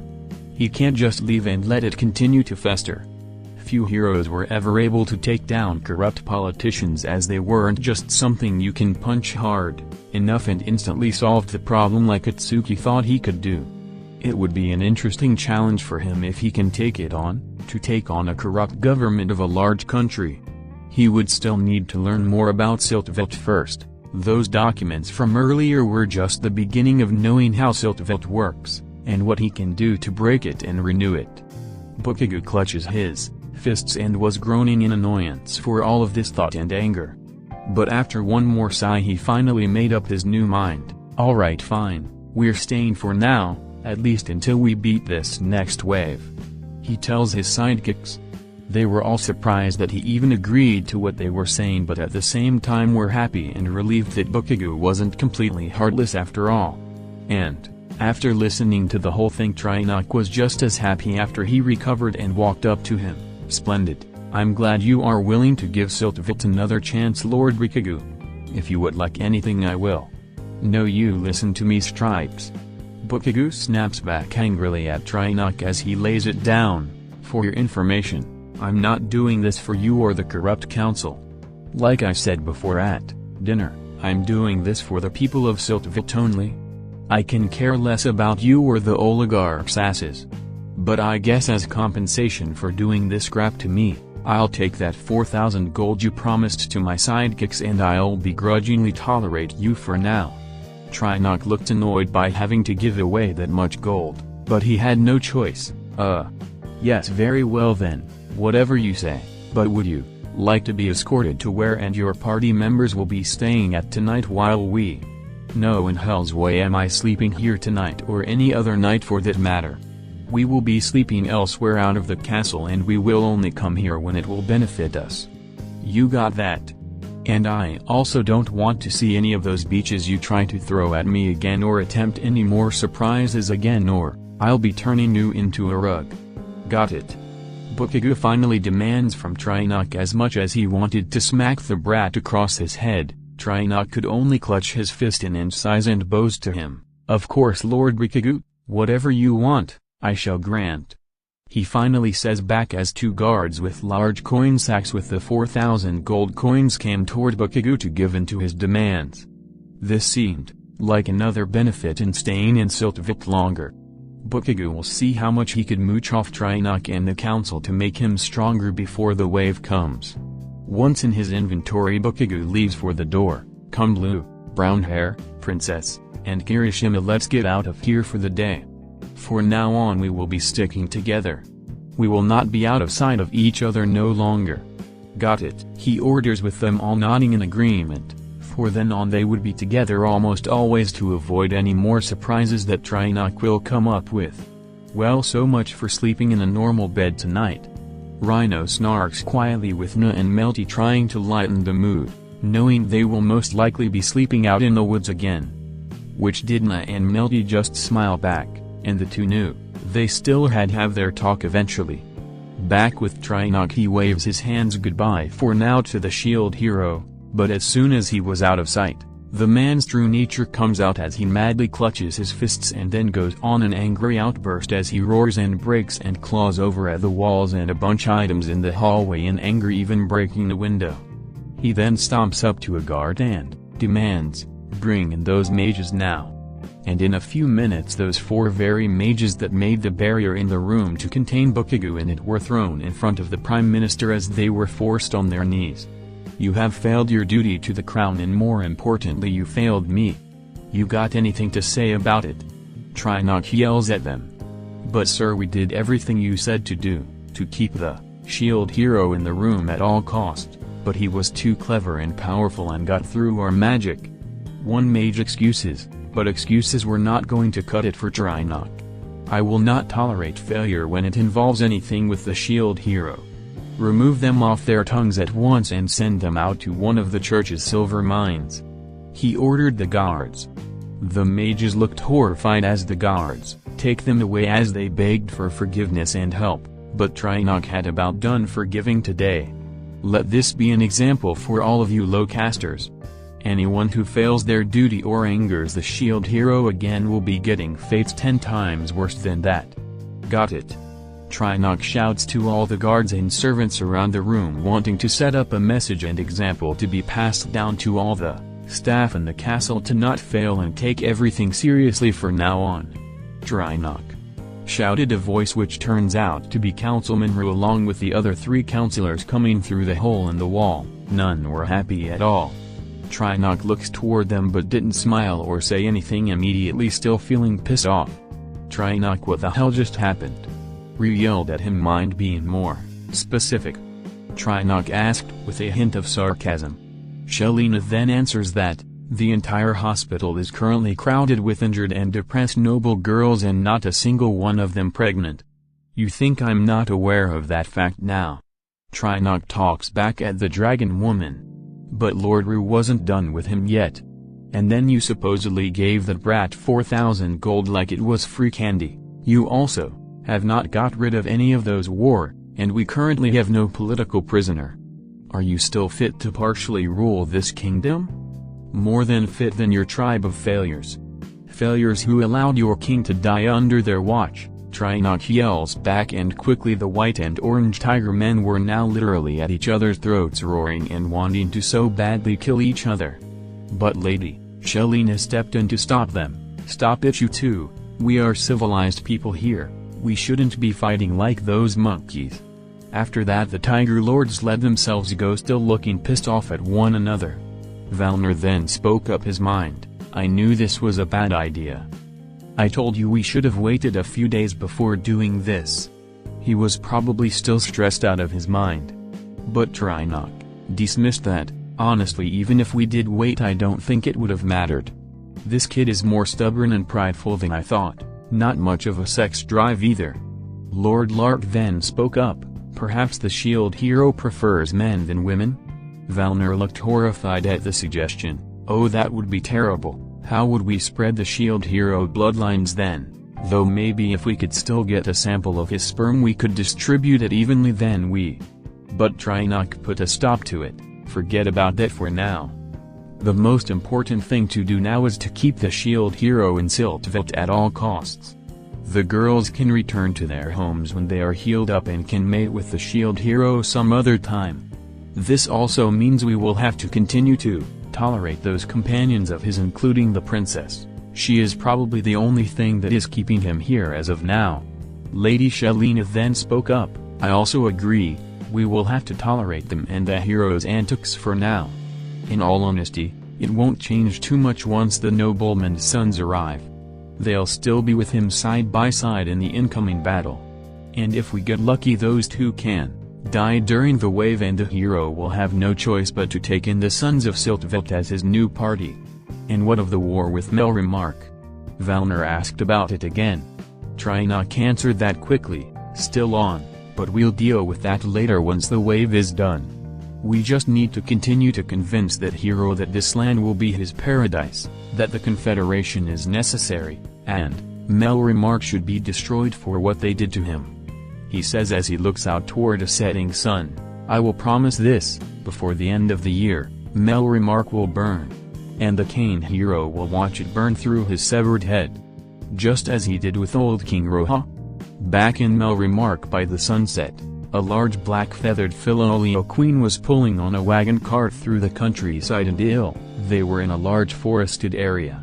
It was Scarlet transporting Ren and his crew to the nearest town for the night. He left the capital that morning planning to avoid all of the politics going on after the noble diet. Melromarc was now on its way to a civil war and he did not want to get involved in the crossfire. He was sticking to his decision and will remain neutral to the whole affair, regardless of what Altcray said and demanded. Ren knew he still had a duty to get stronger and to fight off the waves, and so far he, Motoyasu, and Itsuki have just fumbled while Rikugu the shield hero had beaten both wave bosses and was able to put up a fight with the glass woman unlike them. He has heard about a large nation east of Melromarc called Zeltugel, and he plans on going there for a little while until things calm down in Melromarc. He hopes that it will calm down. Scarlet has been their mode of transportation. When she grew up to a queen, she kept complaining that she gets bored from just walking around all the time and always wanted something heavy to carry. Ren eventually asked a filial expert about this. According to him, filials like to pull on or carry heavy items as an instinct, which is why they are always seen pulling on carts or are carrying heavy loads on their backs. Ren could only guess this was a result of centuries of selective breeding to make these birds easier to control and remain content as beasts of burden.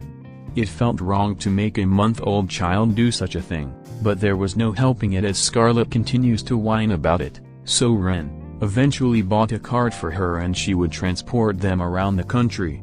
It was faster than walking.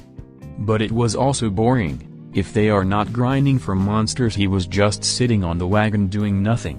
He doesn't have a phone or electronic device with him to cure his boredom, not that they would work out here anyway or have any means to charge their batteries. He had 5 companions, and while he talked to them on an occasion and he respected their loyalty to him, Ren was never been the most social person and he didn't have much in common with his companions, so they talked to each other about stuff, but it was never in Ren's interest. One of the only other things to do was reading, but unfortunately for Ren he couldn't understand the language of this world. He and the 2 other heroes were relying on magic orbs to learn new spells and whatnot, so reading from magic text seemed pointless. But hours of sitting on a cart doing nothing did no good for him either, so he started to learn to read this world's language from his companions just so he could read something and not die of boredom. So far he is getting the hang of it, starting to understand the alphabet and some common words, but he was still a ways off to unlock the ability to understand it. At least that helped speed up the time for him. Eventually Ren and his crew made it to a small town that was surrounded by the large forest as the sun goes out for the night, and they went to the largest tavern in the town to eat and then rented out rooms to sleep until morning. He always got each of his companions their own room to rest at, including the only human girl on his team. Someone like Motoyasu would have jumped the first opportunity to have her share a room with them, but Ren wasn't a scumbag and respected her wishes of privacy. The only one to sleep in the same room with him was Scarlet, as she was still basically a little girl, though she always slept on a couch not far from her master as they slept through the night. And slept he did for a few hours, until suddenly, "Master Ren! Master Ren! Wake up! Please wake up!" Scarlet shouts and shook him up. Ren wasn't exactly a morning person as he yawns up. And it wasn't even morning yet. According to his sword status menu's built-in clock, it was only 2 a.m. "What is it, Scarlet? Did you eat the couch in your sleep again?" Ren moans, not in the mood for Scarlet's bird shenanigans. "No, Master Ren. Look outside, there are a bunch of metal guys with swords, along with that creepy spear guy with the mean girl and the mean bow guy," Scarlet told him with fear in her voice. "What?"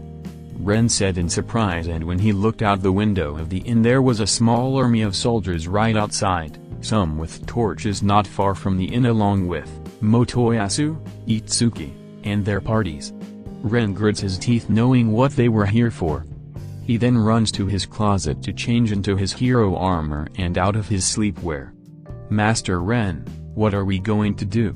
Scarlet asked him. "I don't know yet. But I'll think of something. Just be a big girl and don't panic." Ren tries to not worry Scarlet. After Ren got his armor fully on, he and Scarlet storm out of their room, and right outside were his other companions who were already in their combat clothing, fully aware of what is going on. The big guy with the axe spoke up first. "Sir Ren, they have the whole area surrounded. In the back, the sides, and even the roofs of other buildings have archers or mages on them ready to fire." He gave his status report of the situation. It didn't help Ren's situation much. "Looks like leaving from the back won't be an option then," he says out loud as he tries to think of something else. But as he was thinking, someone scared came running down from the hallway that turned out to be the owner of the tavern. "Lord Ren, the soldiers and the other heroes are demanding you to come outside now. They say if you don't, they and the soldiers are going to storm in and force you out. Please do something about this, sir." The owner begged him, worried about what they might do to his building. Ren was afraid that was going to be the case. It annoyed him, but he sighs and looks back at the inn owner and said, "Tell them I'll be out in around 3 minutes." This surprised his crew. "Lord Ren? Are you sure about this? This could be a trap?" The green-haired girl tells him, with her and the group looking worried, with Scarlet gripping and holding on to Ren's black armor coat. "I don't have much of a choice. I'm not going to endanger this inn or the town because of me. Maybe I can see a hole in their defenses and get the hell out of here. If I can find one anyway," Ren says to her. He knew that was not much of a plan at all, but there wasn't much they could. Ren then looked at them in the eyes again. "But none of you have to follow me. They're only here for me. None of you should endanger your lives for mine. If any of you want to just leave the group and just stay in the inn, you are free to do it now and I won't hold it against you," he informs and tells his group. It was silent for a second as the group looked at each other. But eventually the 5 of them, including Scarlet, all nodded and looked back as they bowed to Ren. It surprised the sword hero, and didn't know what to say. Eventually the green-haired girl spoke up. "Lord Ren, we all agreed to be your loyal companions and to protect you at any cost. None of us will abandon you just because things look ugly," she says, with the other 4 nodding in agreement. Scarlet then spoke up. "Yes, Master Ren. I'm not going to leaving either. I will help you kick all of those meanies' butts." Ren smiles at all of them. He still can't believe he had such loyal companions. He wasn't sure if he even deserved them or not, but it still made the loner sword hero feel happy. As he nods back, Ren turns around toward the way to the front door where things are going to get ugly. "Alright then team, let's head out and remain strong," he orders them as the group got themselves together and follows Ren toward trouble. Outside of the tavern, the small army of soldiers stood their grounds awaiting for the sword hero to come out. Motoyasu is also waiting for Ren to appear as well as Atsuki, but he wasn't happy. What the hell is taking him so long?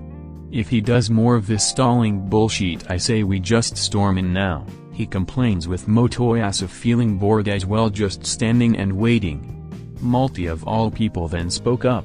"Have a little more patience, Bohiro," he said. 3 minutes, and that is exactly what we will give him to come out peacefully, but he only has one left. And if he isn't out by the time, we can just burn him out with fire, she said gleefully as she turns behind to see 2-3 Heroes Church knights holding a metal case. Melty opens it, and in the box was a magical slave crest branding iron, which according to Pope Balmeth was what will create the most powerful slave crest anywhere, melded together with the most powerful slave ink on the planet. Just one heated stab on the chest will make the sword hero the iron holders their obedient slave. Melty takes up the iron and heats it up with her magic, making it red hot, now with a sadistic look on her face, excited to be making someone as powerful as a cardinal hero as her true slave. The last minute was almost up and the 2 heroes were almost ready to start the burnout. But to their surprise, Ren had finally come outside along with his party. The group walked until they were decently away from the door, with the owner of the inn shutting them off. The group remained cautious as they stood their ground with their weapons ready, as the large number of soldiers surrounding them doing the same. Ren then looks toward at Motoyasu and Atsuki with them and their teams holding their weapons ready to attack if need be. Ren finally said, "So what's the reason you two are here? I doubt you came just to chat?" The two remain silent as Princess Melty walks up in front of Motoyasu with a smug grin as she rolls out a scroll decree with her other hand behind her back and finally says, "Sir Sword Hero, you have officially been conscripted by order of my father King Altkray into Melromarc's army. You are required by the law to fight and join Melromarc's wars, including ones involving the kingdom of Siltveld. You shall follow every order given to your superiors, including father and me, and any act of defiance will be considered an act of treason." Ren wasn't surprised that this goes back to that stupid war again, and it seems the king is no longer taking no for an answer. And now he is responding with force. Ren then said, "Last time I recalled, the majority of the nobles agreed to not go to war. You and your father seemed to be overstepping your own authorities as of now." He knew that it wasn't going to convince her or the others over anything, but it did give him and his party some stalling time to look around their surroundings for any openings to make a run for it. But this whole area was crawling with soldiers on all sides. Melty with a frown stares back at Ren. "Those traitors will be dealt with later, but for now this is about you and your defiance. You and your party have been ordered to come with us back to the castle, right now without resistance, or we will have to force you back ourselves," she says as the soldiers beside her lowered down their pike axes awaiting for the sword hero to attack. Melty then continued, "You have 2 minutes to cooperate or we will be resorting to force," she ordered. It looked really bad for Ren and his group. There wasn't a straight way out. They could fight them off, but with all the soldiers in such a cramped area that would only endanger the people around the town not involved in any of this. He also felt that he could take on either Motoyasu or Atsuki one-on-one, but both at the same time they might just easily overwhelm him with their combined cardinal powers, not to mention all the knights and their companions helping them both. His 2 minutes were coming to a close and he had no way to get him and his party out of this. It seemed hopeless, until the green-haired hero girl of his team whispered in his ear, "Lord Ren, to your left by your wagon there seems to be a thin concentration of soldiers and an easy way Ms. Scarlet can jump up to the building with no soldiers on it. If you and Scarlet can just rush yourselves through it, you and her can escape while we distract the rest," she says quietly at his ear. Ren didn't like the idea though. "But what about the rest of you? I can't just abandon you to possibly your deaths?" Ren knew they probably wouldn't last long against all of these soldiers, and even if they don't kill them they would be taken away as prisoners or worst, slaves. We all agreed to this plan, Lord Ren. Like we said, we will protect you at any cost, even if it risks our lives. Just go and get away from the king and princess as much as you can, and look for the queen if you can," she finally said to her hero. Ren still didn't like this, but at the same time, it would do them no good if they all just get captured. With a slight sigh, Ren agrees, "All right, but I will eventually come back and save you guys. I promised that as your hero," he whispers back to her, with them and the rest of the squad nodding in agreement. Ren can only smile at them, feeling proud of their courage and loyalty. But that ends when Melty starts to count down to the last of the minute. 7, 6, 5, 4, 3, 2. "Okay, I'll go," Ren shouts toward Melty. He then without resistance began to walk slowly up toward Melty, Motoyasu, and Itsuki, who were smugly smiling thinking they had won. Melty in particular was especially grinning large as she still had the branding iron hidden behind her back and was ready to brand the sword hero with the slave crest once he was close enough to her. Ren continues to walk as he was about halfway to the group. But then he just stops and stares at the three, confusing Motoyasu, Itsuki, and Melty. Mine quickly demanded, "What the hell are you now?" Ren shouts. It surprised everyone, but before they could react, the magic caster carrying a book in Ren's group activated an air dust spell and sent out a bunch of high winds and dirt in the air, forcing almost everyone to block their eyes. "Scarlet!"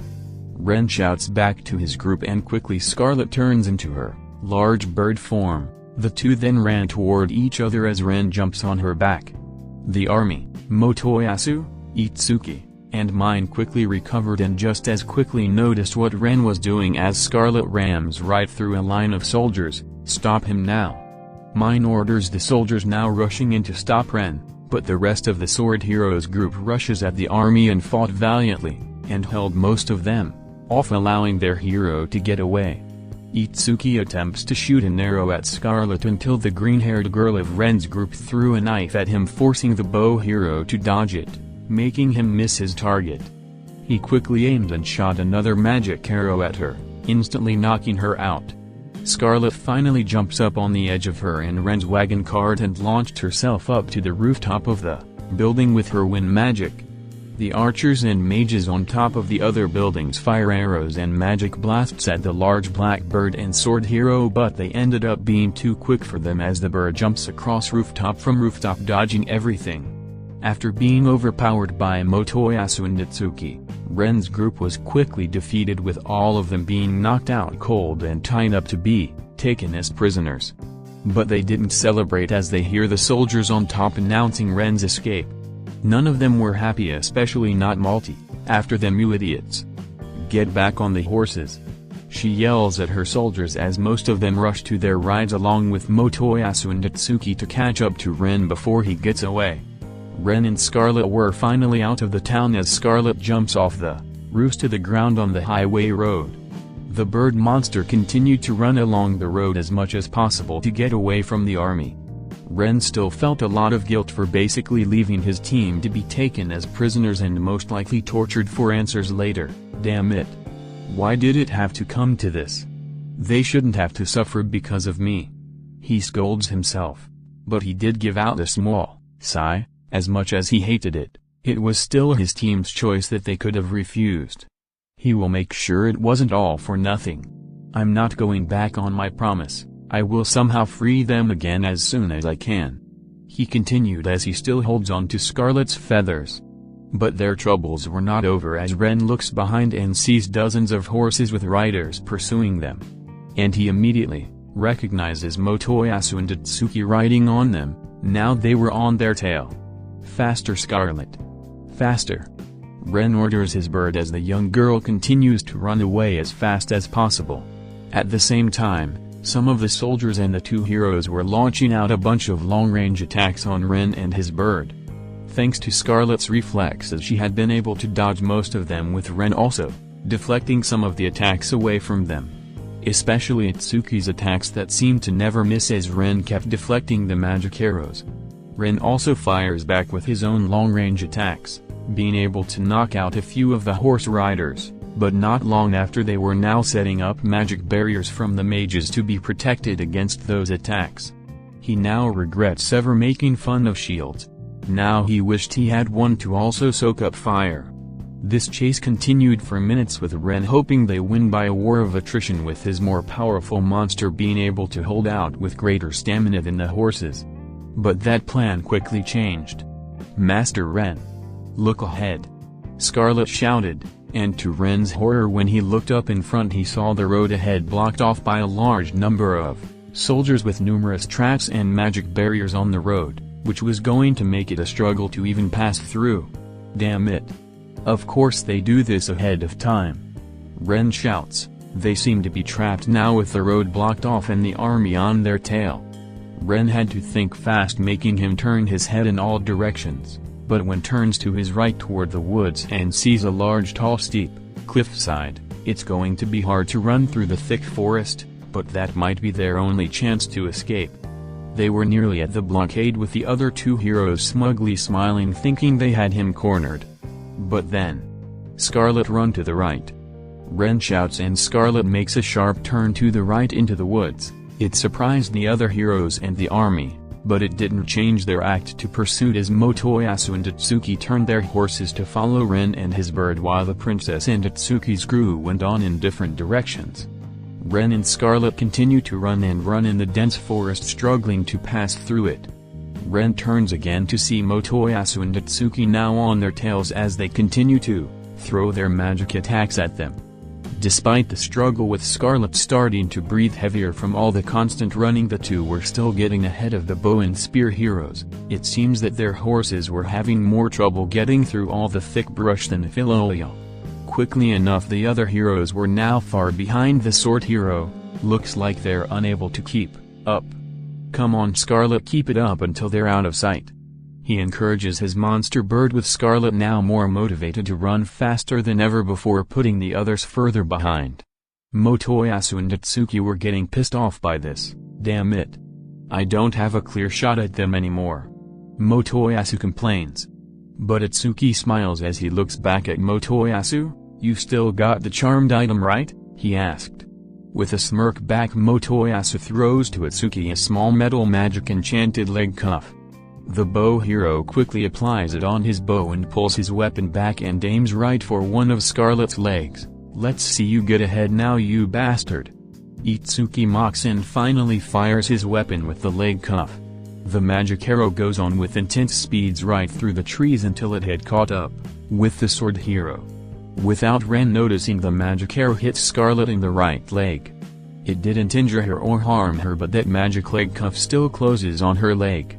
And in a blink of an eye, Scarlet is forced out of her bird form into her little girl form.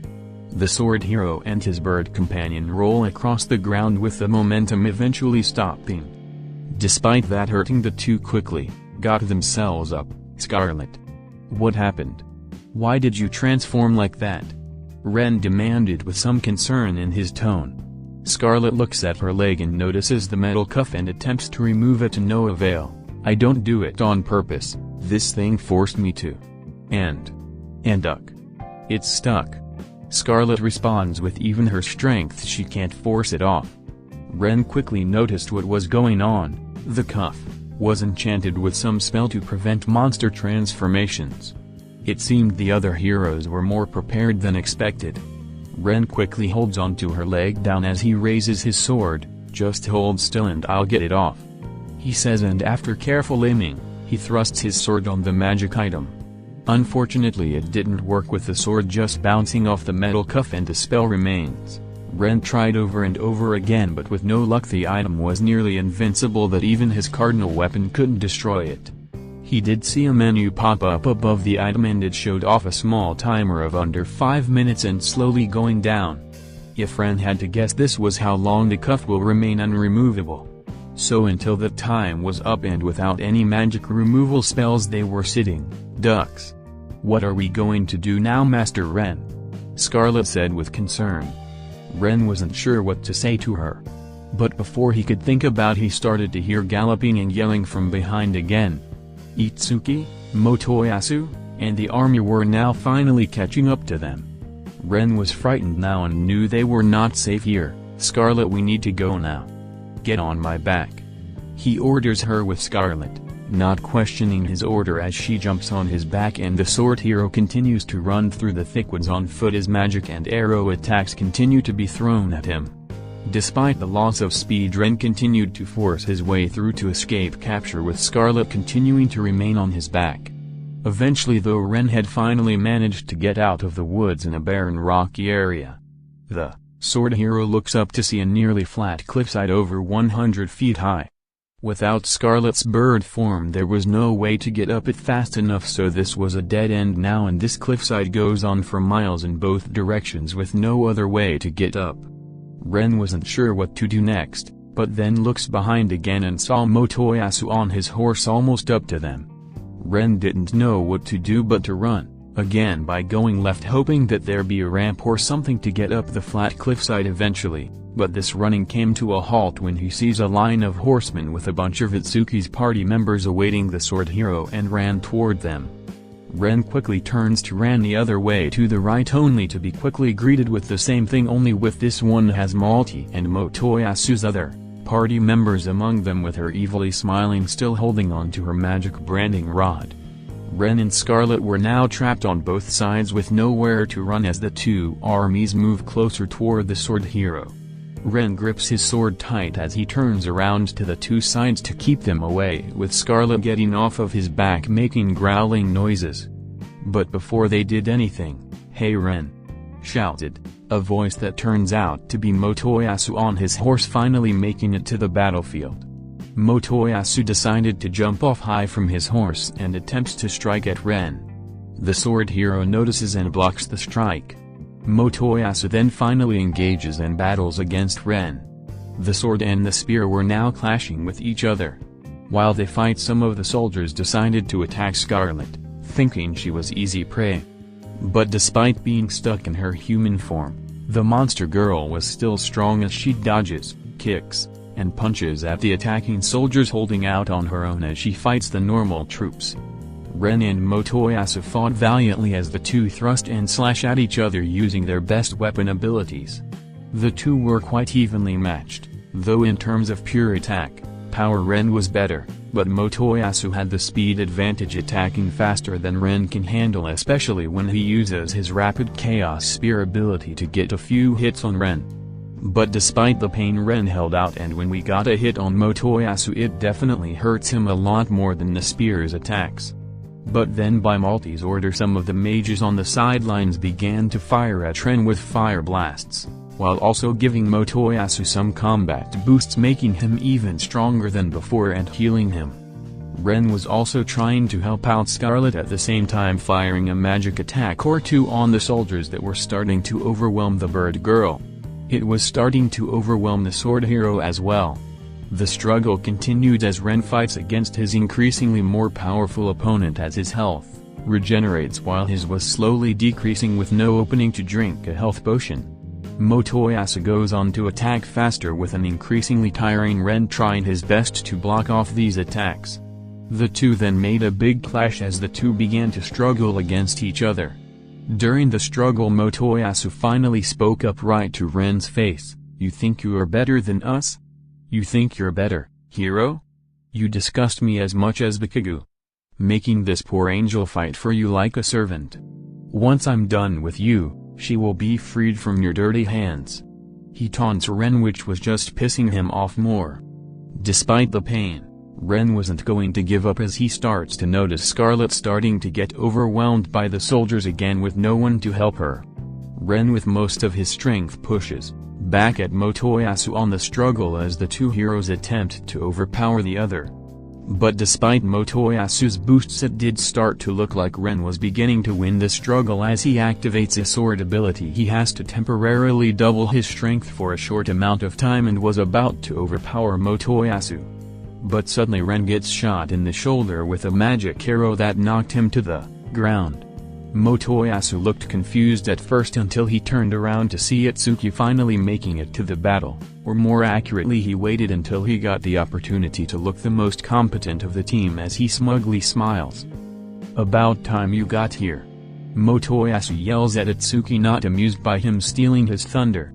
Hey, you're the one who couldn't finish the job. Itsuki mocks back, making Motoyasu look more irritated. But they quickly put their own petty rivalry aside as they look back at Ren getting himself back up, feeling a lot of pain, but he wasn't giving up yet. Motoyasu then attacks Ren again, activating his Chaos Spear ability after the cooldown on it ended. While at the same time Itsuki was launching out magic arrows at Ren. It was what the sword hero feared. Fighting one cardinal hero one-on-one is one thing, but two with numerous troops helping them out was borderline impossible. Ren was just tanking hit after hit, getting injured and bruised up all over by the two's attacks. And despite her struggling, Scarlet noticed and was worried. Sick, Master Ren, no. She shouts and was about to ignore the random soldiers and help out her master. But Itsuki winks toward his party members, that nodded back. The blonde girl then launches a magic arrow at Scarlet, almost knocking her out. Scarlet. Ren shouts, witnessing that event when a bunch of soldiers were about to gain up on the down girl. Chrisman Blade. Ren quickly uses his flame sword ability to blast away a group of soldiers, nearly knocking most of them out. But by doing so it left him open for an attack. Motoyasu stabs him on the back of Ren's left shoulder, doing a lot of damage and even made him bleed a bit. Cough, you bastards. Ren coughs with blood starting to come out of his mouth. But as Motoyasu removes his spear out of his shoulder and backs away a bit, Itsuki continued to attack with light magic attack arrows, doing minor damage but kept staggering the sword hero, barely able to hold out anymore. Motoyasu then charges up an attack and runs right at Ren and shouts, "Lightning Spear!" And with that Motoyasu launches a devastating attack at the sword hero, sending him flying into the cliffside, making a small crater within it with his body. Scarlet noticed and struggled to get herself out and looked at her master, horrified. Master Ren, no. She attempts to get up and run toward him, but then, Itsuki's party ran up to her and tackled the bird girl. Despite her struggle, the large metal man finally overpowered her. Then he and a few other knights put her down on her knees, holding on to her arms tight. Scarlet had finally been completely immobilized as she still tried to fight against her capturers, but it did no good. Princess Melty finally decided to get off her horse and walk slowly up to Scarlet, evilly smiling as Ren got himself out of the cliffside and looked pissed off at mine.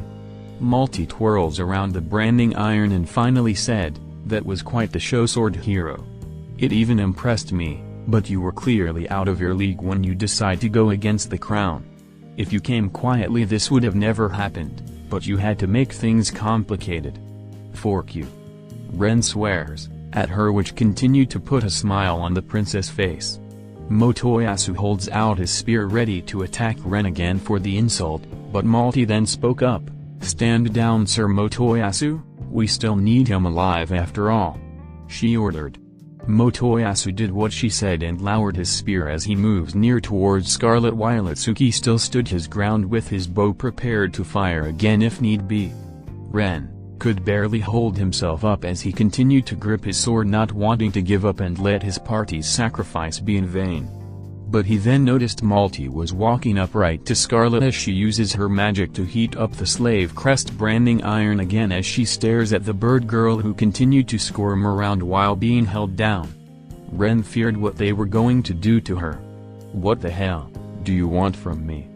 Do you want me to swear fealty to you and your father and start this stupid war of yours?" Ren demands from Melty. Melty just smiles back to say, "I'm afraid your word of fealty will not suffice anymore, sword hero, knowing that you can just run away like the coward shield devil did. You must become a true servant of the crown of Melromarc and know your place. You can stop this pointless resistance now and accept your place." She then turns her head toward Scarlet, "Or I might just make your oversized poultry my new pet." She then ordered, "Hold her up and expose her upper chest." The soldiers and Itsuki's companions did as they were told and moved over and held out the resisting Scarlet while lowering her dress a bit to expose her lower neck area. Ren knew what she was going to do and had to stop it. "No, Scarl." "Ah." He shouts only to get a magic arrow on his injured shoulder by Tsuki, reminding him where he was still at on the bargaining table. No. No. Master Ren. Go. Go and leave me. Scarlet shouts as she tried to resist, but she was no longer going anywhere as Melty now stands right before her with the red-hot iron brand.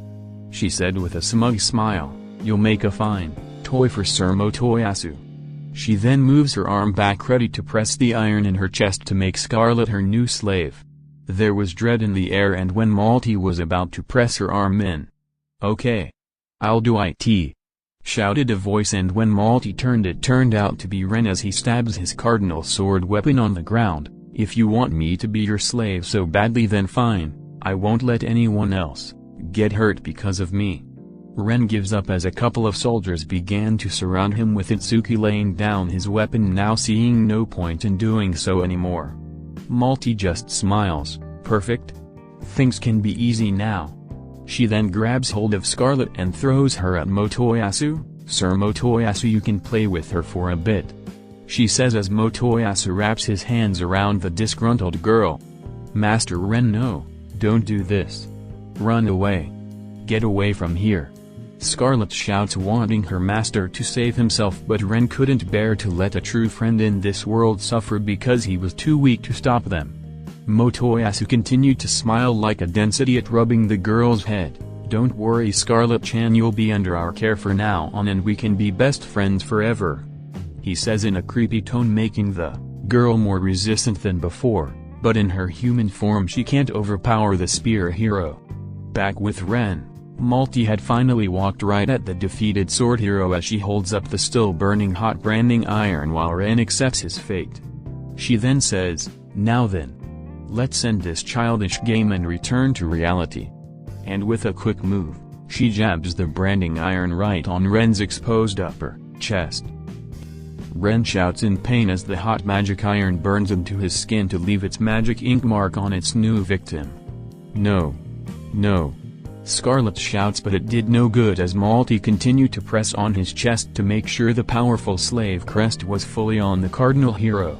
After a few more seconds, the branding iron finally turns cold as the heat of it is lost. Melty finally removes it as she watches the magic taken in. Ren was now covered in purple electricity, zapping him into submission as the powerful slave crest on his chest was glowing, using its power to subjugate the hero. This went on for over a minute as Ren continues to scream in agony, trying to resist the power, but it seemed hopeless as the princess watches over, enjoying the pain and suffering with the soldiers watching on, to see one of their heroes become a slave to the crown. Eventually the electricity died down around Ren as his crest fades into his skin. With the spell now fully completed, Ren then finally stands up, looking on toward Princess Melty, who continued to have her smug smile, thinking she had won now. She finally says, "Ren Maki, you are now officially a slave of the crown, which includes the king and princess of Melromarc. You shall do whatever we say and obey every command given. Am I clear to you?" Ren then places his right fist across his chest. "I shall obey every command and do whatever my masters command me to do," he responds without a hint of resistance or tone from him. Melty loves it and wanted to see more. "Perfect, now kneel before me and kiss the boot of your superior," she ordered, and, without resistance, he goes to his knees and kisses the dirty metal boots of Her Royal Highness, making her laugh and laugh and laugh, with Itsuki laughing with her, enjoying the show. "Master Ren. No. You can't do this. You're not a slave to these memes. Get away, get away." Scarlet shouts toward Ren again, but it did no good as he ignored her. "Master Ren. Oh, shut up already, you damn brat. Or I'll," shouted Itsuki's companion, getting extremely annoyed of her. He would have smacked her, but Motoyasu gave him a mad and threatening look that basically said, "Don't touch her or you're dead." But Scarlet didn't want to give up no matter how bad it looks, as she continued to scream, "Master Ren, you can't. Master Ren, you." But Scarlet stopped when she noticed that Ren made a tiny wink at her. It was quick, but she knew what that meant and made a tiny smirk. She then continued to yell, "No, no, no. Master Ren. You must break free." Everyone else began to just ignore her.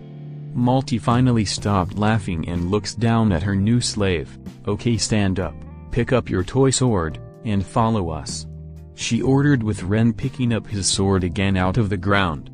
Melty then turns away and walks toward her horses, with everyone else. She then said, "Now then, let us get back with father and discuss our next plans to curtail the rebelling nobles," and began preparations for Meteor Blade.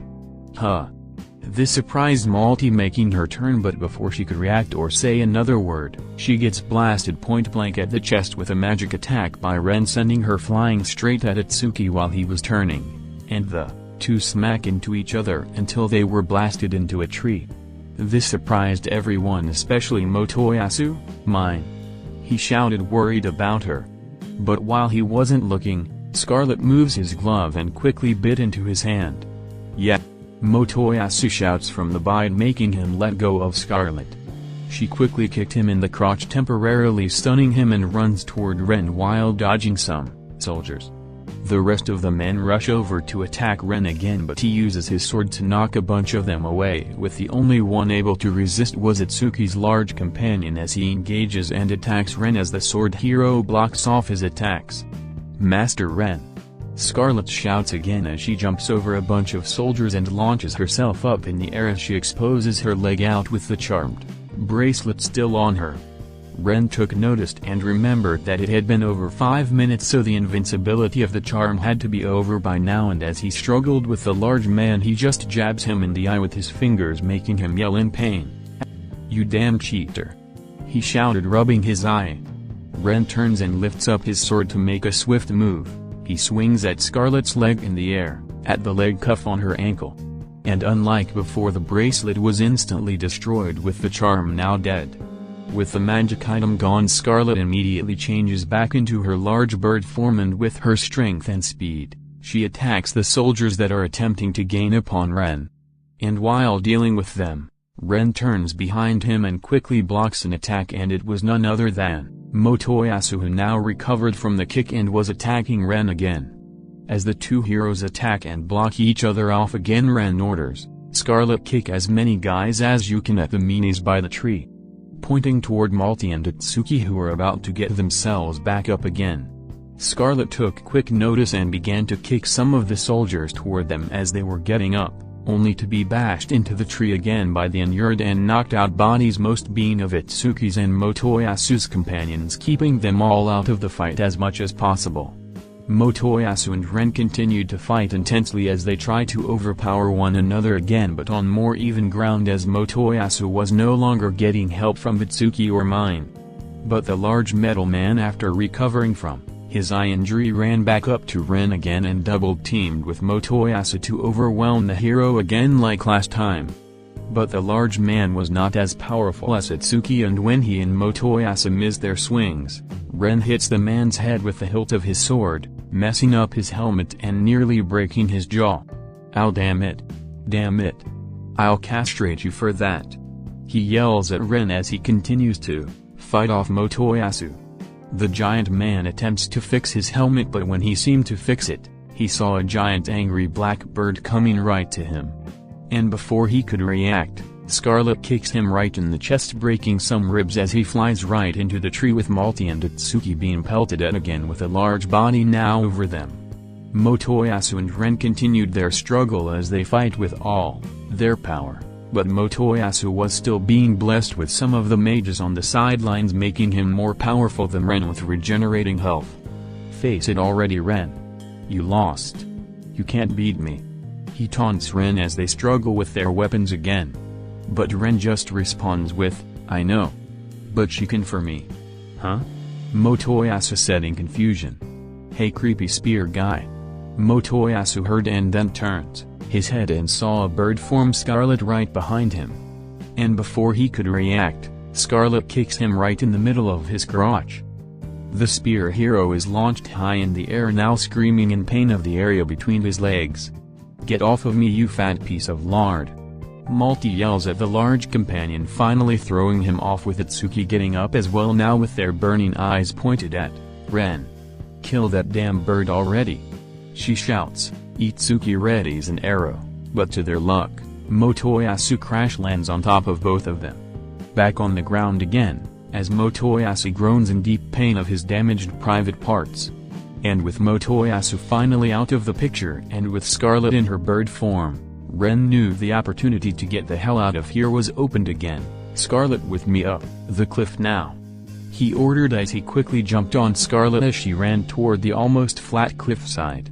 A group of soldiers attempts to stop them, but Scarlet just bashes through the group and quickly jumped on the cliffside. And with her clawed bird feet, she sticks to the cliff rocks, and with Ren gripping her bow collar that transforms into her clothes in her human form as she runs up toward the cliff top. "Get off already!"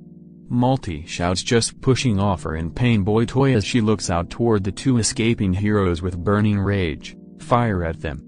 Do you hear me? Fire at them! Fire at them!" she screams at the mages. And without hesitation they aim and fire magic and arrows at Ren and Scarlet.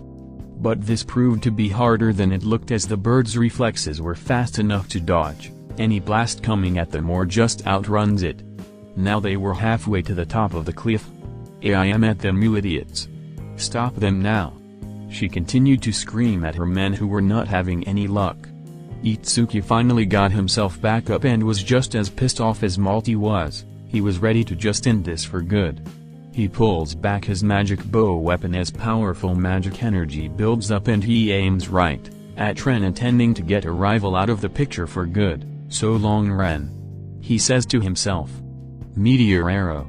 Itsuki finally releases a giant powerful attack and flies right toward the sword hero. Ren quickly saw it coming, and while he had one hand gripping on Scarlet, he still had his other hand open with his sword, and just in time he blocks the powerful energy bolt. Ren struggled with this blob of explosive power, trying to not let it pass and hit him or Scarlet and explode on them off the cliff. He held his grip tighter and tried his best to balance the bolt on his sword, which was already difficult with just one hand, with other things also shooting at him.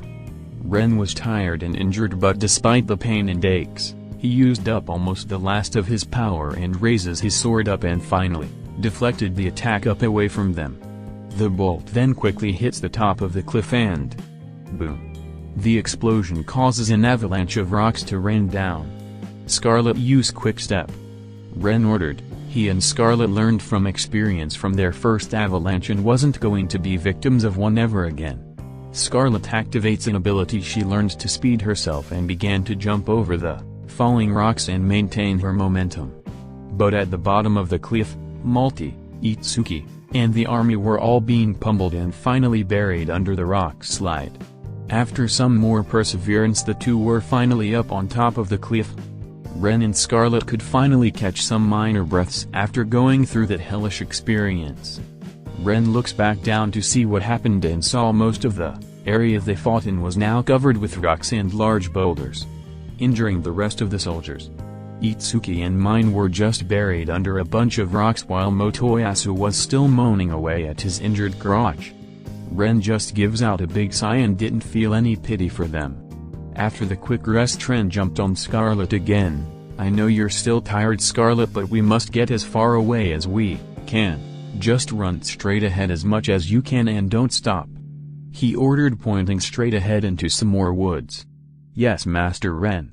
Scarlet agrees. Without a second to lose, Scarlet ran ahead into those woods as they get as far away as they can from the king's men and the other heroes. Back down at the cliff, Melty finally gets herself out from the rocks, and her face was mad, boiled red in rage. "Get up. All of you. Get back on the horses. We must not let them get away. Up, up, up," she screams at her soldiers as some try to pull themselves from the rocks and recover from their injuries. Itsuki pulls himself out of a rock pile and was just as pissed off to be on the losing side again. Motoyasu was still lying down crying and holding onto his crotch. "Get him medical attention now. And then put him on a horse." Melty orders more, and continued barking more at her men. "I don't care what or how long it takes to get up this mountain. I want those pieces of sheet hunted down now." Melty screams again, with her rage completely out now, even ignoring the injury she received from Ren's attack on her chest. She was full of rage, and it was placed on multiple things, Ren being the most pissed off with at the moment, but also to Katsuki and Motoyasu for being complete failures to stop them, toward Bakugou for making just as much of a fool out of her and ruined her original scheme to get rid of Melty, and she was extra pissed off at Pope Bombus with his so-called most powerful crest not doing anything to her target. She was now full of wrath and she was going to drive her to hunt down the sword hero all night and burn them on the stake after she tortures them in every conceivable way until she finally has the last laugh in all of this. After over an hour, Scarlet continued to run and run non-stop, leaving behind their pursuers miles away. But running so fast for so long was making even the large young Philolio tired as she starts to slow down. Ren was noticing it. While he had been administrating health potions to him and her, he saw that the girl was getting tired of running non-stop. He knew she had eventually stopped or she will die of exhaustion. "Alright Scarlet, I think we are far enough away from them, you just rest for now," Ren says to Scarlet. Scarlet didn't hesitate as finally stopped her running, breathes heavily. Ren jumps off with Scarlet, transforming back into her human girl form, still feeling exhausted. Ren sits down on a log with Scarlet following suit, with her deciding to lay down on his lap feeling a little sleepy. Ren pets her head as he was still trying to contemplate in his head on everything that had happened tonight. He was now basically a wanted man on the run from half the kingdom's army, Itsuki and Motoyasu. Also, they can drag him into some stupid war he didn't want to get involved in. It seemed hopeless for them right now, and Ren still felt guilty about what happened to the rest of his party, but at the same time he feels happy knowing that Scarlet was safe and away from their hands. And as the young bird girl lays, she decided to speak up. "Master Ren, what are we going to do now?" she asked. "To be honest, I don't know," Ren said, giving his honest opinion. The now was to get away from them and recover, but he had no idea what to do next. The rest of his party was captured and most likely going to be sent to prison to be interrogated for answers on his whereabouts, and he had no idea how to deal with Itsuki and Motoyasu. Alone one-on-one he might have a chance with them, but when he fought the both of them he barely survived against the two, and Bakugou is currently in some other country right now, so he couldn't get help from him, not that he offer it to him anyway. And with the waves happening periodically, he'll be forced to be together with Motoyasu and Itsuki and only over a month away, so they couldn't run and hide away forever. They were in a tight situation and he had to think of something. Scarlet could tell her master was stressed out and tried to cheer him up. "Don't blame yourself, Master Ren, we all did what we could. It's those mean people's fault and we still kicked their butts together. Like when you blasted that evil red girl away into mean bow guy. That was so funny," she says with a smile on her face. Ren gives one back at her. "I sure did, you did well too, you taught Spear Guy that you're not some doll he could play with.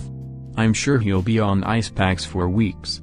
The two then lightly laughed with each other, temporarily forgetting their troubles for now. Scarlet then asked, "Master Ren, how did you not get enslaved though? I thought after that evil lady poked you with that metal thing, that you were gone for a second and was made into her pet?"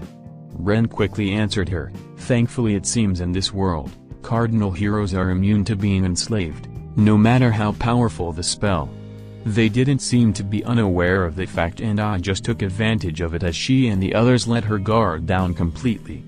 Ren looks down on his unmarked chest. Thankfully it seemed that crest left no scars or marks after it disappeared. "How did you find out about it?" she asked. "At the same place I bought you as an egg, the slave trader guy told me about it.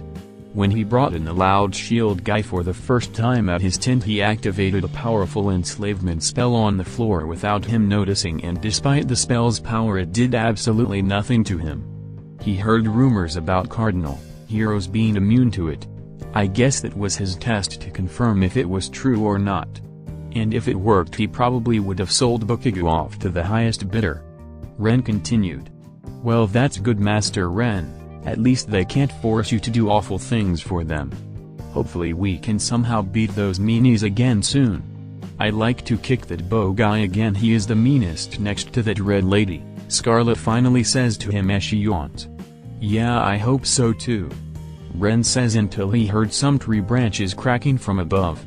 He hoped it was just a wild animal, but Ren quickly grips his sword in case it was them again. But unless they somehow got a dragon like Bakugou, how could they even catch up to them? Going up the cliff would take them over an hour alone if they didn't spend more time going, around 4 miles, and they had a massive head start, so who could it have been if it not them? That quickly got answered when finally a cloaked figure jumps out from a tree in front of Ren and Scarlet. Ren had no idea who this was, but he wasn't taking chances as he pulls his sword out with Scarlet lifting her head looking angry at the figure. "Who the hell are you?" Ren demanded. The cloaked figure lifts its head and the mysterious person turns out to be a woman covering her face up in some mask. After a few seconds of silence the woman finally spoke. "Dear sword hero, I am not your enemy here." The complete opposite, I dare say. Despite the woman's proclamation, Ren was still acting cautiously with his sword out. "And what are you then?" he demanded from the woman. "I am of the shadows. We are the espionage and spy force of the true ruler of Melromarc, Queen Myrelia. And to get straight to the point, you have been hereby requested to meet up with Her Majesty herself." "The Queen, huh?" Ren has mostly only known about the Queen from his companions and word of mouth from the regular townspeople. He originally thought she and her husband were some dual monarchy wielding equal power together, but, with her agent saying true ruler, that puts that into question. The only other things he knew was that she was a highly respected monarch and the fact that she was currently out of the country. He never expected the Queen to be contacting him through an agent. And he remembered briefly about one of his companions telling him to try to find the Queen back near the tavern, so there was probably some more merit to it. Ren felt a little more at ease, but he acts cautiously at this mysterious figure. "Okay, and what does she want from me?" he asked. "The roots of this commotion run deep, you understand, right? I dare say we can get all the help we can get," the woman continued. "I know with Alt Cray and his insane plans for the war," Ren responds, thinking he knows everything about this situation. The woman was silent for a few seconds until she spoke up again. "I'm afraid there is more to it than that. Alt Cray, Princess Melty, and the spear and bow hero are nothing more than pawns of a game, with another player controlling them without the foreknowing." The fact surprised Ren. "Another player? Who are you talking about?" Ren asked, wanting answers now. Without hesitation, the spy woman continued. "The group that holds a tight grip on the country and had been trying to keep a certain status quo that will maintain their control over Melromarc's people. Lately though that status quo had been shaken down by the shield hero and all of his accomplishments."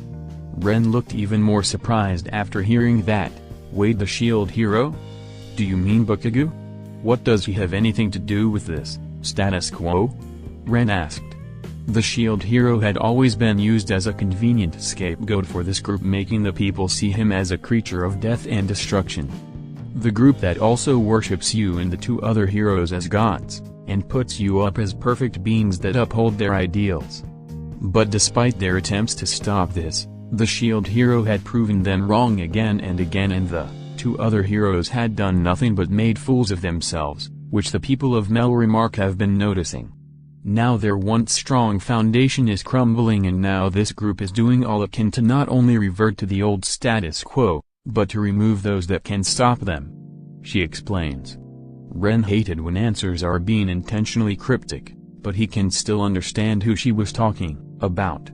"The 3 Heroes Church, so you are saying the church is behind all of this? Other than motivation, what other info do you have?" Ren asked. "We agents are everywhere we are needed to be, including at the castle you were at over a day ago. We learned that enslaving you was all Pope Bomis's idea, and he provided Princess Melty her enslavement branding iron."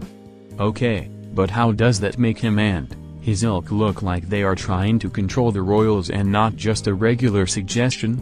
Because Pope Bomis had already known that enslavement of a hero would never work.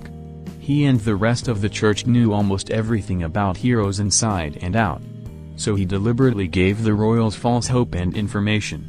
Ren raised his eye to that. "That is a good point, but how does any of that benefit him in any way? How does all the nonsense that happened tonight advance any of his plans?" "We are not completely sure yet, A good player would always make a move that may seem nonsensical, but then he makes his next ultimate move to eventually crush his opponent. Sometimes this requires them to sacrifice some of their pawns. Ren understands what she was saying, but there are still so many things that don't make sense with the church's plans. But it was something he had to think about later. He went on to ask other topics. Okay, if you guys are everywhere, then do you know what actually happened to Princess Melty? Princess Melty is fine. She is currently in Siltville right now under the care of the shield hero Bakugou.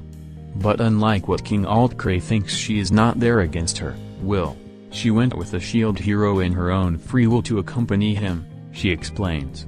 I see, figures, Ren responds. He was glad the princess was fine, but he was banking on finding her and get her insane father to stop this nonsense. But now she and Bakugou were in a different country with a heavily fortified border.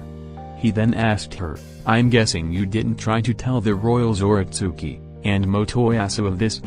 Altcray refuses to listen to his own wife's direct orders from loyal knights and messengers. Do you think we would have any luck explaining this to him? And Princess Melty gains the most from her sister dying and has no love for anyone but herself. The spear hero is on her fingertips and the bow hero is just as stubborn as Altcray. Yeah, not surprised. Ren comments again. So, again, sword hero, please meet with Her Majesty. She'll help you with the current situation you are in. Okay, and how do I know you're telling the truth and not some kind of trick or trap?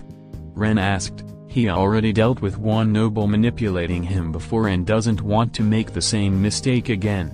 I really can't, Sir Sword Hero, but do you have any better idea on what to do? She responds. Just as before, it was another good point. He may have no other options. But then Scarlet thought up of something. Hey Master Ren, what about going back to your town again and meet up with Windia? Ren was completely against it though. Bad idea, Scarlet.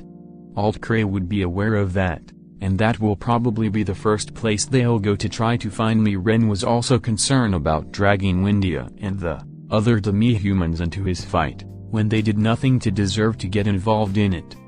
He's also worried about Gaelian's safety as he alone nearly killed the dragon once. If Atsuki and Motoyasu were involved, they would certainly overpower him and the dragon and will have no sense of mercy. We need to avoid Merso at all costs and any other obvious place. So it looks like meeting the queen is the only thing we can do for now. So where's? But the shadow was gone and in her place was a large sack of supplies and a map attached to it. Ren takes it off and saw that it was marked with where they were at right now, leading the way to the queen, who seems to be near the border of a different country away from Zeltuville. It was a few days away from where they were at and was still a big risk to go to, especially with half of Melromarc's army on his tail. But he didn't have much of a choice. To save his other companions, to protect Scarlet and the people of his town he was lord of now, and to stop a civil war from happening in Melromarc, they must find its true ruler and put an end to Altcray's mad reign, as well as Malty's and the Three Heroes Church's ambitions to take over. Ren puts away the supplies and looks back at his party member. Okay Scarlet, are you rest up and ready to go? Scarlet then made a cute salute to him. Yes sir Master Ren, I'm up and ready to go again. Ren could only smile, feeling proud of her. But as he looked up, he noticed a large amount of smoke from a distance. It seems the princess is trying to smoke and burn them out. Alright Scarlet, let's go. He ordered. Scarlet turns back into her bird form as Ren jumps on her back. She then runs off at a fast but more steady pace than before to find the queen and stop this madness already. Far back near the cliffs, Princess Melty had been ordering her archers and mages to setting fire to the forest at the cliff above, wanting to burn out the hero that escaped her clutches, while Motoyasu and Atsuki recover from their wounds from that disastrous fight. She didn't feel any satisfaction though from the fires, only a burning hate. Keep burning and continue to set up search parties. I want that bastard and his brat now. She shouts to her soldiers, who did all they could do to make their princess not have them executed. Melty continued to note, yeah, another long one. Never expected that this chapter would be this long. Still, I'm glad finally have it out now, though again if people find these chapters to be too long, I can Always split them up as I suggested once before, but if not then I won't change anything. I thought it was appropriate considering some of the minor parallels and contrasts to Bakugou and Ren stories, so I hope I didn't make anyone bored reading this long chapter. Something I should address though, mostly about the fact of Syltvit demonizing the three other heroes, that part 1 completely made up in Shield Heroes lore. Otherwise Motoyasu in the Spear Heroes spin-off would not have been welcomed easily in Syltvit in the first place in that story. But I went with it anyway as I think it's appropriate, as I imagine after the church of their rival nation began to demonize their god figure, I can see the Syltvit government, church doing the same thing back to the other heroes they worshipped. Thank you again for your patience and hope to see you again soon.